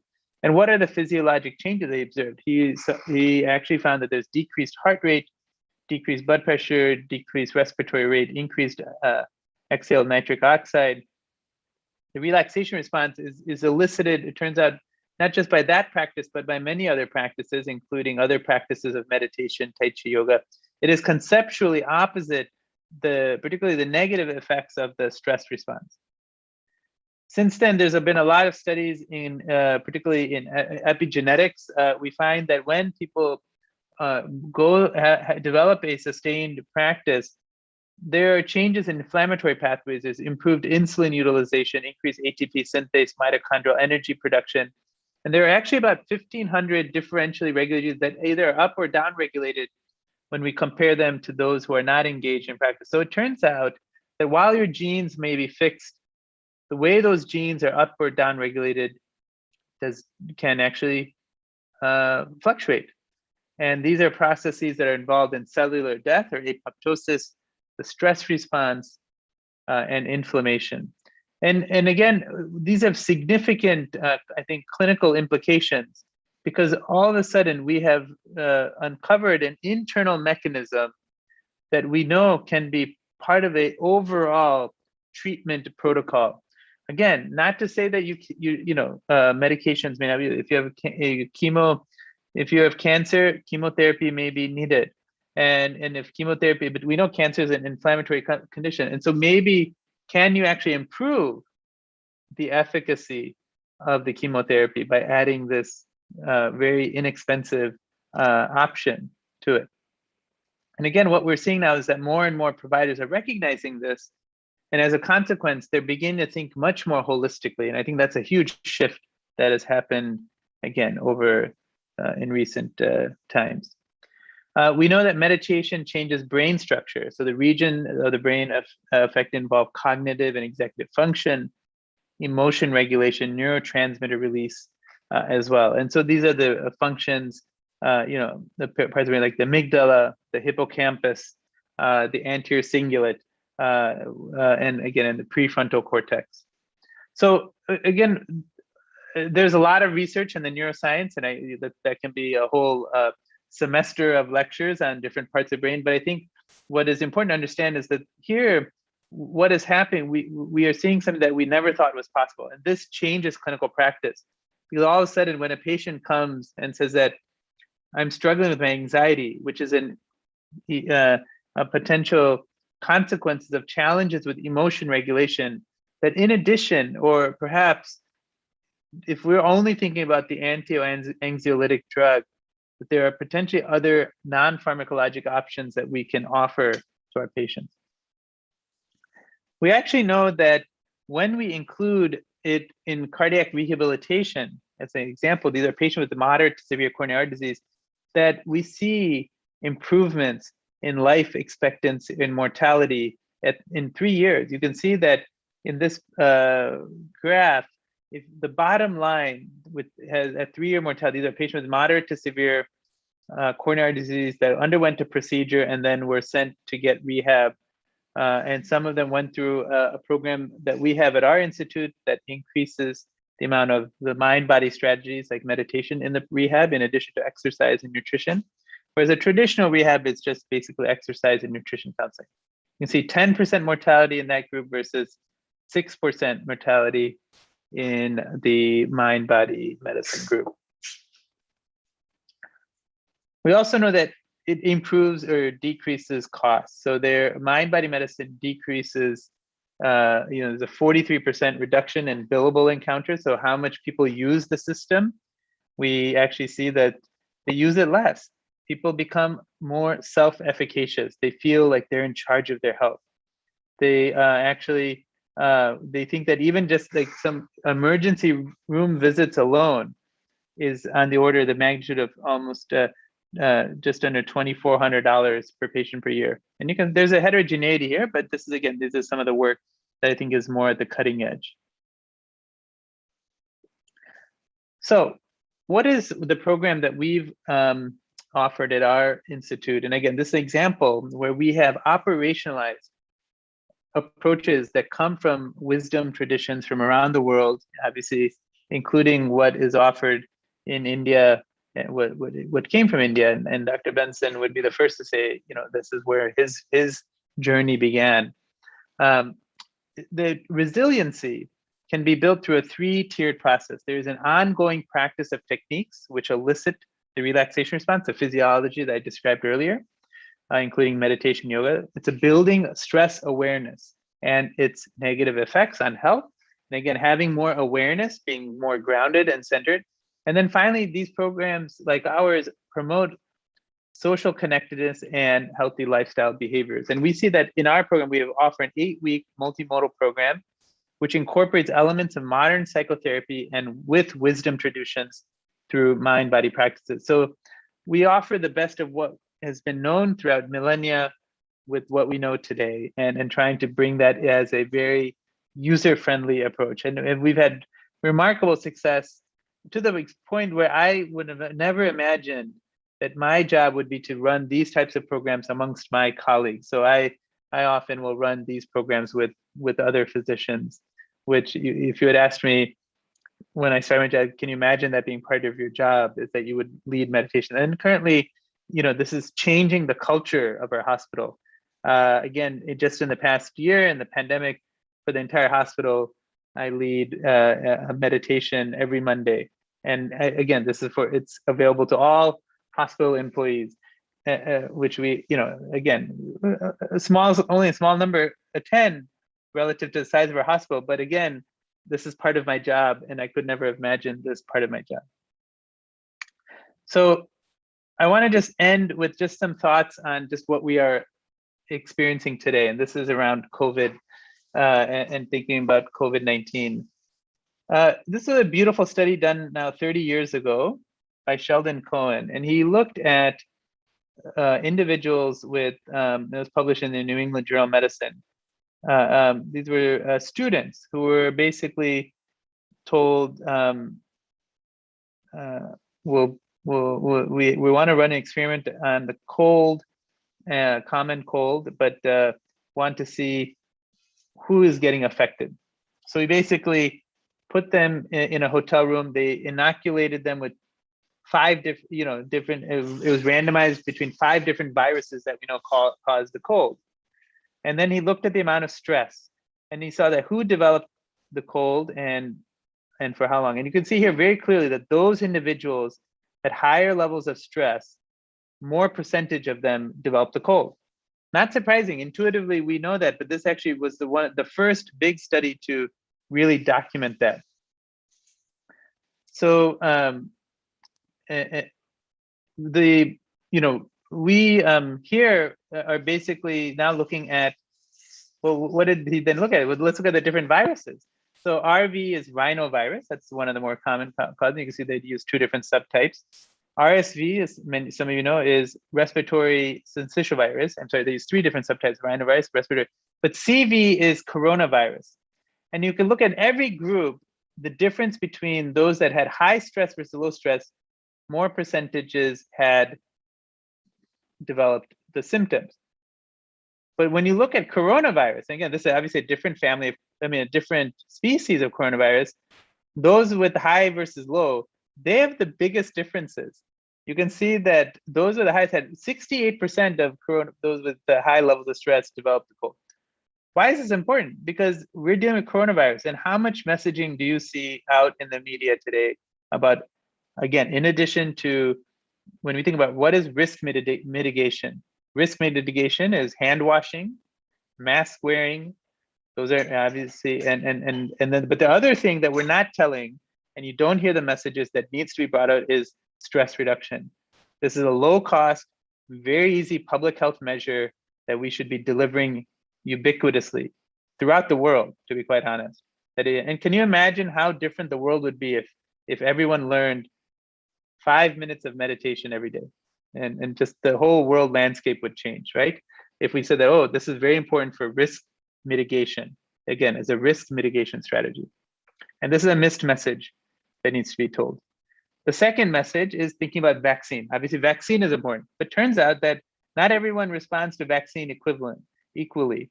And this was drawn from studies on the flu virus, but this was a different meditation program.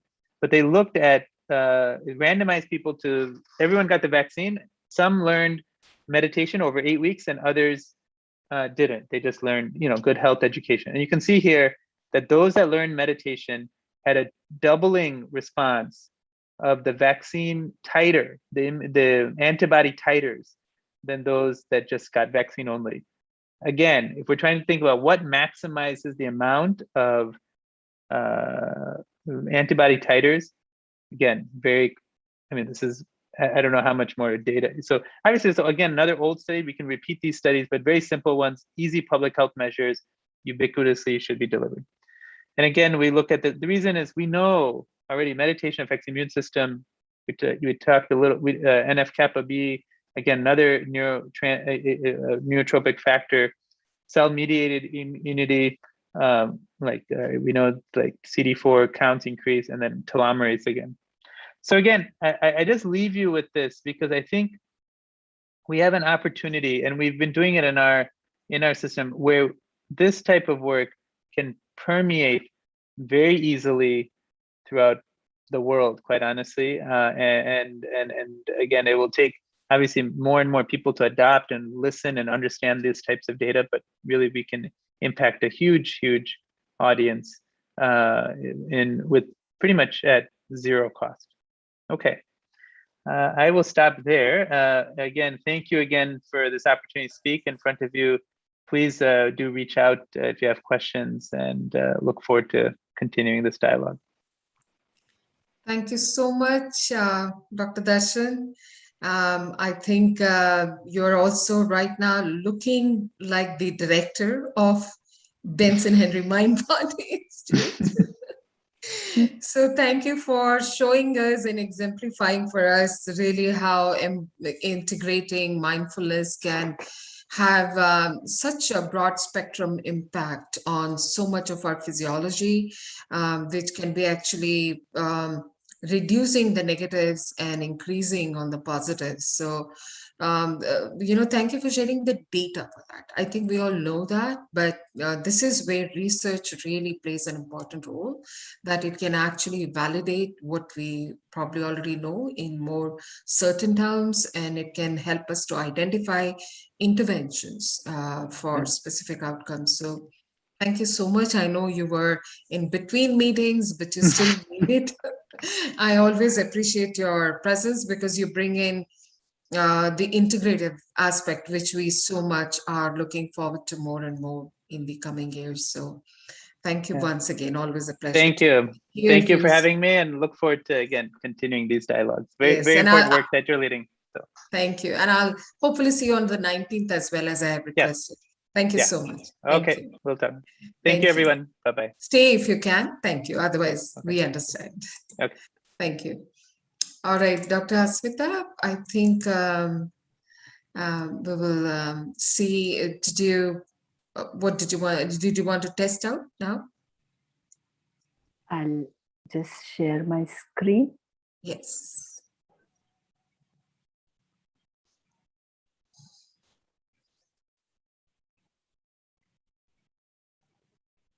Oh, perfect. Thank you.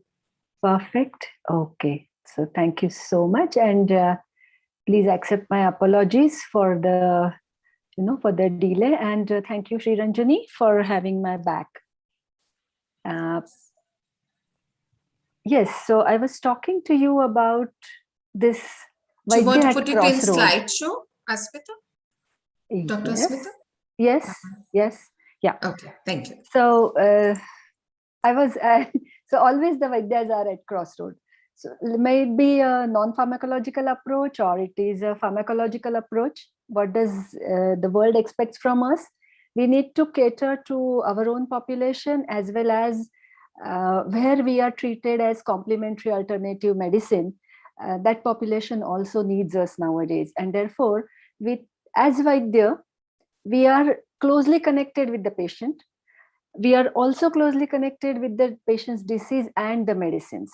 And what is expected from us is we need to understand a little bit of all of this, the nanoscience, the characterization of the medicine, microbiology, which, talks about the expiry and shelf life of our products, then pharmaceutics, how our drugs will be better delivered, how the shelf life will be longer than what it is. And on top of that, as many of my former speakers have identified, the safety and efficacy of the products. So though we have seen clinical experiences, we have not experiences, but the clinical research is published for various treatment modalities from Panchakarma as well as other actual drugs. We need to deal with all of this. And we all are aware that a Vaidya is trained to treat patients, and that too from an Ayurveda viewpoint. So that's where when I heard from Pratibha that this is about the research strategies for making Ayurveda globally acceptable, then the first question in my mind was, what is the right research strategy for Ayurveda? What is the right research model? Is it there? Does it exist? So I could list out some of the misconceptions, like Ayurveda is different than all existing sciences because the epistemology is different. We cannot put the rules of one science to other science. So there are apples and oranges. You cannot compare. Another analogy is given as cricket and football. The rules of these two games are totally different, and you cannot, compare the two. The RCT design is inappropriate to test Ayurvedic clinical approach. It may not befit all the time. The basic principles of Ayurveda are eternal, and how can they be challenged? So these are the things which I have picked up from the field. And it's very good to see what people are doing and how the reality, what we have done. In my institute in Pune, Bharati Vidyapeeth, with all my colleagues, And our sister institutes like Rajiv Gandhi Institute of Biotechnology, IRSHA, and even Medical College Pharmacology Department, we have been exploring all these areas. So what we thought and how we started is Ayurveda is ever evolving continuous tradition. Tradition is its continuous flow. It is never stagnant. It's never historical. That's why it is tradition and parampara, which continues. Then we found out that there are categories of questions, clinically unsolved problems, and there are category specific outlines or guidelines for generalization. Like there are guidelines of Consort for clinical study and Prisma for observational studies and others. So Arrive is for experimental studies reporting. So there are various, you can pick up a question, categorize it, and then you can at least have something to start with. Then each path-breaking study, new perspectives evolve, which can be integrated. There are adaptive designs of clinical trials nowadays which are going on and which is very much suitable for the philosophy of Ayurveda and the principles of Ayurveda. So we always felt that the principles are, they have more dimensions when they are applied in modern settings, and that's where we come from. So we have this Nyaya Vaisheshik Sankhya Tarka Sangraha, which generally gives us a understanding of Ayurvedic way of research methodology. We have the basic understanding of what is Sat and Asat, that is real and surreal.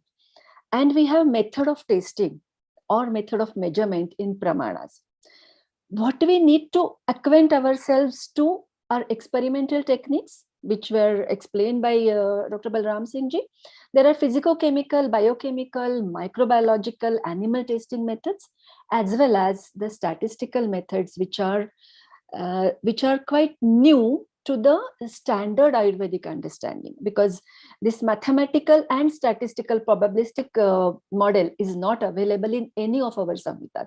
So that's where we need to learn these new things.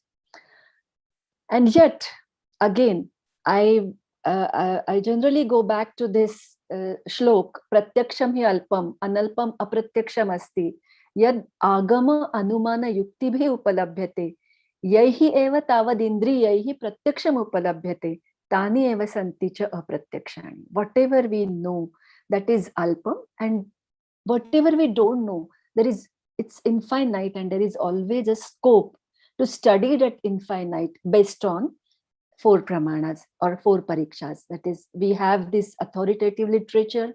Then there are 2 evidences. There is this inferential evidence method, Anumana Praman, which is applied in 2 ways, either evidences from past and futuristic thinking based on past knowledge.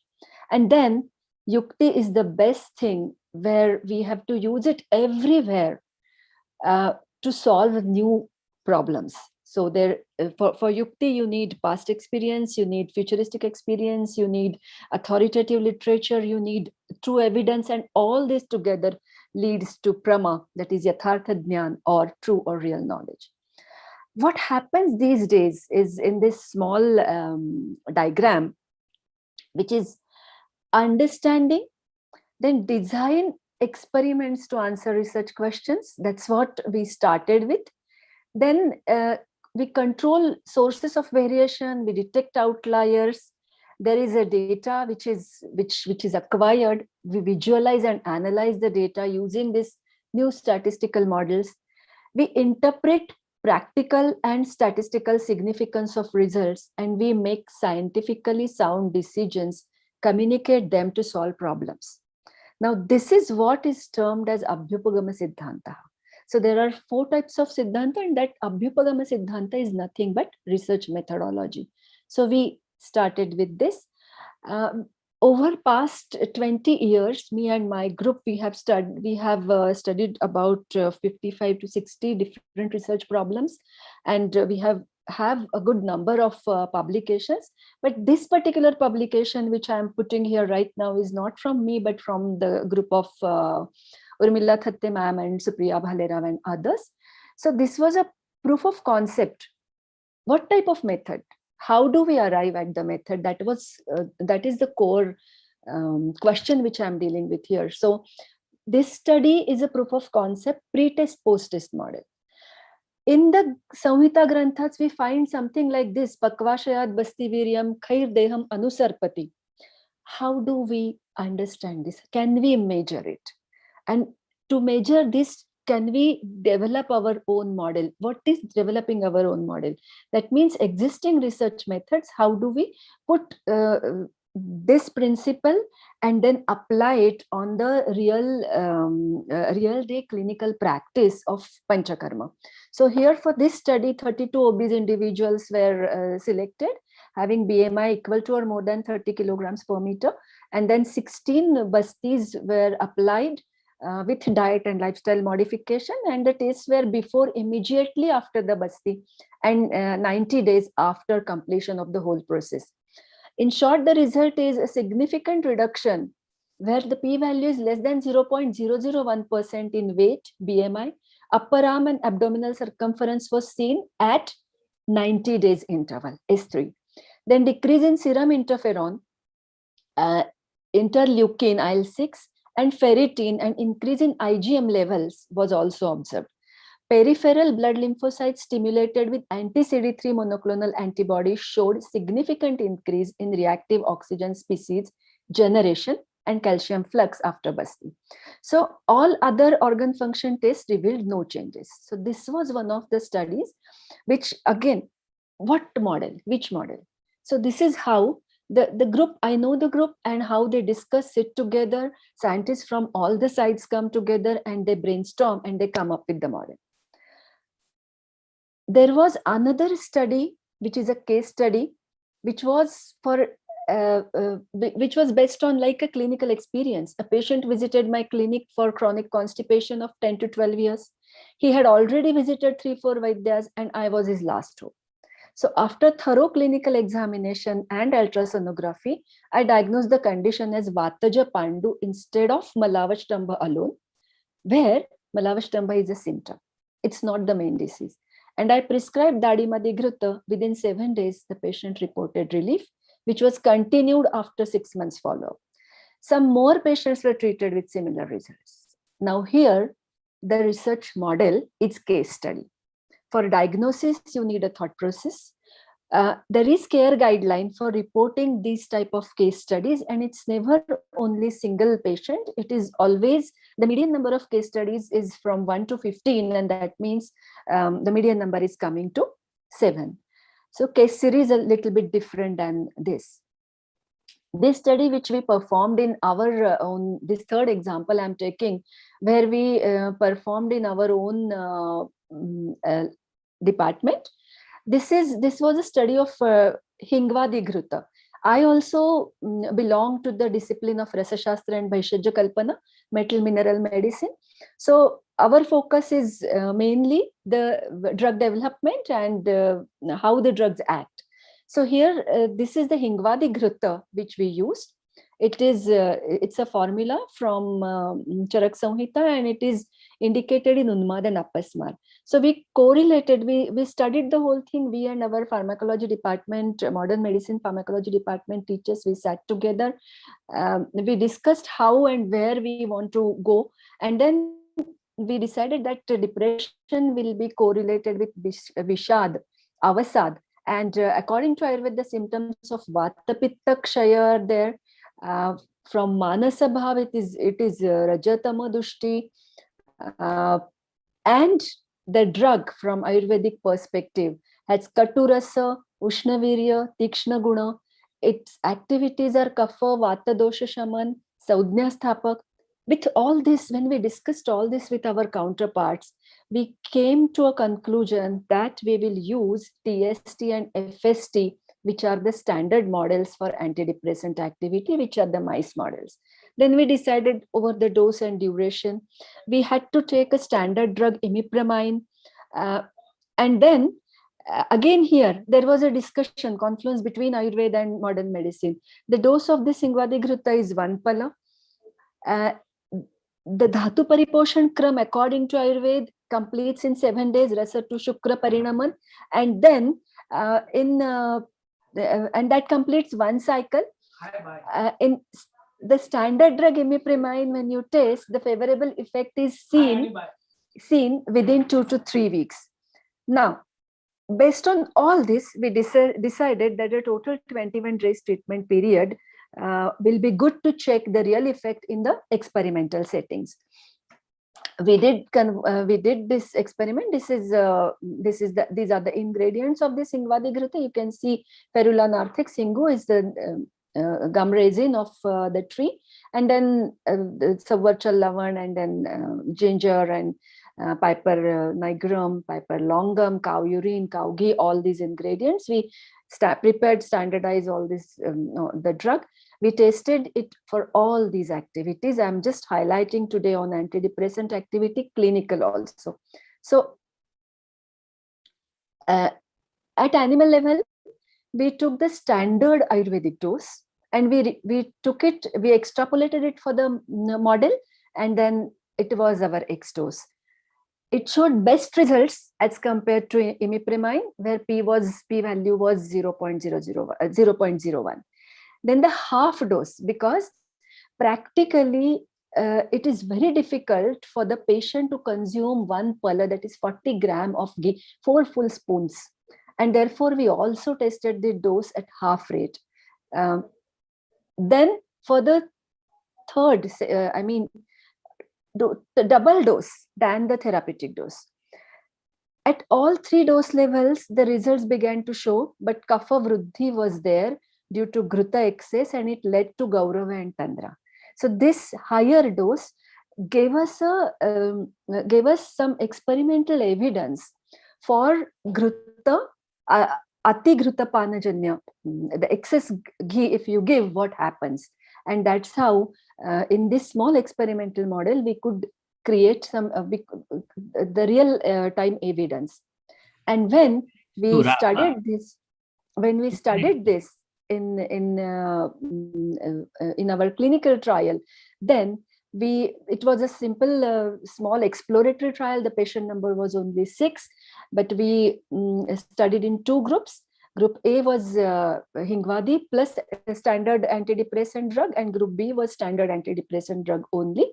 So we used the Hamilton scale here, and the effect was significant on day 61 as compared to day 0, and not in between, though there was a decrease in scores. So Hingwadi Ghruta proved effective clinically in patients with mild to moderate depression as well. Now, right from standardization of the drug till the final clinical effects, we could study that. And this study or these evidences lead us to, lead me today to explore the basic question: do we have ready-made research models? So if there are questions like this, how to measure the effect of pregnancy diet on fetal origin of adult diseases, or how many bhavanas and puttas are essential to say that this is complete? We do have Ayurvedic examinations, and they are simple and they are accurate, but still, can I decide the endpoint based on some structural analysis is a research question. Is there a measure to differentiate Swatantra and Paratantra Vyadhi? How can I check ADME of Rasa Parpati, which is a very important drug in Ayurvedic repertory, and also whether this undergo Avasthapat? Can I see that? So these are some of the problems which we seek answers for in today's perspective, and then we have to think about appropriate statistical tests. I will not talk much on this step, but first step I think is to think about quantitative. If we want to confirm or test result for some problem, then it falls in the quantitative domain. If we want to give proof of concept, or if we want to test our thoughts and experiences, then the model or then the method falls in the qualitative domain. And secondly, once we select our domains, we have to think about the relationship between the dependent and independent variable, and then we have to choose the statistical model. There are wonderful ways and methods to select which test exactly you want to apply, and it is possible. So these are the new things which Ayurvedic Vaidyas need to learn. So I feel, yes, the right research model exists, but it's not ready-made. It evolves and it is always problem-based. So the moment you can, from the gross idea, if we sit together and if we can pinpoint the problem, then definitely we can come up with the right research model for a problem. Based on past two days, rather yesterday whole day and today's over half a session, I feel if we ponder over that, I feel that research is not an isolated activity. It is a collaborative activity, basically between academia, industry, and patients. So what is best for patients, that should be put at the center, and then academia, research organizations, and industry, they should play. Right now, Dr. Mehta was talking that he is conducting everyday meditation in his hospital, but the attendance is not to his expectation. Yes, so patients, they expect quick solutions, quick remedies, and industry works on that. And therefore, there has to be a confluence, for there has to be a connecting thread for the three to come out with better results for the patients. The traditional process of formulation should not be compromised. That was talked yesterday, and that is our experience as well. In our lab, when we prepared Shwaskotthar Ras, just by mixing all the things together and following the traditional method of triturating single piperonigram with the whole other combination, the results were different. Then the process of quality assurance, which yesterday also Dr. Harpinder Bhogi was talking, that organic growing, then and the certifications, phytosanitary certifications, these are essential today for product development, and they should reflect in the research. So in vitro, in vivo testing, preclinical studies using bioassays for efficacy, safety studies for products where it is required. This reminds me of an experience that, yes, when I was working for some duration in Hungary, a senior professor came to me and he asked me that, okay, he advised some of his patients curcuma OTC, just 500 milligram, and the patient after a week's time came back to him complaining of some peroral bleeding. Then he was asking me that why this happened, and I had to explain that curcuma is tikshna ushna, but at the same time I had to explain to him that they are not used to have curcuma in their daily food as well.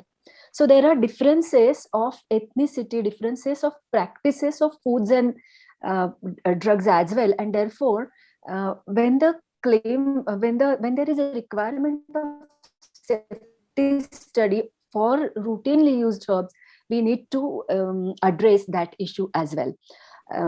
HS codes for exports and other certifications for exports are equally important, and for all of that we need to study right from these preclinical to the clinical for generating evidences.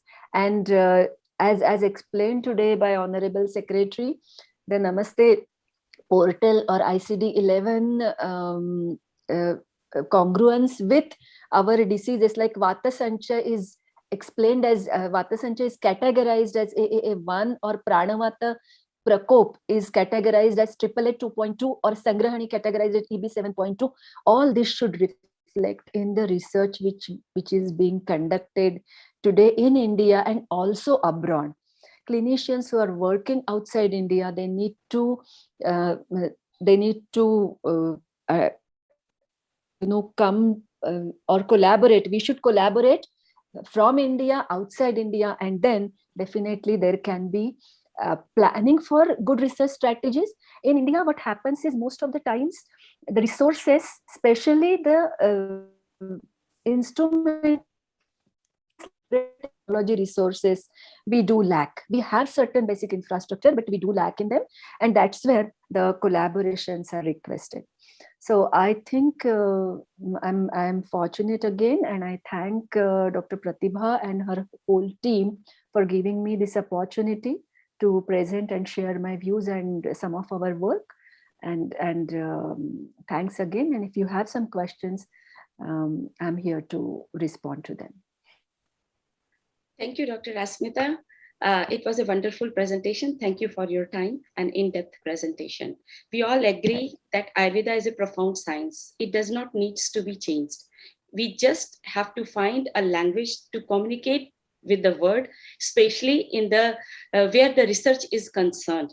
And you in your presentation shared that suggested about the adoptive principles for modern settings, and also focus that there are no mathematical and statistical methodologies described in Ayurveda. That is very interesting to know.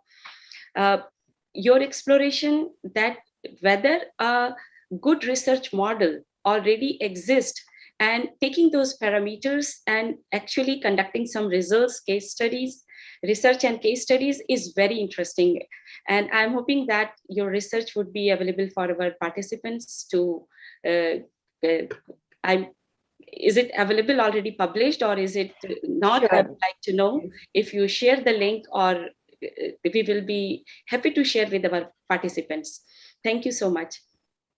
Sure, Dr. Vandana. The works, mostly all the works which we have done as a team from our college, all are available, and some of them are available on this ResearchGate platform, and most of them are available on Elsevier. If you share the link with us, we will share with our audience today. Thank you so much. Now I would like to invite Dr. Madan Thangvelu, sir.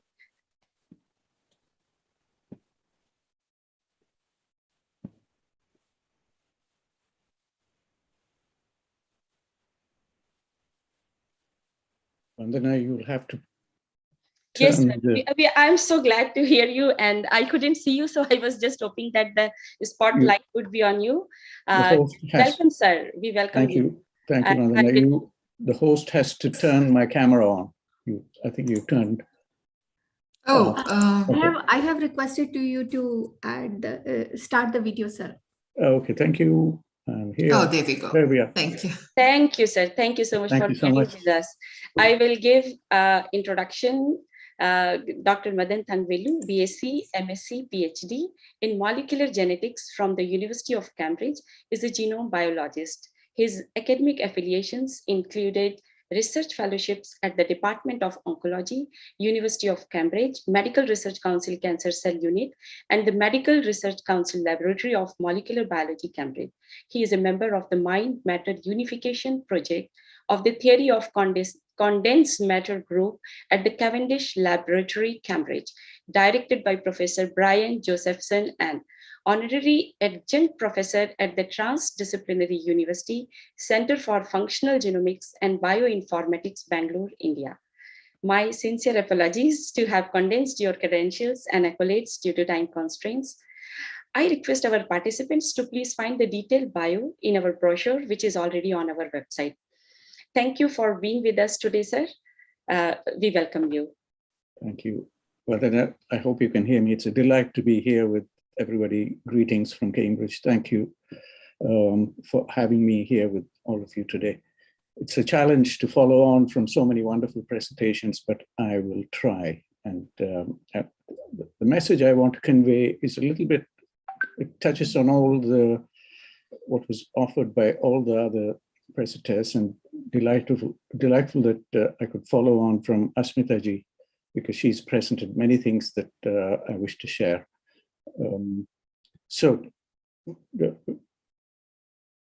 This busy slide here, I hope it's visible, shows the many collaborators who are here with me and who work with me in the different locations where I work at. And particularly important is this group called the All-Party Parliamentary Group for Indian Traditional Sciences here in the UK.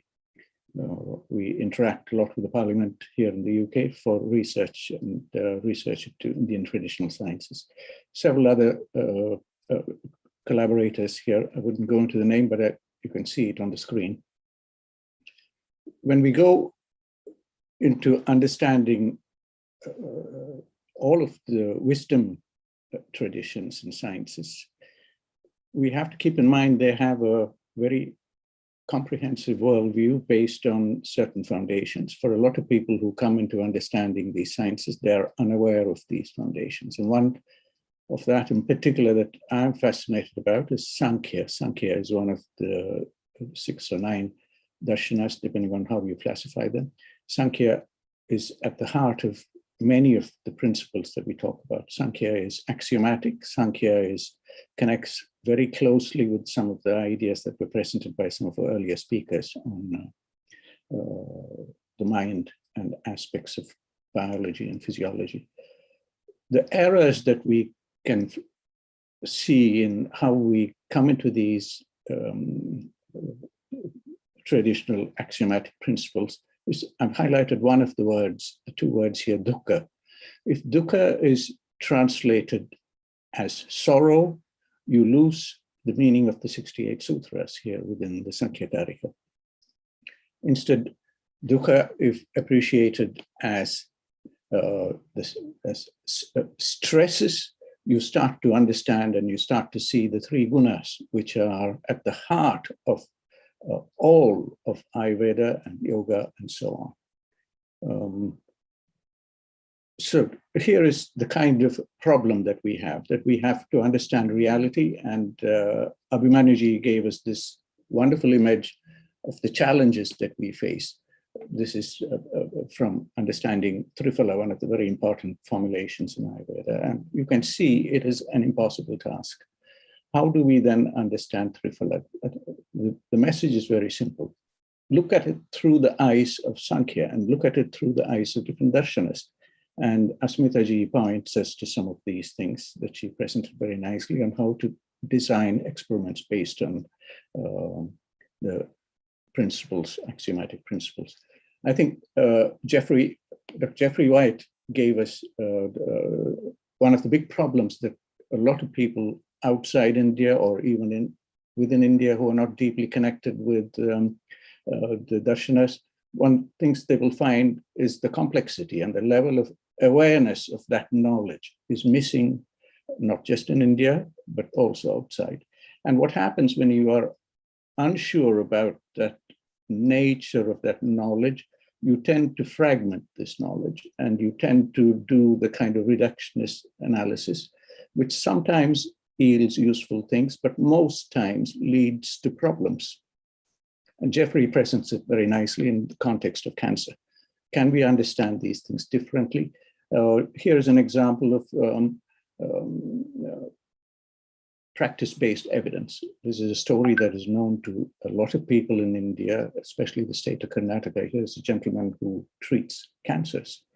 Now, what do we do when we have stories like this? Do we leave them aside, or do we do something with it? Do we make it known to people? How do we approach this analysis? If you look at that website, you will see many other stories that are there related to Ayurvedic rasayanas or the herbs and health benefits and dinacharya, the routine. How do we make sense of all these things? Are there experimental designs? Are there principles available that can be used? Now, that example that I gave you is just one of a collection of almost 300,000 formulations or thereabouts that are available in this TKDL. How do we go about understanding these things? Do we sit down and do, what kind of research do we do? And how do we go about unpacking that the knowledge that is available to us? Shown here, the total research budget for the top 20 pharma companies who are doing interesting things, about $115 billion for the year 2015-16.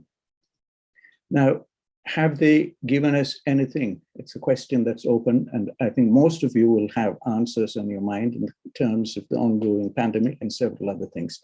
To put all of this in context, I give you this little comparison. The entire recent healthcare budget for India for the year 2021 is about just under $10 billion. Now, I put an arrowhead here just to show you where the entire nation's healthcare budget fits in terms of the research and development budget for some of these companies. There are many messages in this one slide, which is what do we do with healthcare and how do we approach healthcare what are the designs, what are the ways in which we understand, and what are the things that we need to do. Clearly, India will not be able to match the kind of budgets that we have here. Are there other approaches? Cancer is very high on the list. A projection made for 2024, the top 10 selling products in the world, the pharma products, the biologicals, all aiming at cancer. So it's wonderful that Jeffrey White is here and discussions are going on how we understand this complexity and what do we offer people, not just in India, but the rest of the world. The fact is very simple.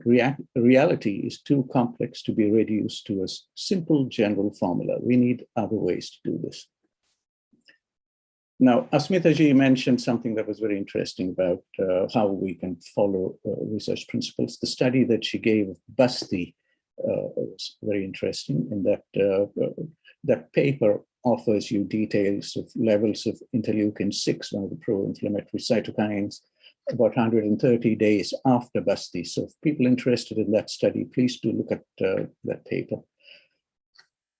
Are there aspects of Ayurveda that can be unpacked using contemporary science principles? I give you a few examples here, and that goes into the world of Swastavrit and Dinacharya and Ritucharya. First one is an example of work done by Simon Mendes Ferrer. Simon, when he did this work on the circadian aspects of hematopoietic cell traffic, he was working in Spain. He's now here in Cambridge with us. Simon's study was very exciting. Almost 10 years on, we are still trying to make more sense of that study. So what he shows here is how the stem cells leave their niches in a traffic process that oscillates with the circadian rhythm. And the reasons for this are better understood if you look at the anatomy of that stem cell niche. So when you look at this structure, you will see it's a tripartite niche, which has a mesenchymal stem cell, a hematopoietic stem cell, and an autonomic synapse that goes into the stem cell. Now, as soon as you see this arrangement, this tripartite arrangement, everything starts to make sense as to how you can have aspects of human physiology that connects with the circadian systems, with inputs that come through the autonomic nervous system. Now, there are many other details in this study which are worth much closer examination, but it points you to where the body is synchronized. There are clocks within the body that work in harmony with the external world, and how they have to be respected. And this is the very message that we get from aspects of Dinacharya and Ritucharya. Second example is Ritucharya. This is again work done here in Cambridge by Professor John Todd. He's left us, gone to Oxford now. And John's work, published in 2015, is very interesting. It reinforces and validates what the concept of Ritucharya. I won't go into the details here, but all I want to show you here is how the expression of certain genes connected with the immune system oscillate and change with the change of the seasons. And the take-home, one important take-home message here is that the immune system has a profound pro-inflammatory profile during the winter months. And there is an increase in the level of soluble interleukin-6 receptors and C-reactive proteins, etc. Now, once again, it reinforces what Ayurveda has always talked about. You can do finer analysis of this. You can look at the individual clock genes and you will see how they oscillate with time. These are just details that sit on top of the central concept of Dinacharya, Ritucharya. Again, these fluctuations are also seen in the cells of the adipose tissue. And once again, reinforcing the fact that we as a body are in harmony. To maintain the body in good health, we live in harmony with the environment. The messages that are very clear and appreciated in Ayurveda. I switch to how plants respond. And this is one formulation that's described in the old text called neem giloy. Giloy being Tinospora cordifolia, grown on neem. And it's been said in the text that neem giloy has unusual properties compared to when giloy is grown by itself. study from researchers at the India Institute of Ayurveda and several others show that the quality of the starch that is isolated, what is called Guduchi Sattva, and a very important formulation, chemical that's used in Ayurveda. The Guduchi Sattva, the quality changes with the ritus, with the seasons. Now, it's not just humans that shift and change their physiology with the seasons, but plants also do. Another fascinating aspect is work done by Professor Rajesh Darbar in Rohtak in Haryana at the Department of Biochemistry. Now, Rajesh's work was very interesting because he confirms the nature of this interaction and the chemical profiles that vary when Guduchi is grown in different plants. Guduchi, when grown on neem, shows a different profile, and Professor Rajesh's work shows what are the chemicals that vary with aspects of Tinosporia when grown on neem trees. Now, all of this is confirmation that there are certain details that are available in the ancient text that can be validated using contemporary research techniques.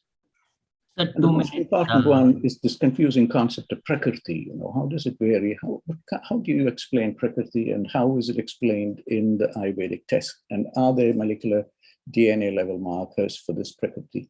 And to give you that level of individuation that is assigned in Ayurveda. And the example I have here is from 2008, the genome of the person who was one of the two people who gave us the helical model of DNA.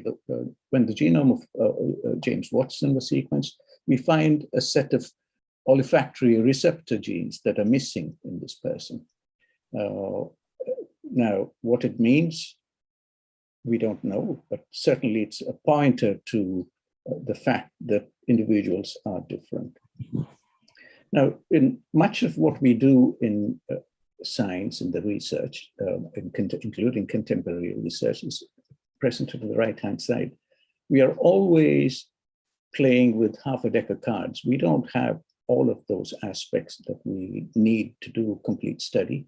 And it will always be that way. And Asmitaji presented it very nicely by saying, pratyaksham alpam. What is open to our senses is very tiny. Apratyaksha, that is not known to us, is much greater. And the challenge is to find that fine line between what we know and what we don't, and be flexible in how we go about developing research aspects for the future. Now, the idea of individuation and differences is presented very nicely in Charaka Samhita. And I've quoted that here in the following way, that every individual is different from another, and hence should be considered as a different entity. We have a problem here in that if n equals 1, if you cannot have uniformity in individuals, how do we go about designing experiments? Ayurveda does this very cleverly, and it has a way of doing it. The way it does this is that it takes a different perspective, and it looks at ways in which you can look at the universe and look at the world in different ways. Now, for us, for people in Ayurveda, those principles are very understood. Whether they have the skill to present it and explain it to others is a different question. But for us, coming to it from modern science, what's important is to keep an open mind and to say that it is those strange observations that should form the basic principles for future research, of which we have many in Ayurveda. All of this I've taken over from one of my earlier presentations that's available at the link at the bottom. This is the worldview that Ayurveda offers us. It is very, very fascinating to see how a talented Vaidya is able to use, in an algorithmic way, the 6 rasas to control human physiology. Asmitaji offered us some case studies. They're not the only case studies, but there are many, many more of that kind that are available to us. There is a difficulty. If we do not explain these concepts to people who are not aware of it, then you run into a problem by which you never enable that conversation that should happen. So we're told that we should have a conversation, but what is that language we use to make that conversation happen? If you cannot explain the gunas and the Vimshati gunas to people, then we have lost the game even before we started it. These principles are used, and they've been used since a long, long time. Shown up here, one of the Nagarjunas who gave us the concept of Shunyata, and his so-called Panchadasha Prakara, the 15 indicators of health and well-being as understood in Ayurveda. For those the time is allocated is almost up. For those who can read the Sanskrit, is out there on the right-hand side. Much of what is shown in blue is modern physiology. Where is all this going to come to use? It comes to use in the future of medicine, the P5 medicine, as seen here. Shown here, one of the abstracts of the meeting held in Kerala and India. What is the kind of future research that we would like to see? I've shown here Dr. Stefan Offermann in Germany, who is heading the Heart and Lung Research Institute for the Max Planck Institutes. And what we see here is a possibility, some exciting collaborative research in this whole area of bitter taste receptors, of which the genomics is known today. And what are the other areas? So Sri Ranjani talked about Pakshagata. There may be ways to understand and refine better those experiments and those clinical interventions using some insights on the bitter taste receptors in different parts of the stomach. How do we understand these complex formulations? Talking to good Vaidyas, talented Vaidyas, they say a yogam, as shown here, the Mahatikta. Madanji, apologies. I think our next speaker has to be introduced. Thank you. So sorry. Has to be understood as one unit. So I'm going to stop here. Thank you so much for having me. I hope I've given you a rough idea of where my mind is in terms of doing research. There is no inconsistency in the two languages. There are ways to find the commonality, and there is a way in which I feel the future of Ayurveda research should go, interacting with the best of genomic biology, with the best of what is known in Ayurveda. Thank you so much for having me. Thank you, Dr. Madan Tangveluji. Thank you for a very insightful presentation. You have touched many aspects, and you have made this, that we say in Ayurveda, Purusham Viksha has been a shortcoming for all research models, how to design when it is highly individualized. And you are trying to project that as a strength, that we should not consider that aspect as a shortcoming. We definitely would love to have you in one of our webinar series and hear you more. And it is very interesting to see that you have touched all aspects, from the allocation of budget from Government of India to the design of research models to healthcare system, and there's strong points of Ayurveda and traditional system of medicine. You have cited research, which are very helpful for Dincharya, Ritucharya. And one of the things that is, I know, very close to your heart is Rasas, Shad Rasas, and the further research in bitter taste. So we will definitely hear more from you. Thank you for being with us today. Thank you. Namaste. Namaskar, sir. Namaskar, sir. Now I would like to invite our next presenter, Dr. Bhavna Parashar. Dr. Bhavna Parashar, are you? Yes, I'm ready. Oh, so nice to see you. So I will introduce Dr. Bhavna Parashar briefly. Dr. Bhavna Parashar is a Senior Principal Scientist at CSIR's Genomics Unit, Trisutra, IGIB, Delhi, MD Ayurveda from Gujarat, Jamnagar. Dr. Bhavna has pioneered establishment of the field of Genomics at CSIR IGIB since 2002. Her group for the first time has provided molecular and genomic basis to the principles of Prakriti, developed ML-based approaches for Prakriti assessment. This has propelled biomarks discoveries and further translational outcomes using Genomics approach. She is PI of Ayush Center of Excellence for Applied Developments in Ayurveda, Prakriti and Genomics at CSIR IGIB. We welcome you, Dr. Bhavna. Please. Thank you very much. Thank you, Dr. Vandana, for the nice introduction. And at the outset, I would like to thank the Council for Ayurveda Research for, inviting me to give a talk in this seminar. And I hope I have full 12 to 15 minutes as was planned. So I will share my screen now. We assure you do have, yes. You have full 15 minutes. Yes. Thank you. So, yeah, so today I kind of thought of giving, because the first topic that was suggested was regarding the Ayurveda interventions and COVID-19 learnings. So even though we have primarily worked a lot on Prakriti, I will take you all through the whole course of development of this understanding and exploring the repurposing potential of Ayurveda interventions in COVID-19.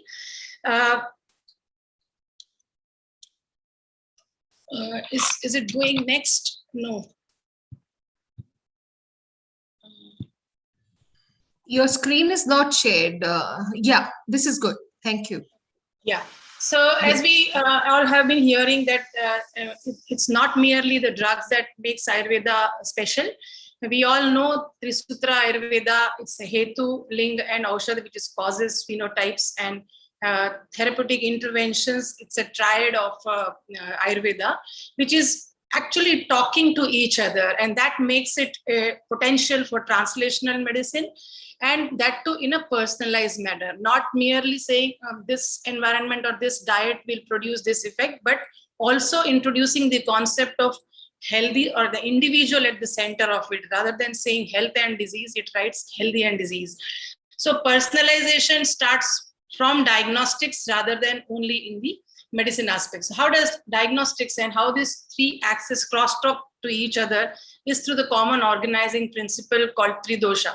May it be external factors or may it be the medicinal modifiers, all of them influence the system and give rise to the readouts in the form of clinical features through their effect on dosha. So in the homeostatic condition, in the health, there is a homeostasis of dosha. And if the same dosha, when they are perturbed, there's a disease. And therapy is aimed at modulating the dosha back to the original levels.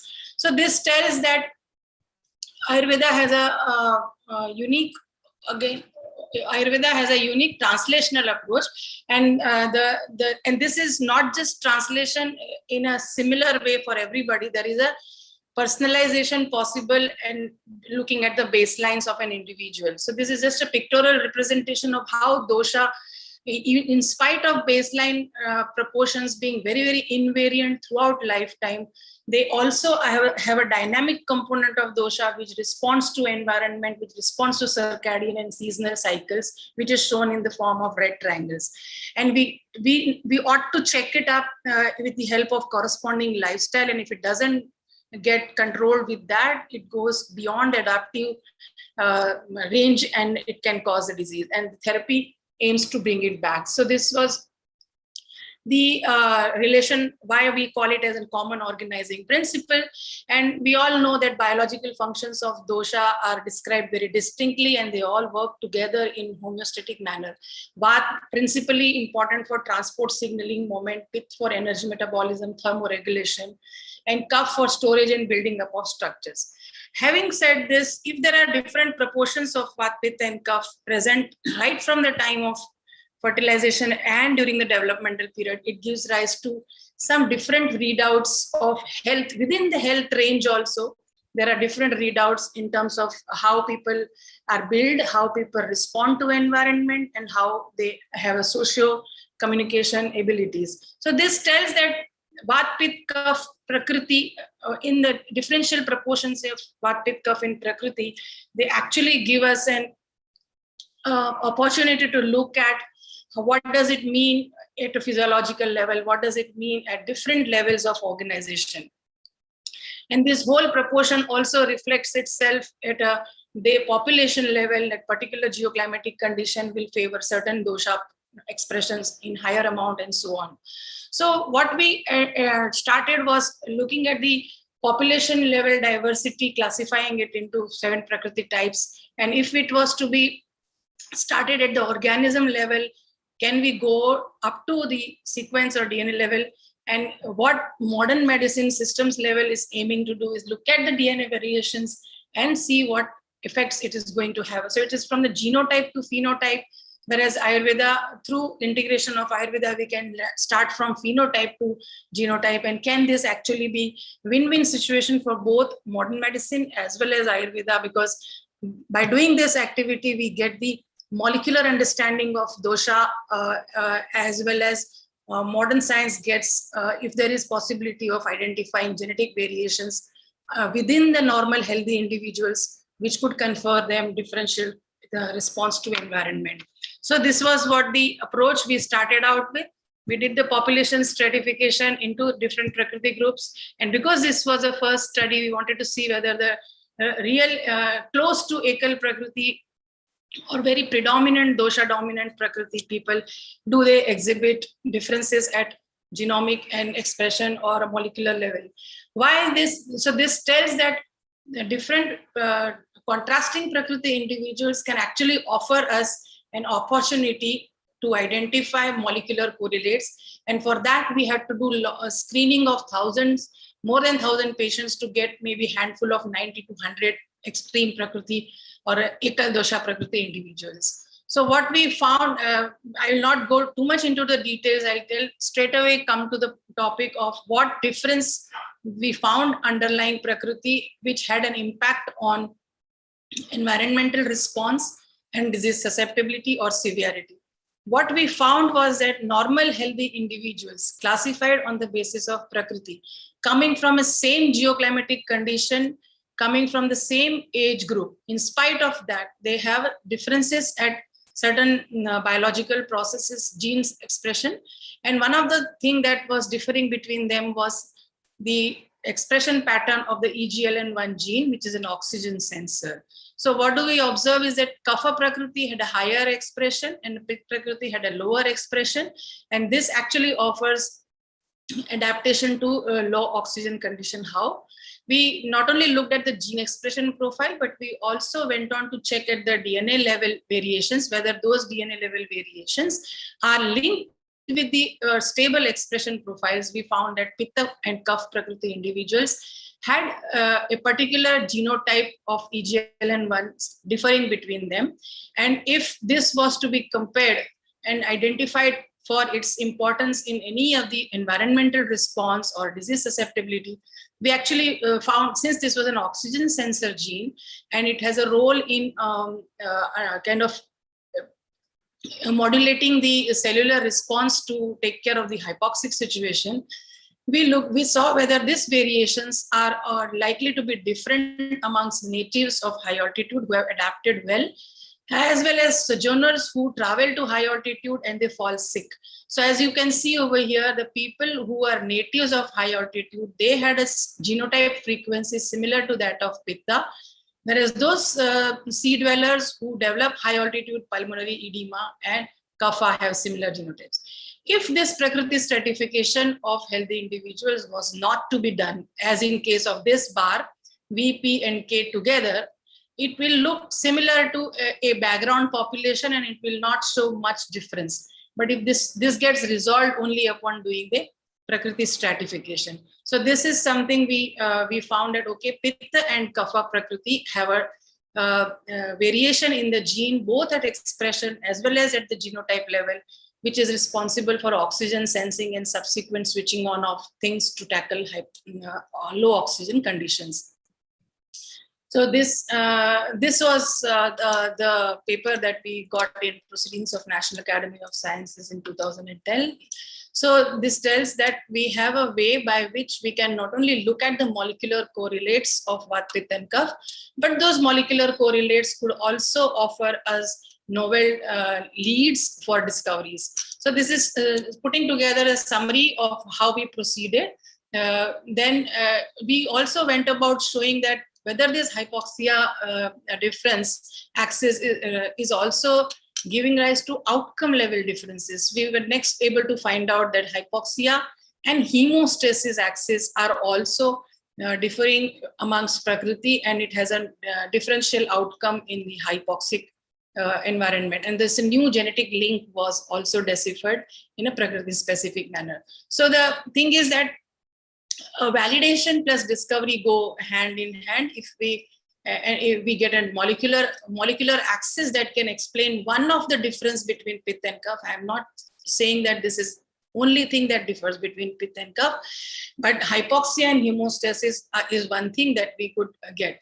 We proceeded with our other studies at other omic levels and different populations, but we also pursued this particular variation or in the hypoxic response, whether it has a relevance in any of the disease states which involve hypoxia as one of the cellular response. What we find is that, so this is a summary again, Lakshana from stratifying the Prakriti, we found the molecular hetu of a hypoxic state. The molecular hetu of hypoxic state is also shown by other groups in our institute, by Dr. Agrawal's group, that this particular gene, if it is inhibited up to certain level, it is actually helpful for inducing hypoxic response and correction of the asthma phenotype. But if it gets inhibited beyond a limit, the severity or the pro-inflammatory nature of this thing actually sets in and it exacerbates asthma. This was done using the mouse models of acute and severe asthma. So we went on to ask the question whether, if this is the case, that if particular variation between pith and cough has been shown to be important in hypoxia responsiveness, as well as in the asthma severity, can there be a medicine which has a pith-cough balancing activity and can restore this particular disturbance between PHD2 HIF1 alpha levels? So the question was, can a pith-cough balancing medicine allow us to probe restoration of PHD2 or EGLN1 HIF1 alpha levels? So one of the medicines this is very dear to us, it's Adathoda vasica. It has a clear description about being a pith-cough balancer, and it is importantly useful both in complex disorders like asthma, gulma, vataj hridrog, pittaj hridrog, kshay, and it is also useful for conditions which could be correlated with some infectious situations like tuberculosis or like fevers, like different kinds of lung injuries. So this tells that there is a herb which we have, which is useful in the asthma, which is also corrective of pith-cough imbalance. So we selected and we went about checking whether using the same standard mouse model systems, are we able to see any differences? So our group, with Dr. Agrawal's group collaboration, we could do the acute and severe model of asthma. Severe model was built by inhibiting the PHD2 beyond a certain level such that hypoxia sets in very heavily and it becomes very, very pro-inflammatory. Last minute, some wrap-up comments. Yes, so we perform, to cut the long story short, we performed all practical experiments at physiological level, tissue level, cellular level, and we checked for the effect of particular medicine in whole water-soluble extract of Adathoda vasica. So this only tells that airflow obstruction, inflammatory biomarkers, airway inflammation, everywhere we could see, and importantly, we could see the inhibition of HIF1 alpha using this particular medicine in a clinical dosage using the mouse models. The question was whether this particular thing is also useful in other inflammatory conditions. So we went on to see whether hypoxia-induced mitochondrial dysfunction, which is known to occur in asthma, whether this medicine actually happens to have any effect. We developed a cellular model of hypoxia and tested for the effect of this herb using whole extract and on the effect on mitochondria. So as you can see, with the help of cellular hypoxic agent, we could see that there is a disruption in the mitochondrial morphology. And if the same thing was treated with Adathoda vasica, the networks were restored. So this only tells that it reverses mitochondrial dysfunction and induced by the cellular hypoxic response. The question is whether this hypoxia that we observe now in the COVID-19 and the subsequent inflammatory responses that we observe in COVID-19, including hemostasis, sepsis, we had conducted our subsequent experiments on other mouse models relevant to study the pulmonary fibrosis, sepsis, hypoxia-induced thrombosis, and tested the effect of Adatoda vasica, whether it actually has a role in alleviating those kinds of pathologies. So we had observed very favorable results, and all of this was also being reported every day in the clinical parameters of COVID-19, severe lung inflammation, lung fibrosis, hypoxemia. So we went out to check whether this is a host response where Adatoda vasica has a very, very potential role.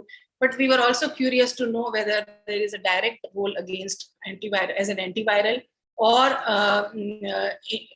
inhibition in the cell culture. So whatever extract had the molecules as an constituent molecules, we did the in silico molecular docking studies against the important host proteins as well as the viral proteins to see whether it has a role against them. So we found very important results of high binding energy efficiencies with them.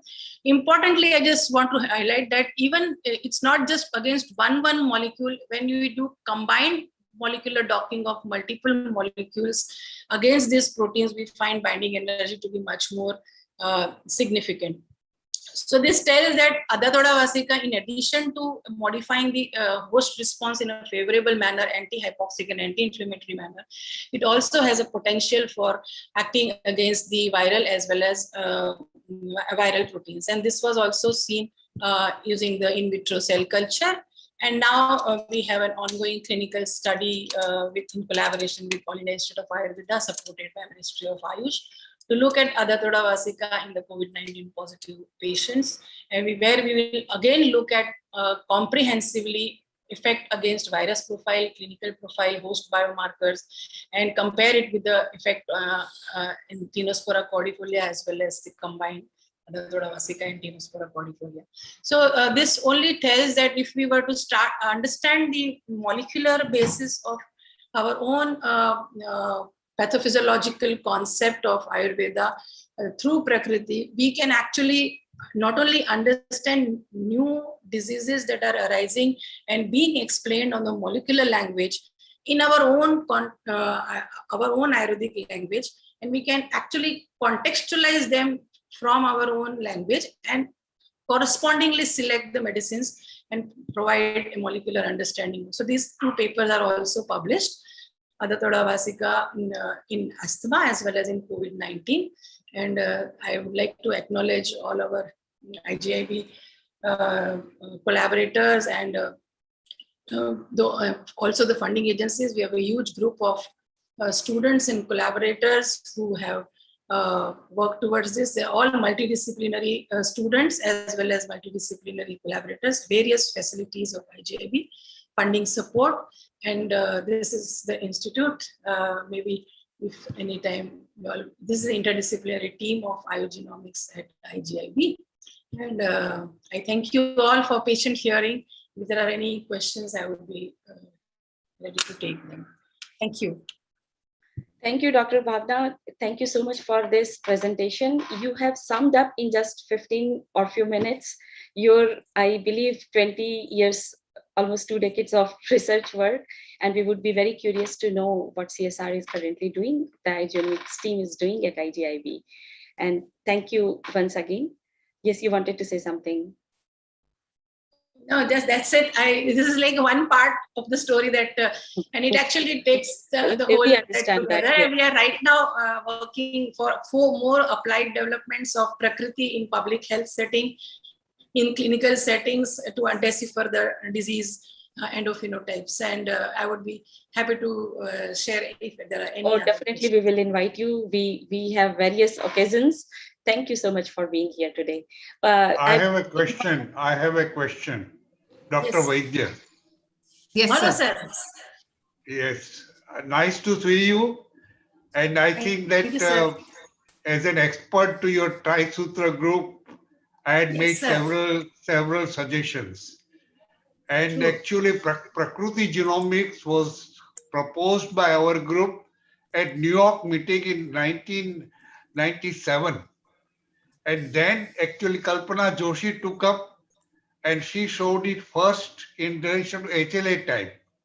And then Mitali and you have taken it up further. And I'm very proud, particularly that you have taken it to Vasaka, because Vasayam Vidyamanayam Ashayam Jivitasya cha Raktapiti Kshayikasi Kimartham Avasidati. So congratulations. That's my comment. Thank you, sir. Thank you very much. Sorry, we tried to get you on video, Vaidya sir, but could not find you in this gallery. I invite Dr. Pratibha for concluding remarks and I am blocked in video because you beautiful ladies are more important on the video than I am. Oh, no. Spotlight Meenakshi, can we unblock Dr. Vaidya, please? I don't know. We haven't blocked No, anybody. he's not blocked. I requested him to turn on the video. I don't know. Yeah. Sir, please turn on your video. Oh, there he is. Okay. Now you're muted. Sorry.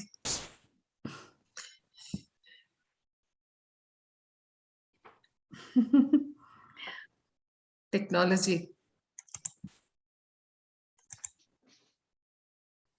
Okay. Dr. Vanna, you want to finish? Yes, I have invited you for concluding remarks. Please go ahead. Thank you very much. Okay. Hopefully, Dr. Vaidya will come on. But thank you, Dr. Vandana. One second. Let me bring on gallery so that we can see everyone. Okay. So sir is here. Sir, yes. Thank you so much. So lovely to see you. And so we come to the end of day one. Thank you so much to all the dignitaries, to all the subject matter experts, and all of the speakers who have enriched the effort today. Dr. Bhavna and other speakers, and Ashok Vaidya ji, if he has the time, we would love to invite you for our global webinar series, one by one, where we have an hour long session, which I think will do more justice.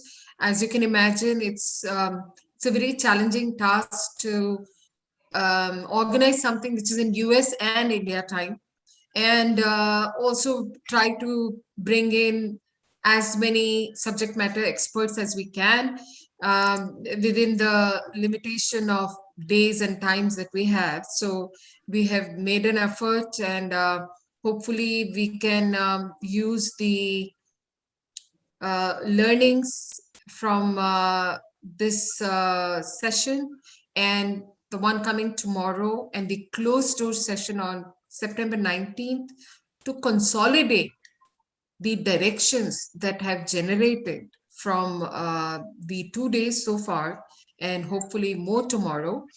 I would like to share that we had 2 diligent note takers, volunteers, all volunteers who have been taking copious notes, which we will sit by the end of day tomorrow and consolidate everything and make it concise and more succinct for presentation on the 19th to the closed door group.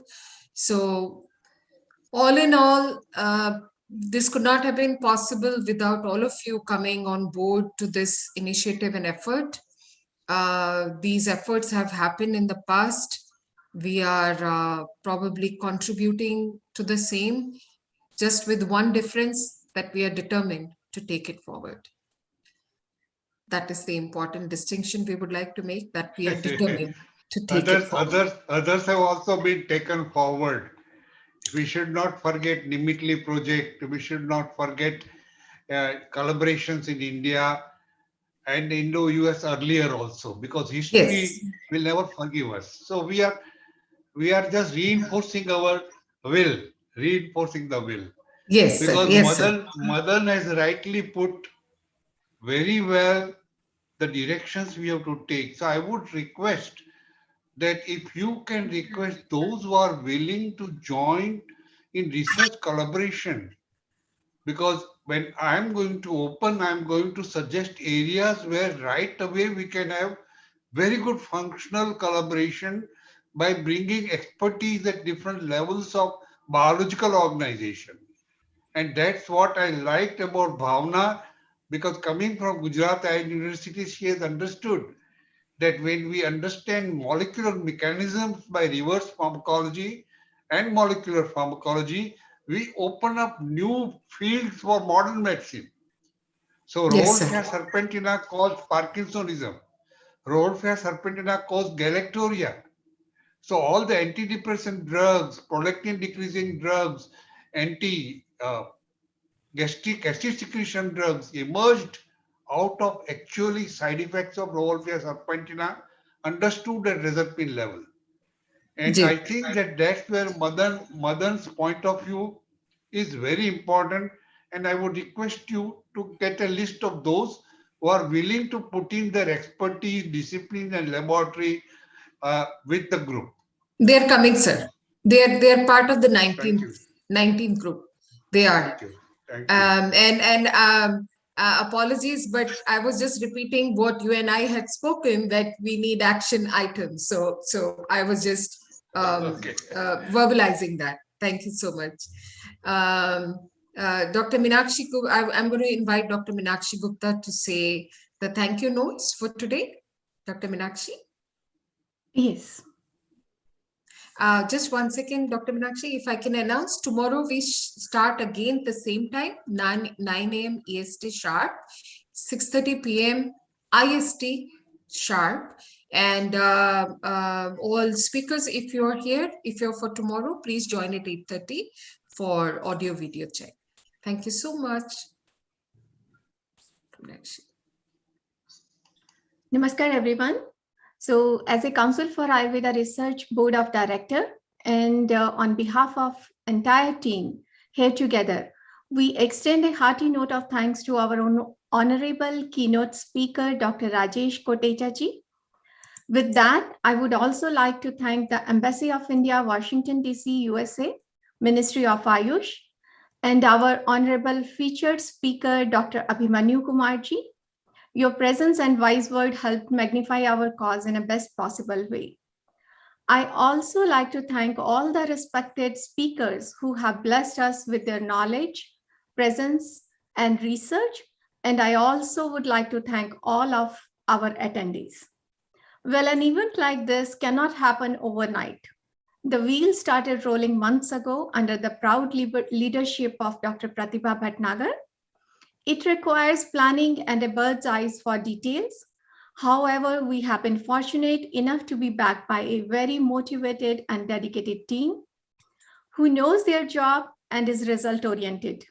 My extended thanks to our entire team of Board of Directors, Dr. Pratibha, Dr. Mahadevan, Dr. Vandana, our core committee team members, Dr. Asavari, Dr. Abhishek, Dr. Pranita, Dr. Ritika, Dr. Rajesh, Dr. Archana, and Faith.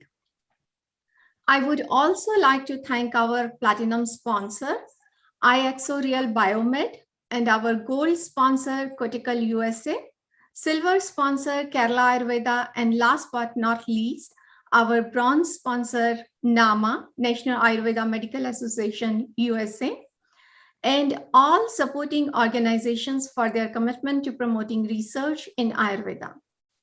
I cannot thank enough for their involvement and their willingness to take on the completion of tasks beyond their comfort zones. So thank you, everyone. Thank you, everyone, for joining today, and we hope to see you all tomorrow for another informative session. Thank you so much. Thank you, sir. Thank you, Dr. Vaidya, sir, for joining and blessing us. And we'll see you soon again. Thank you.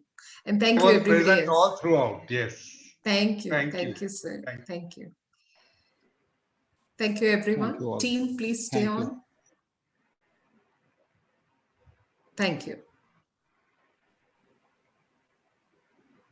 I think we can stop the recording and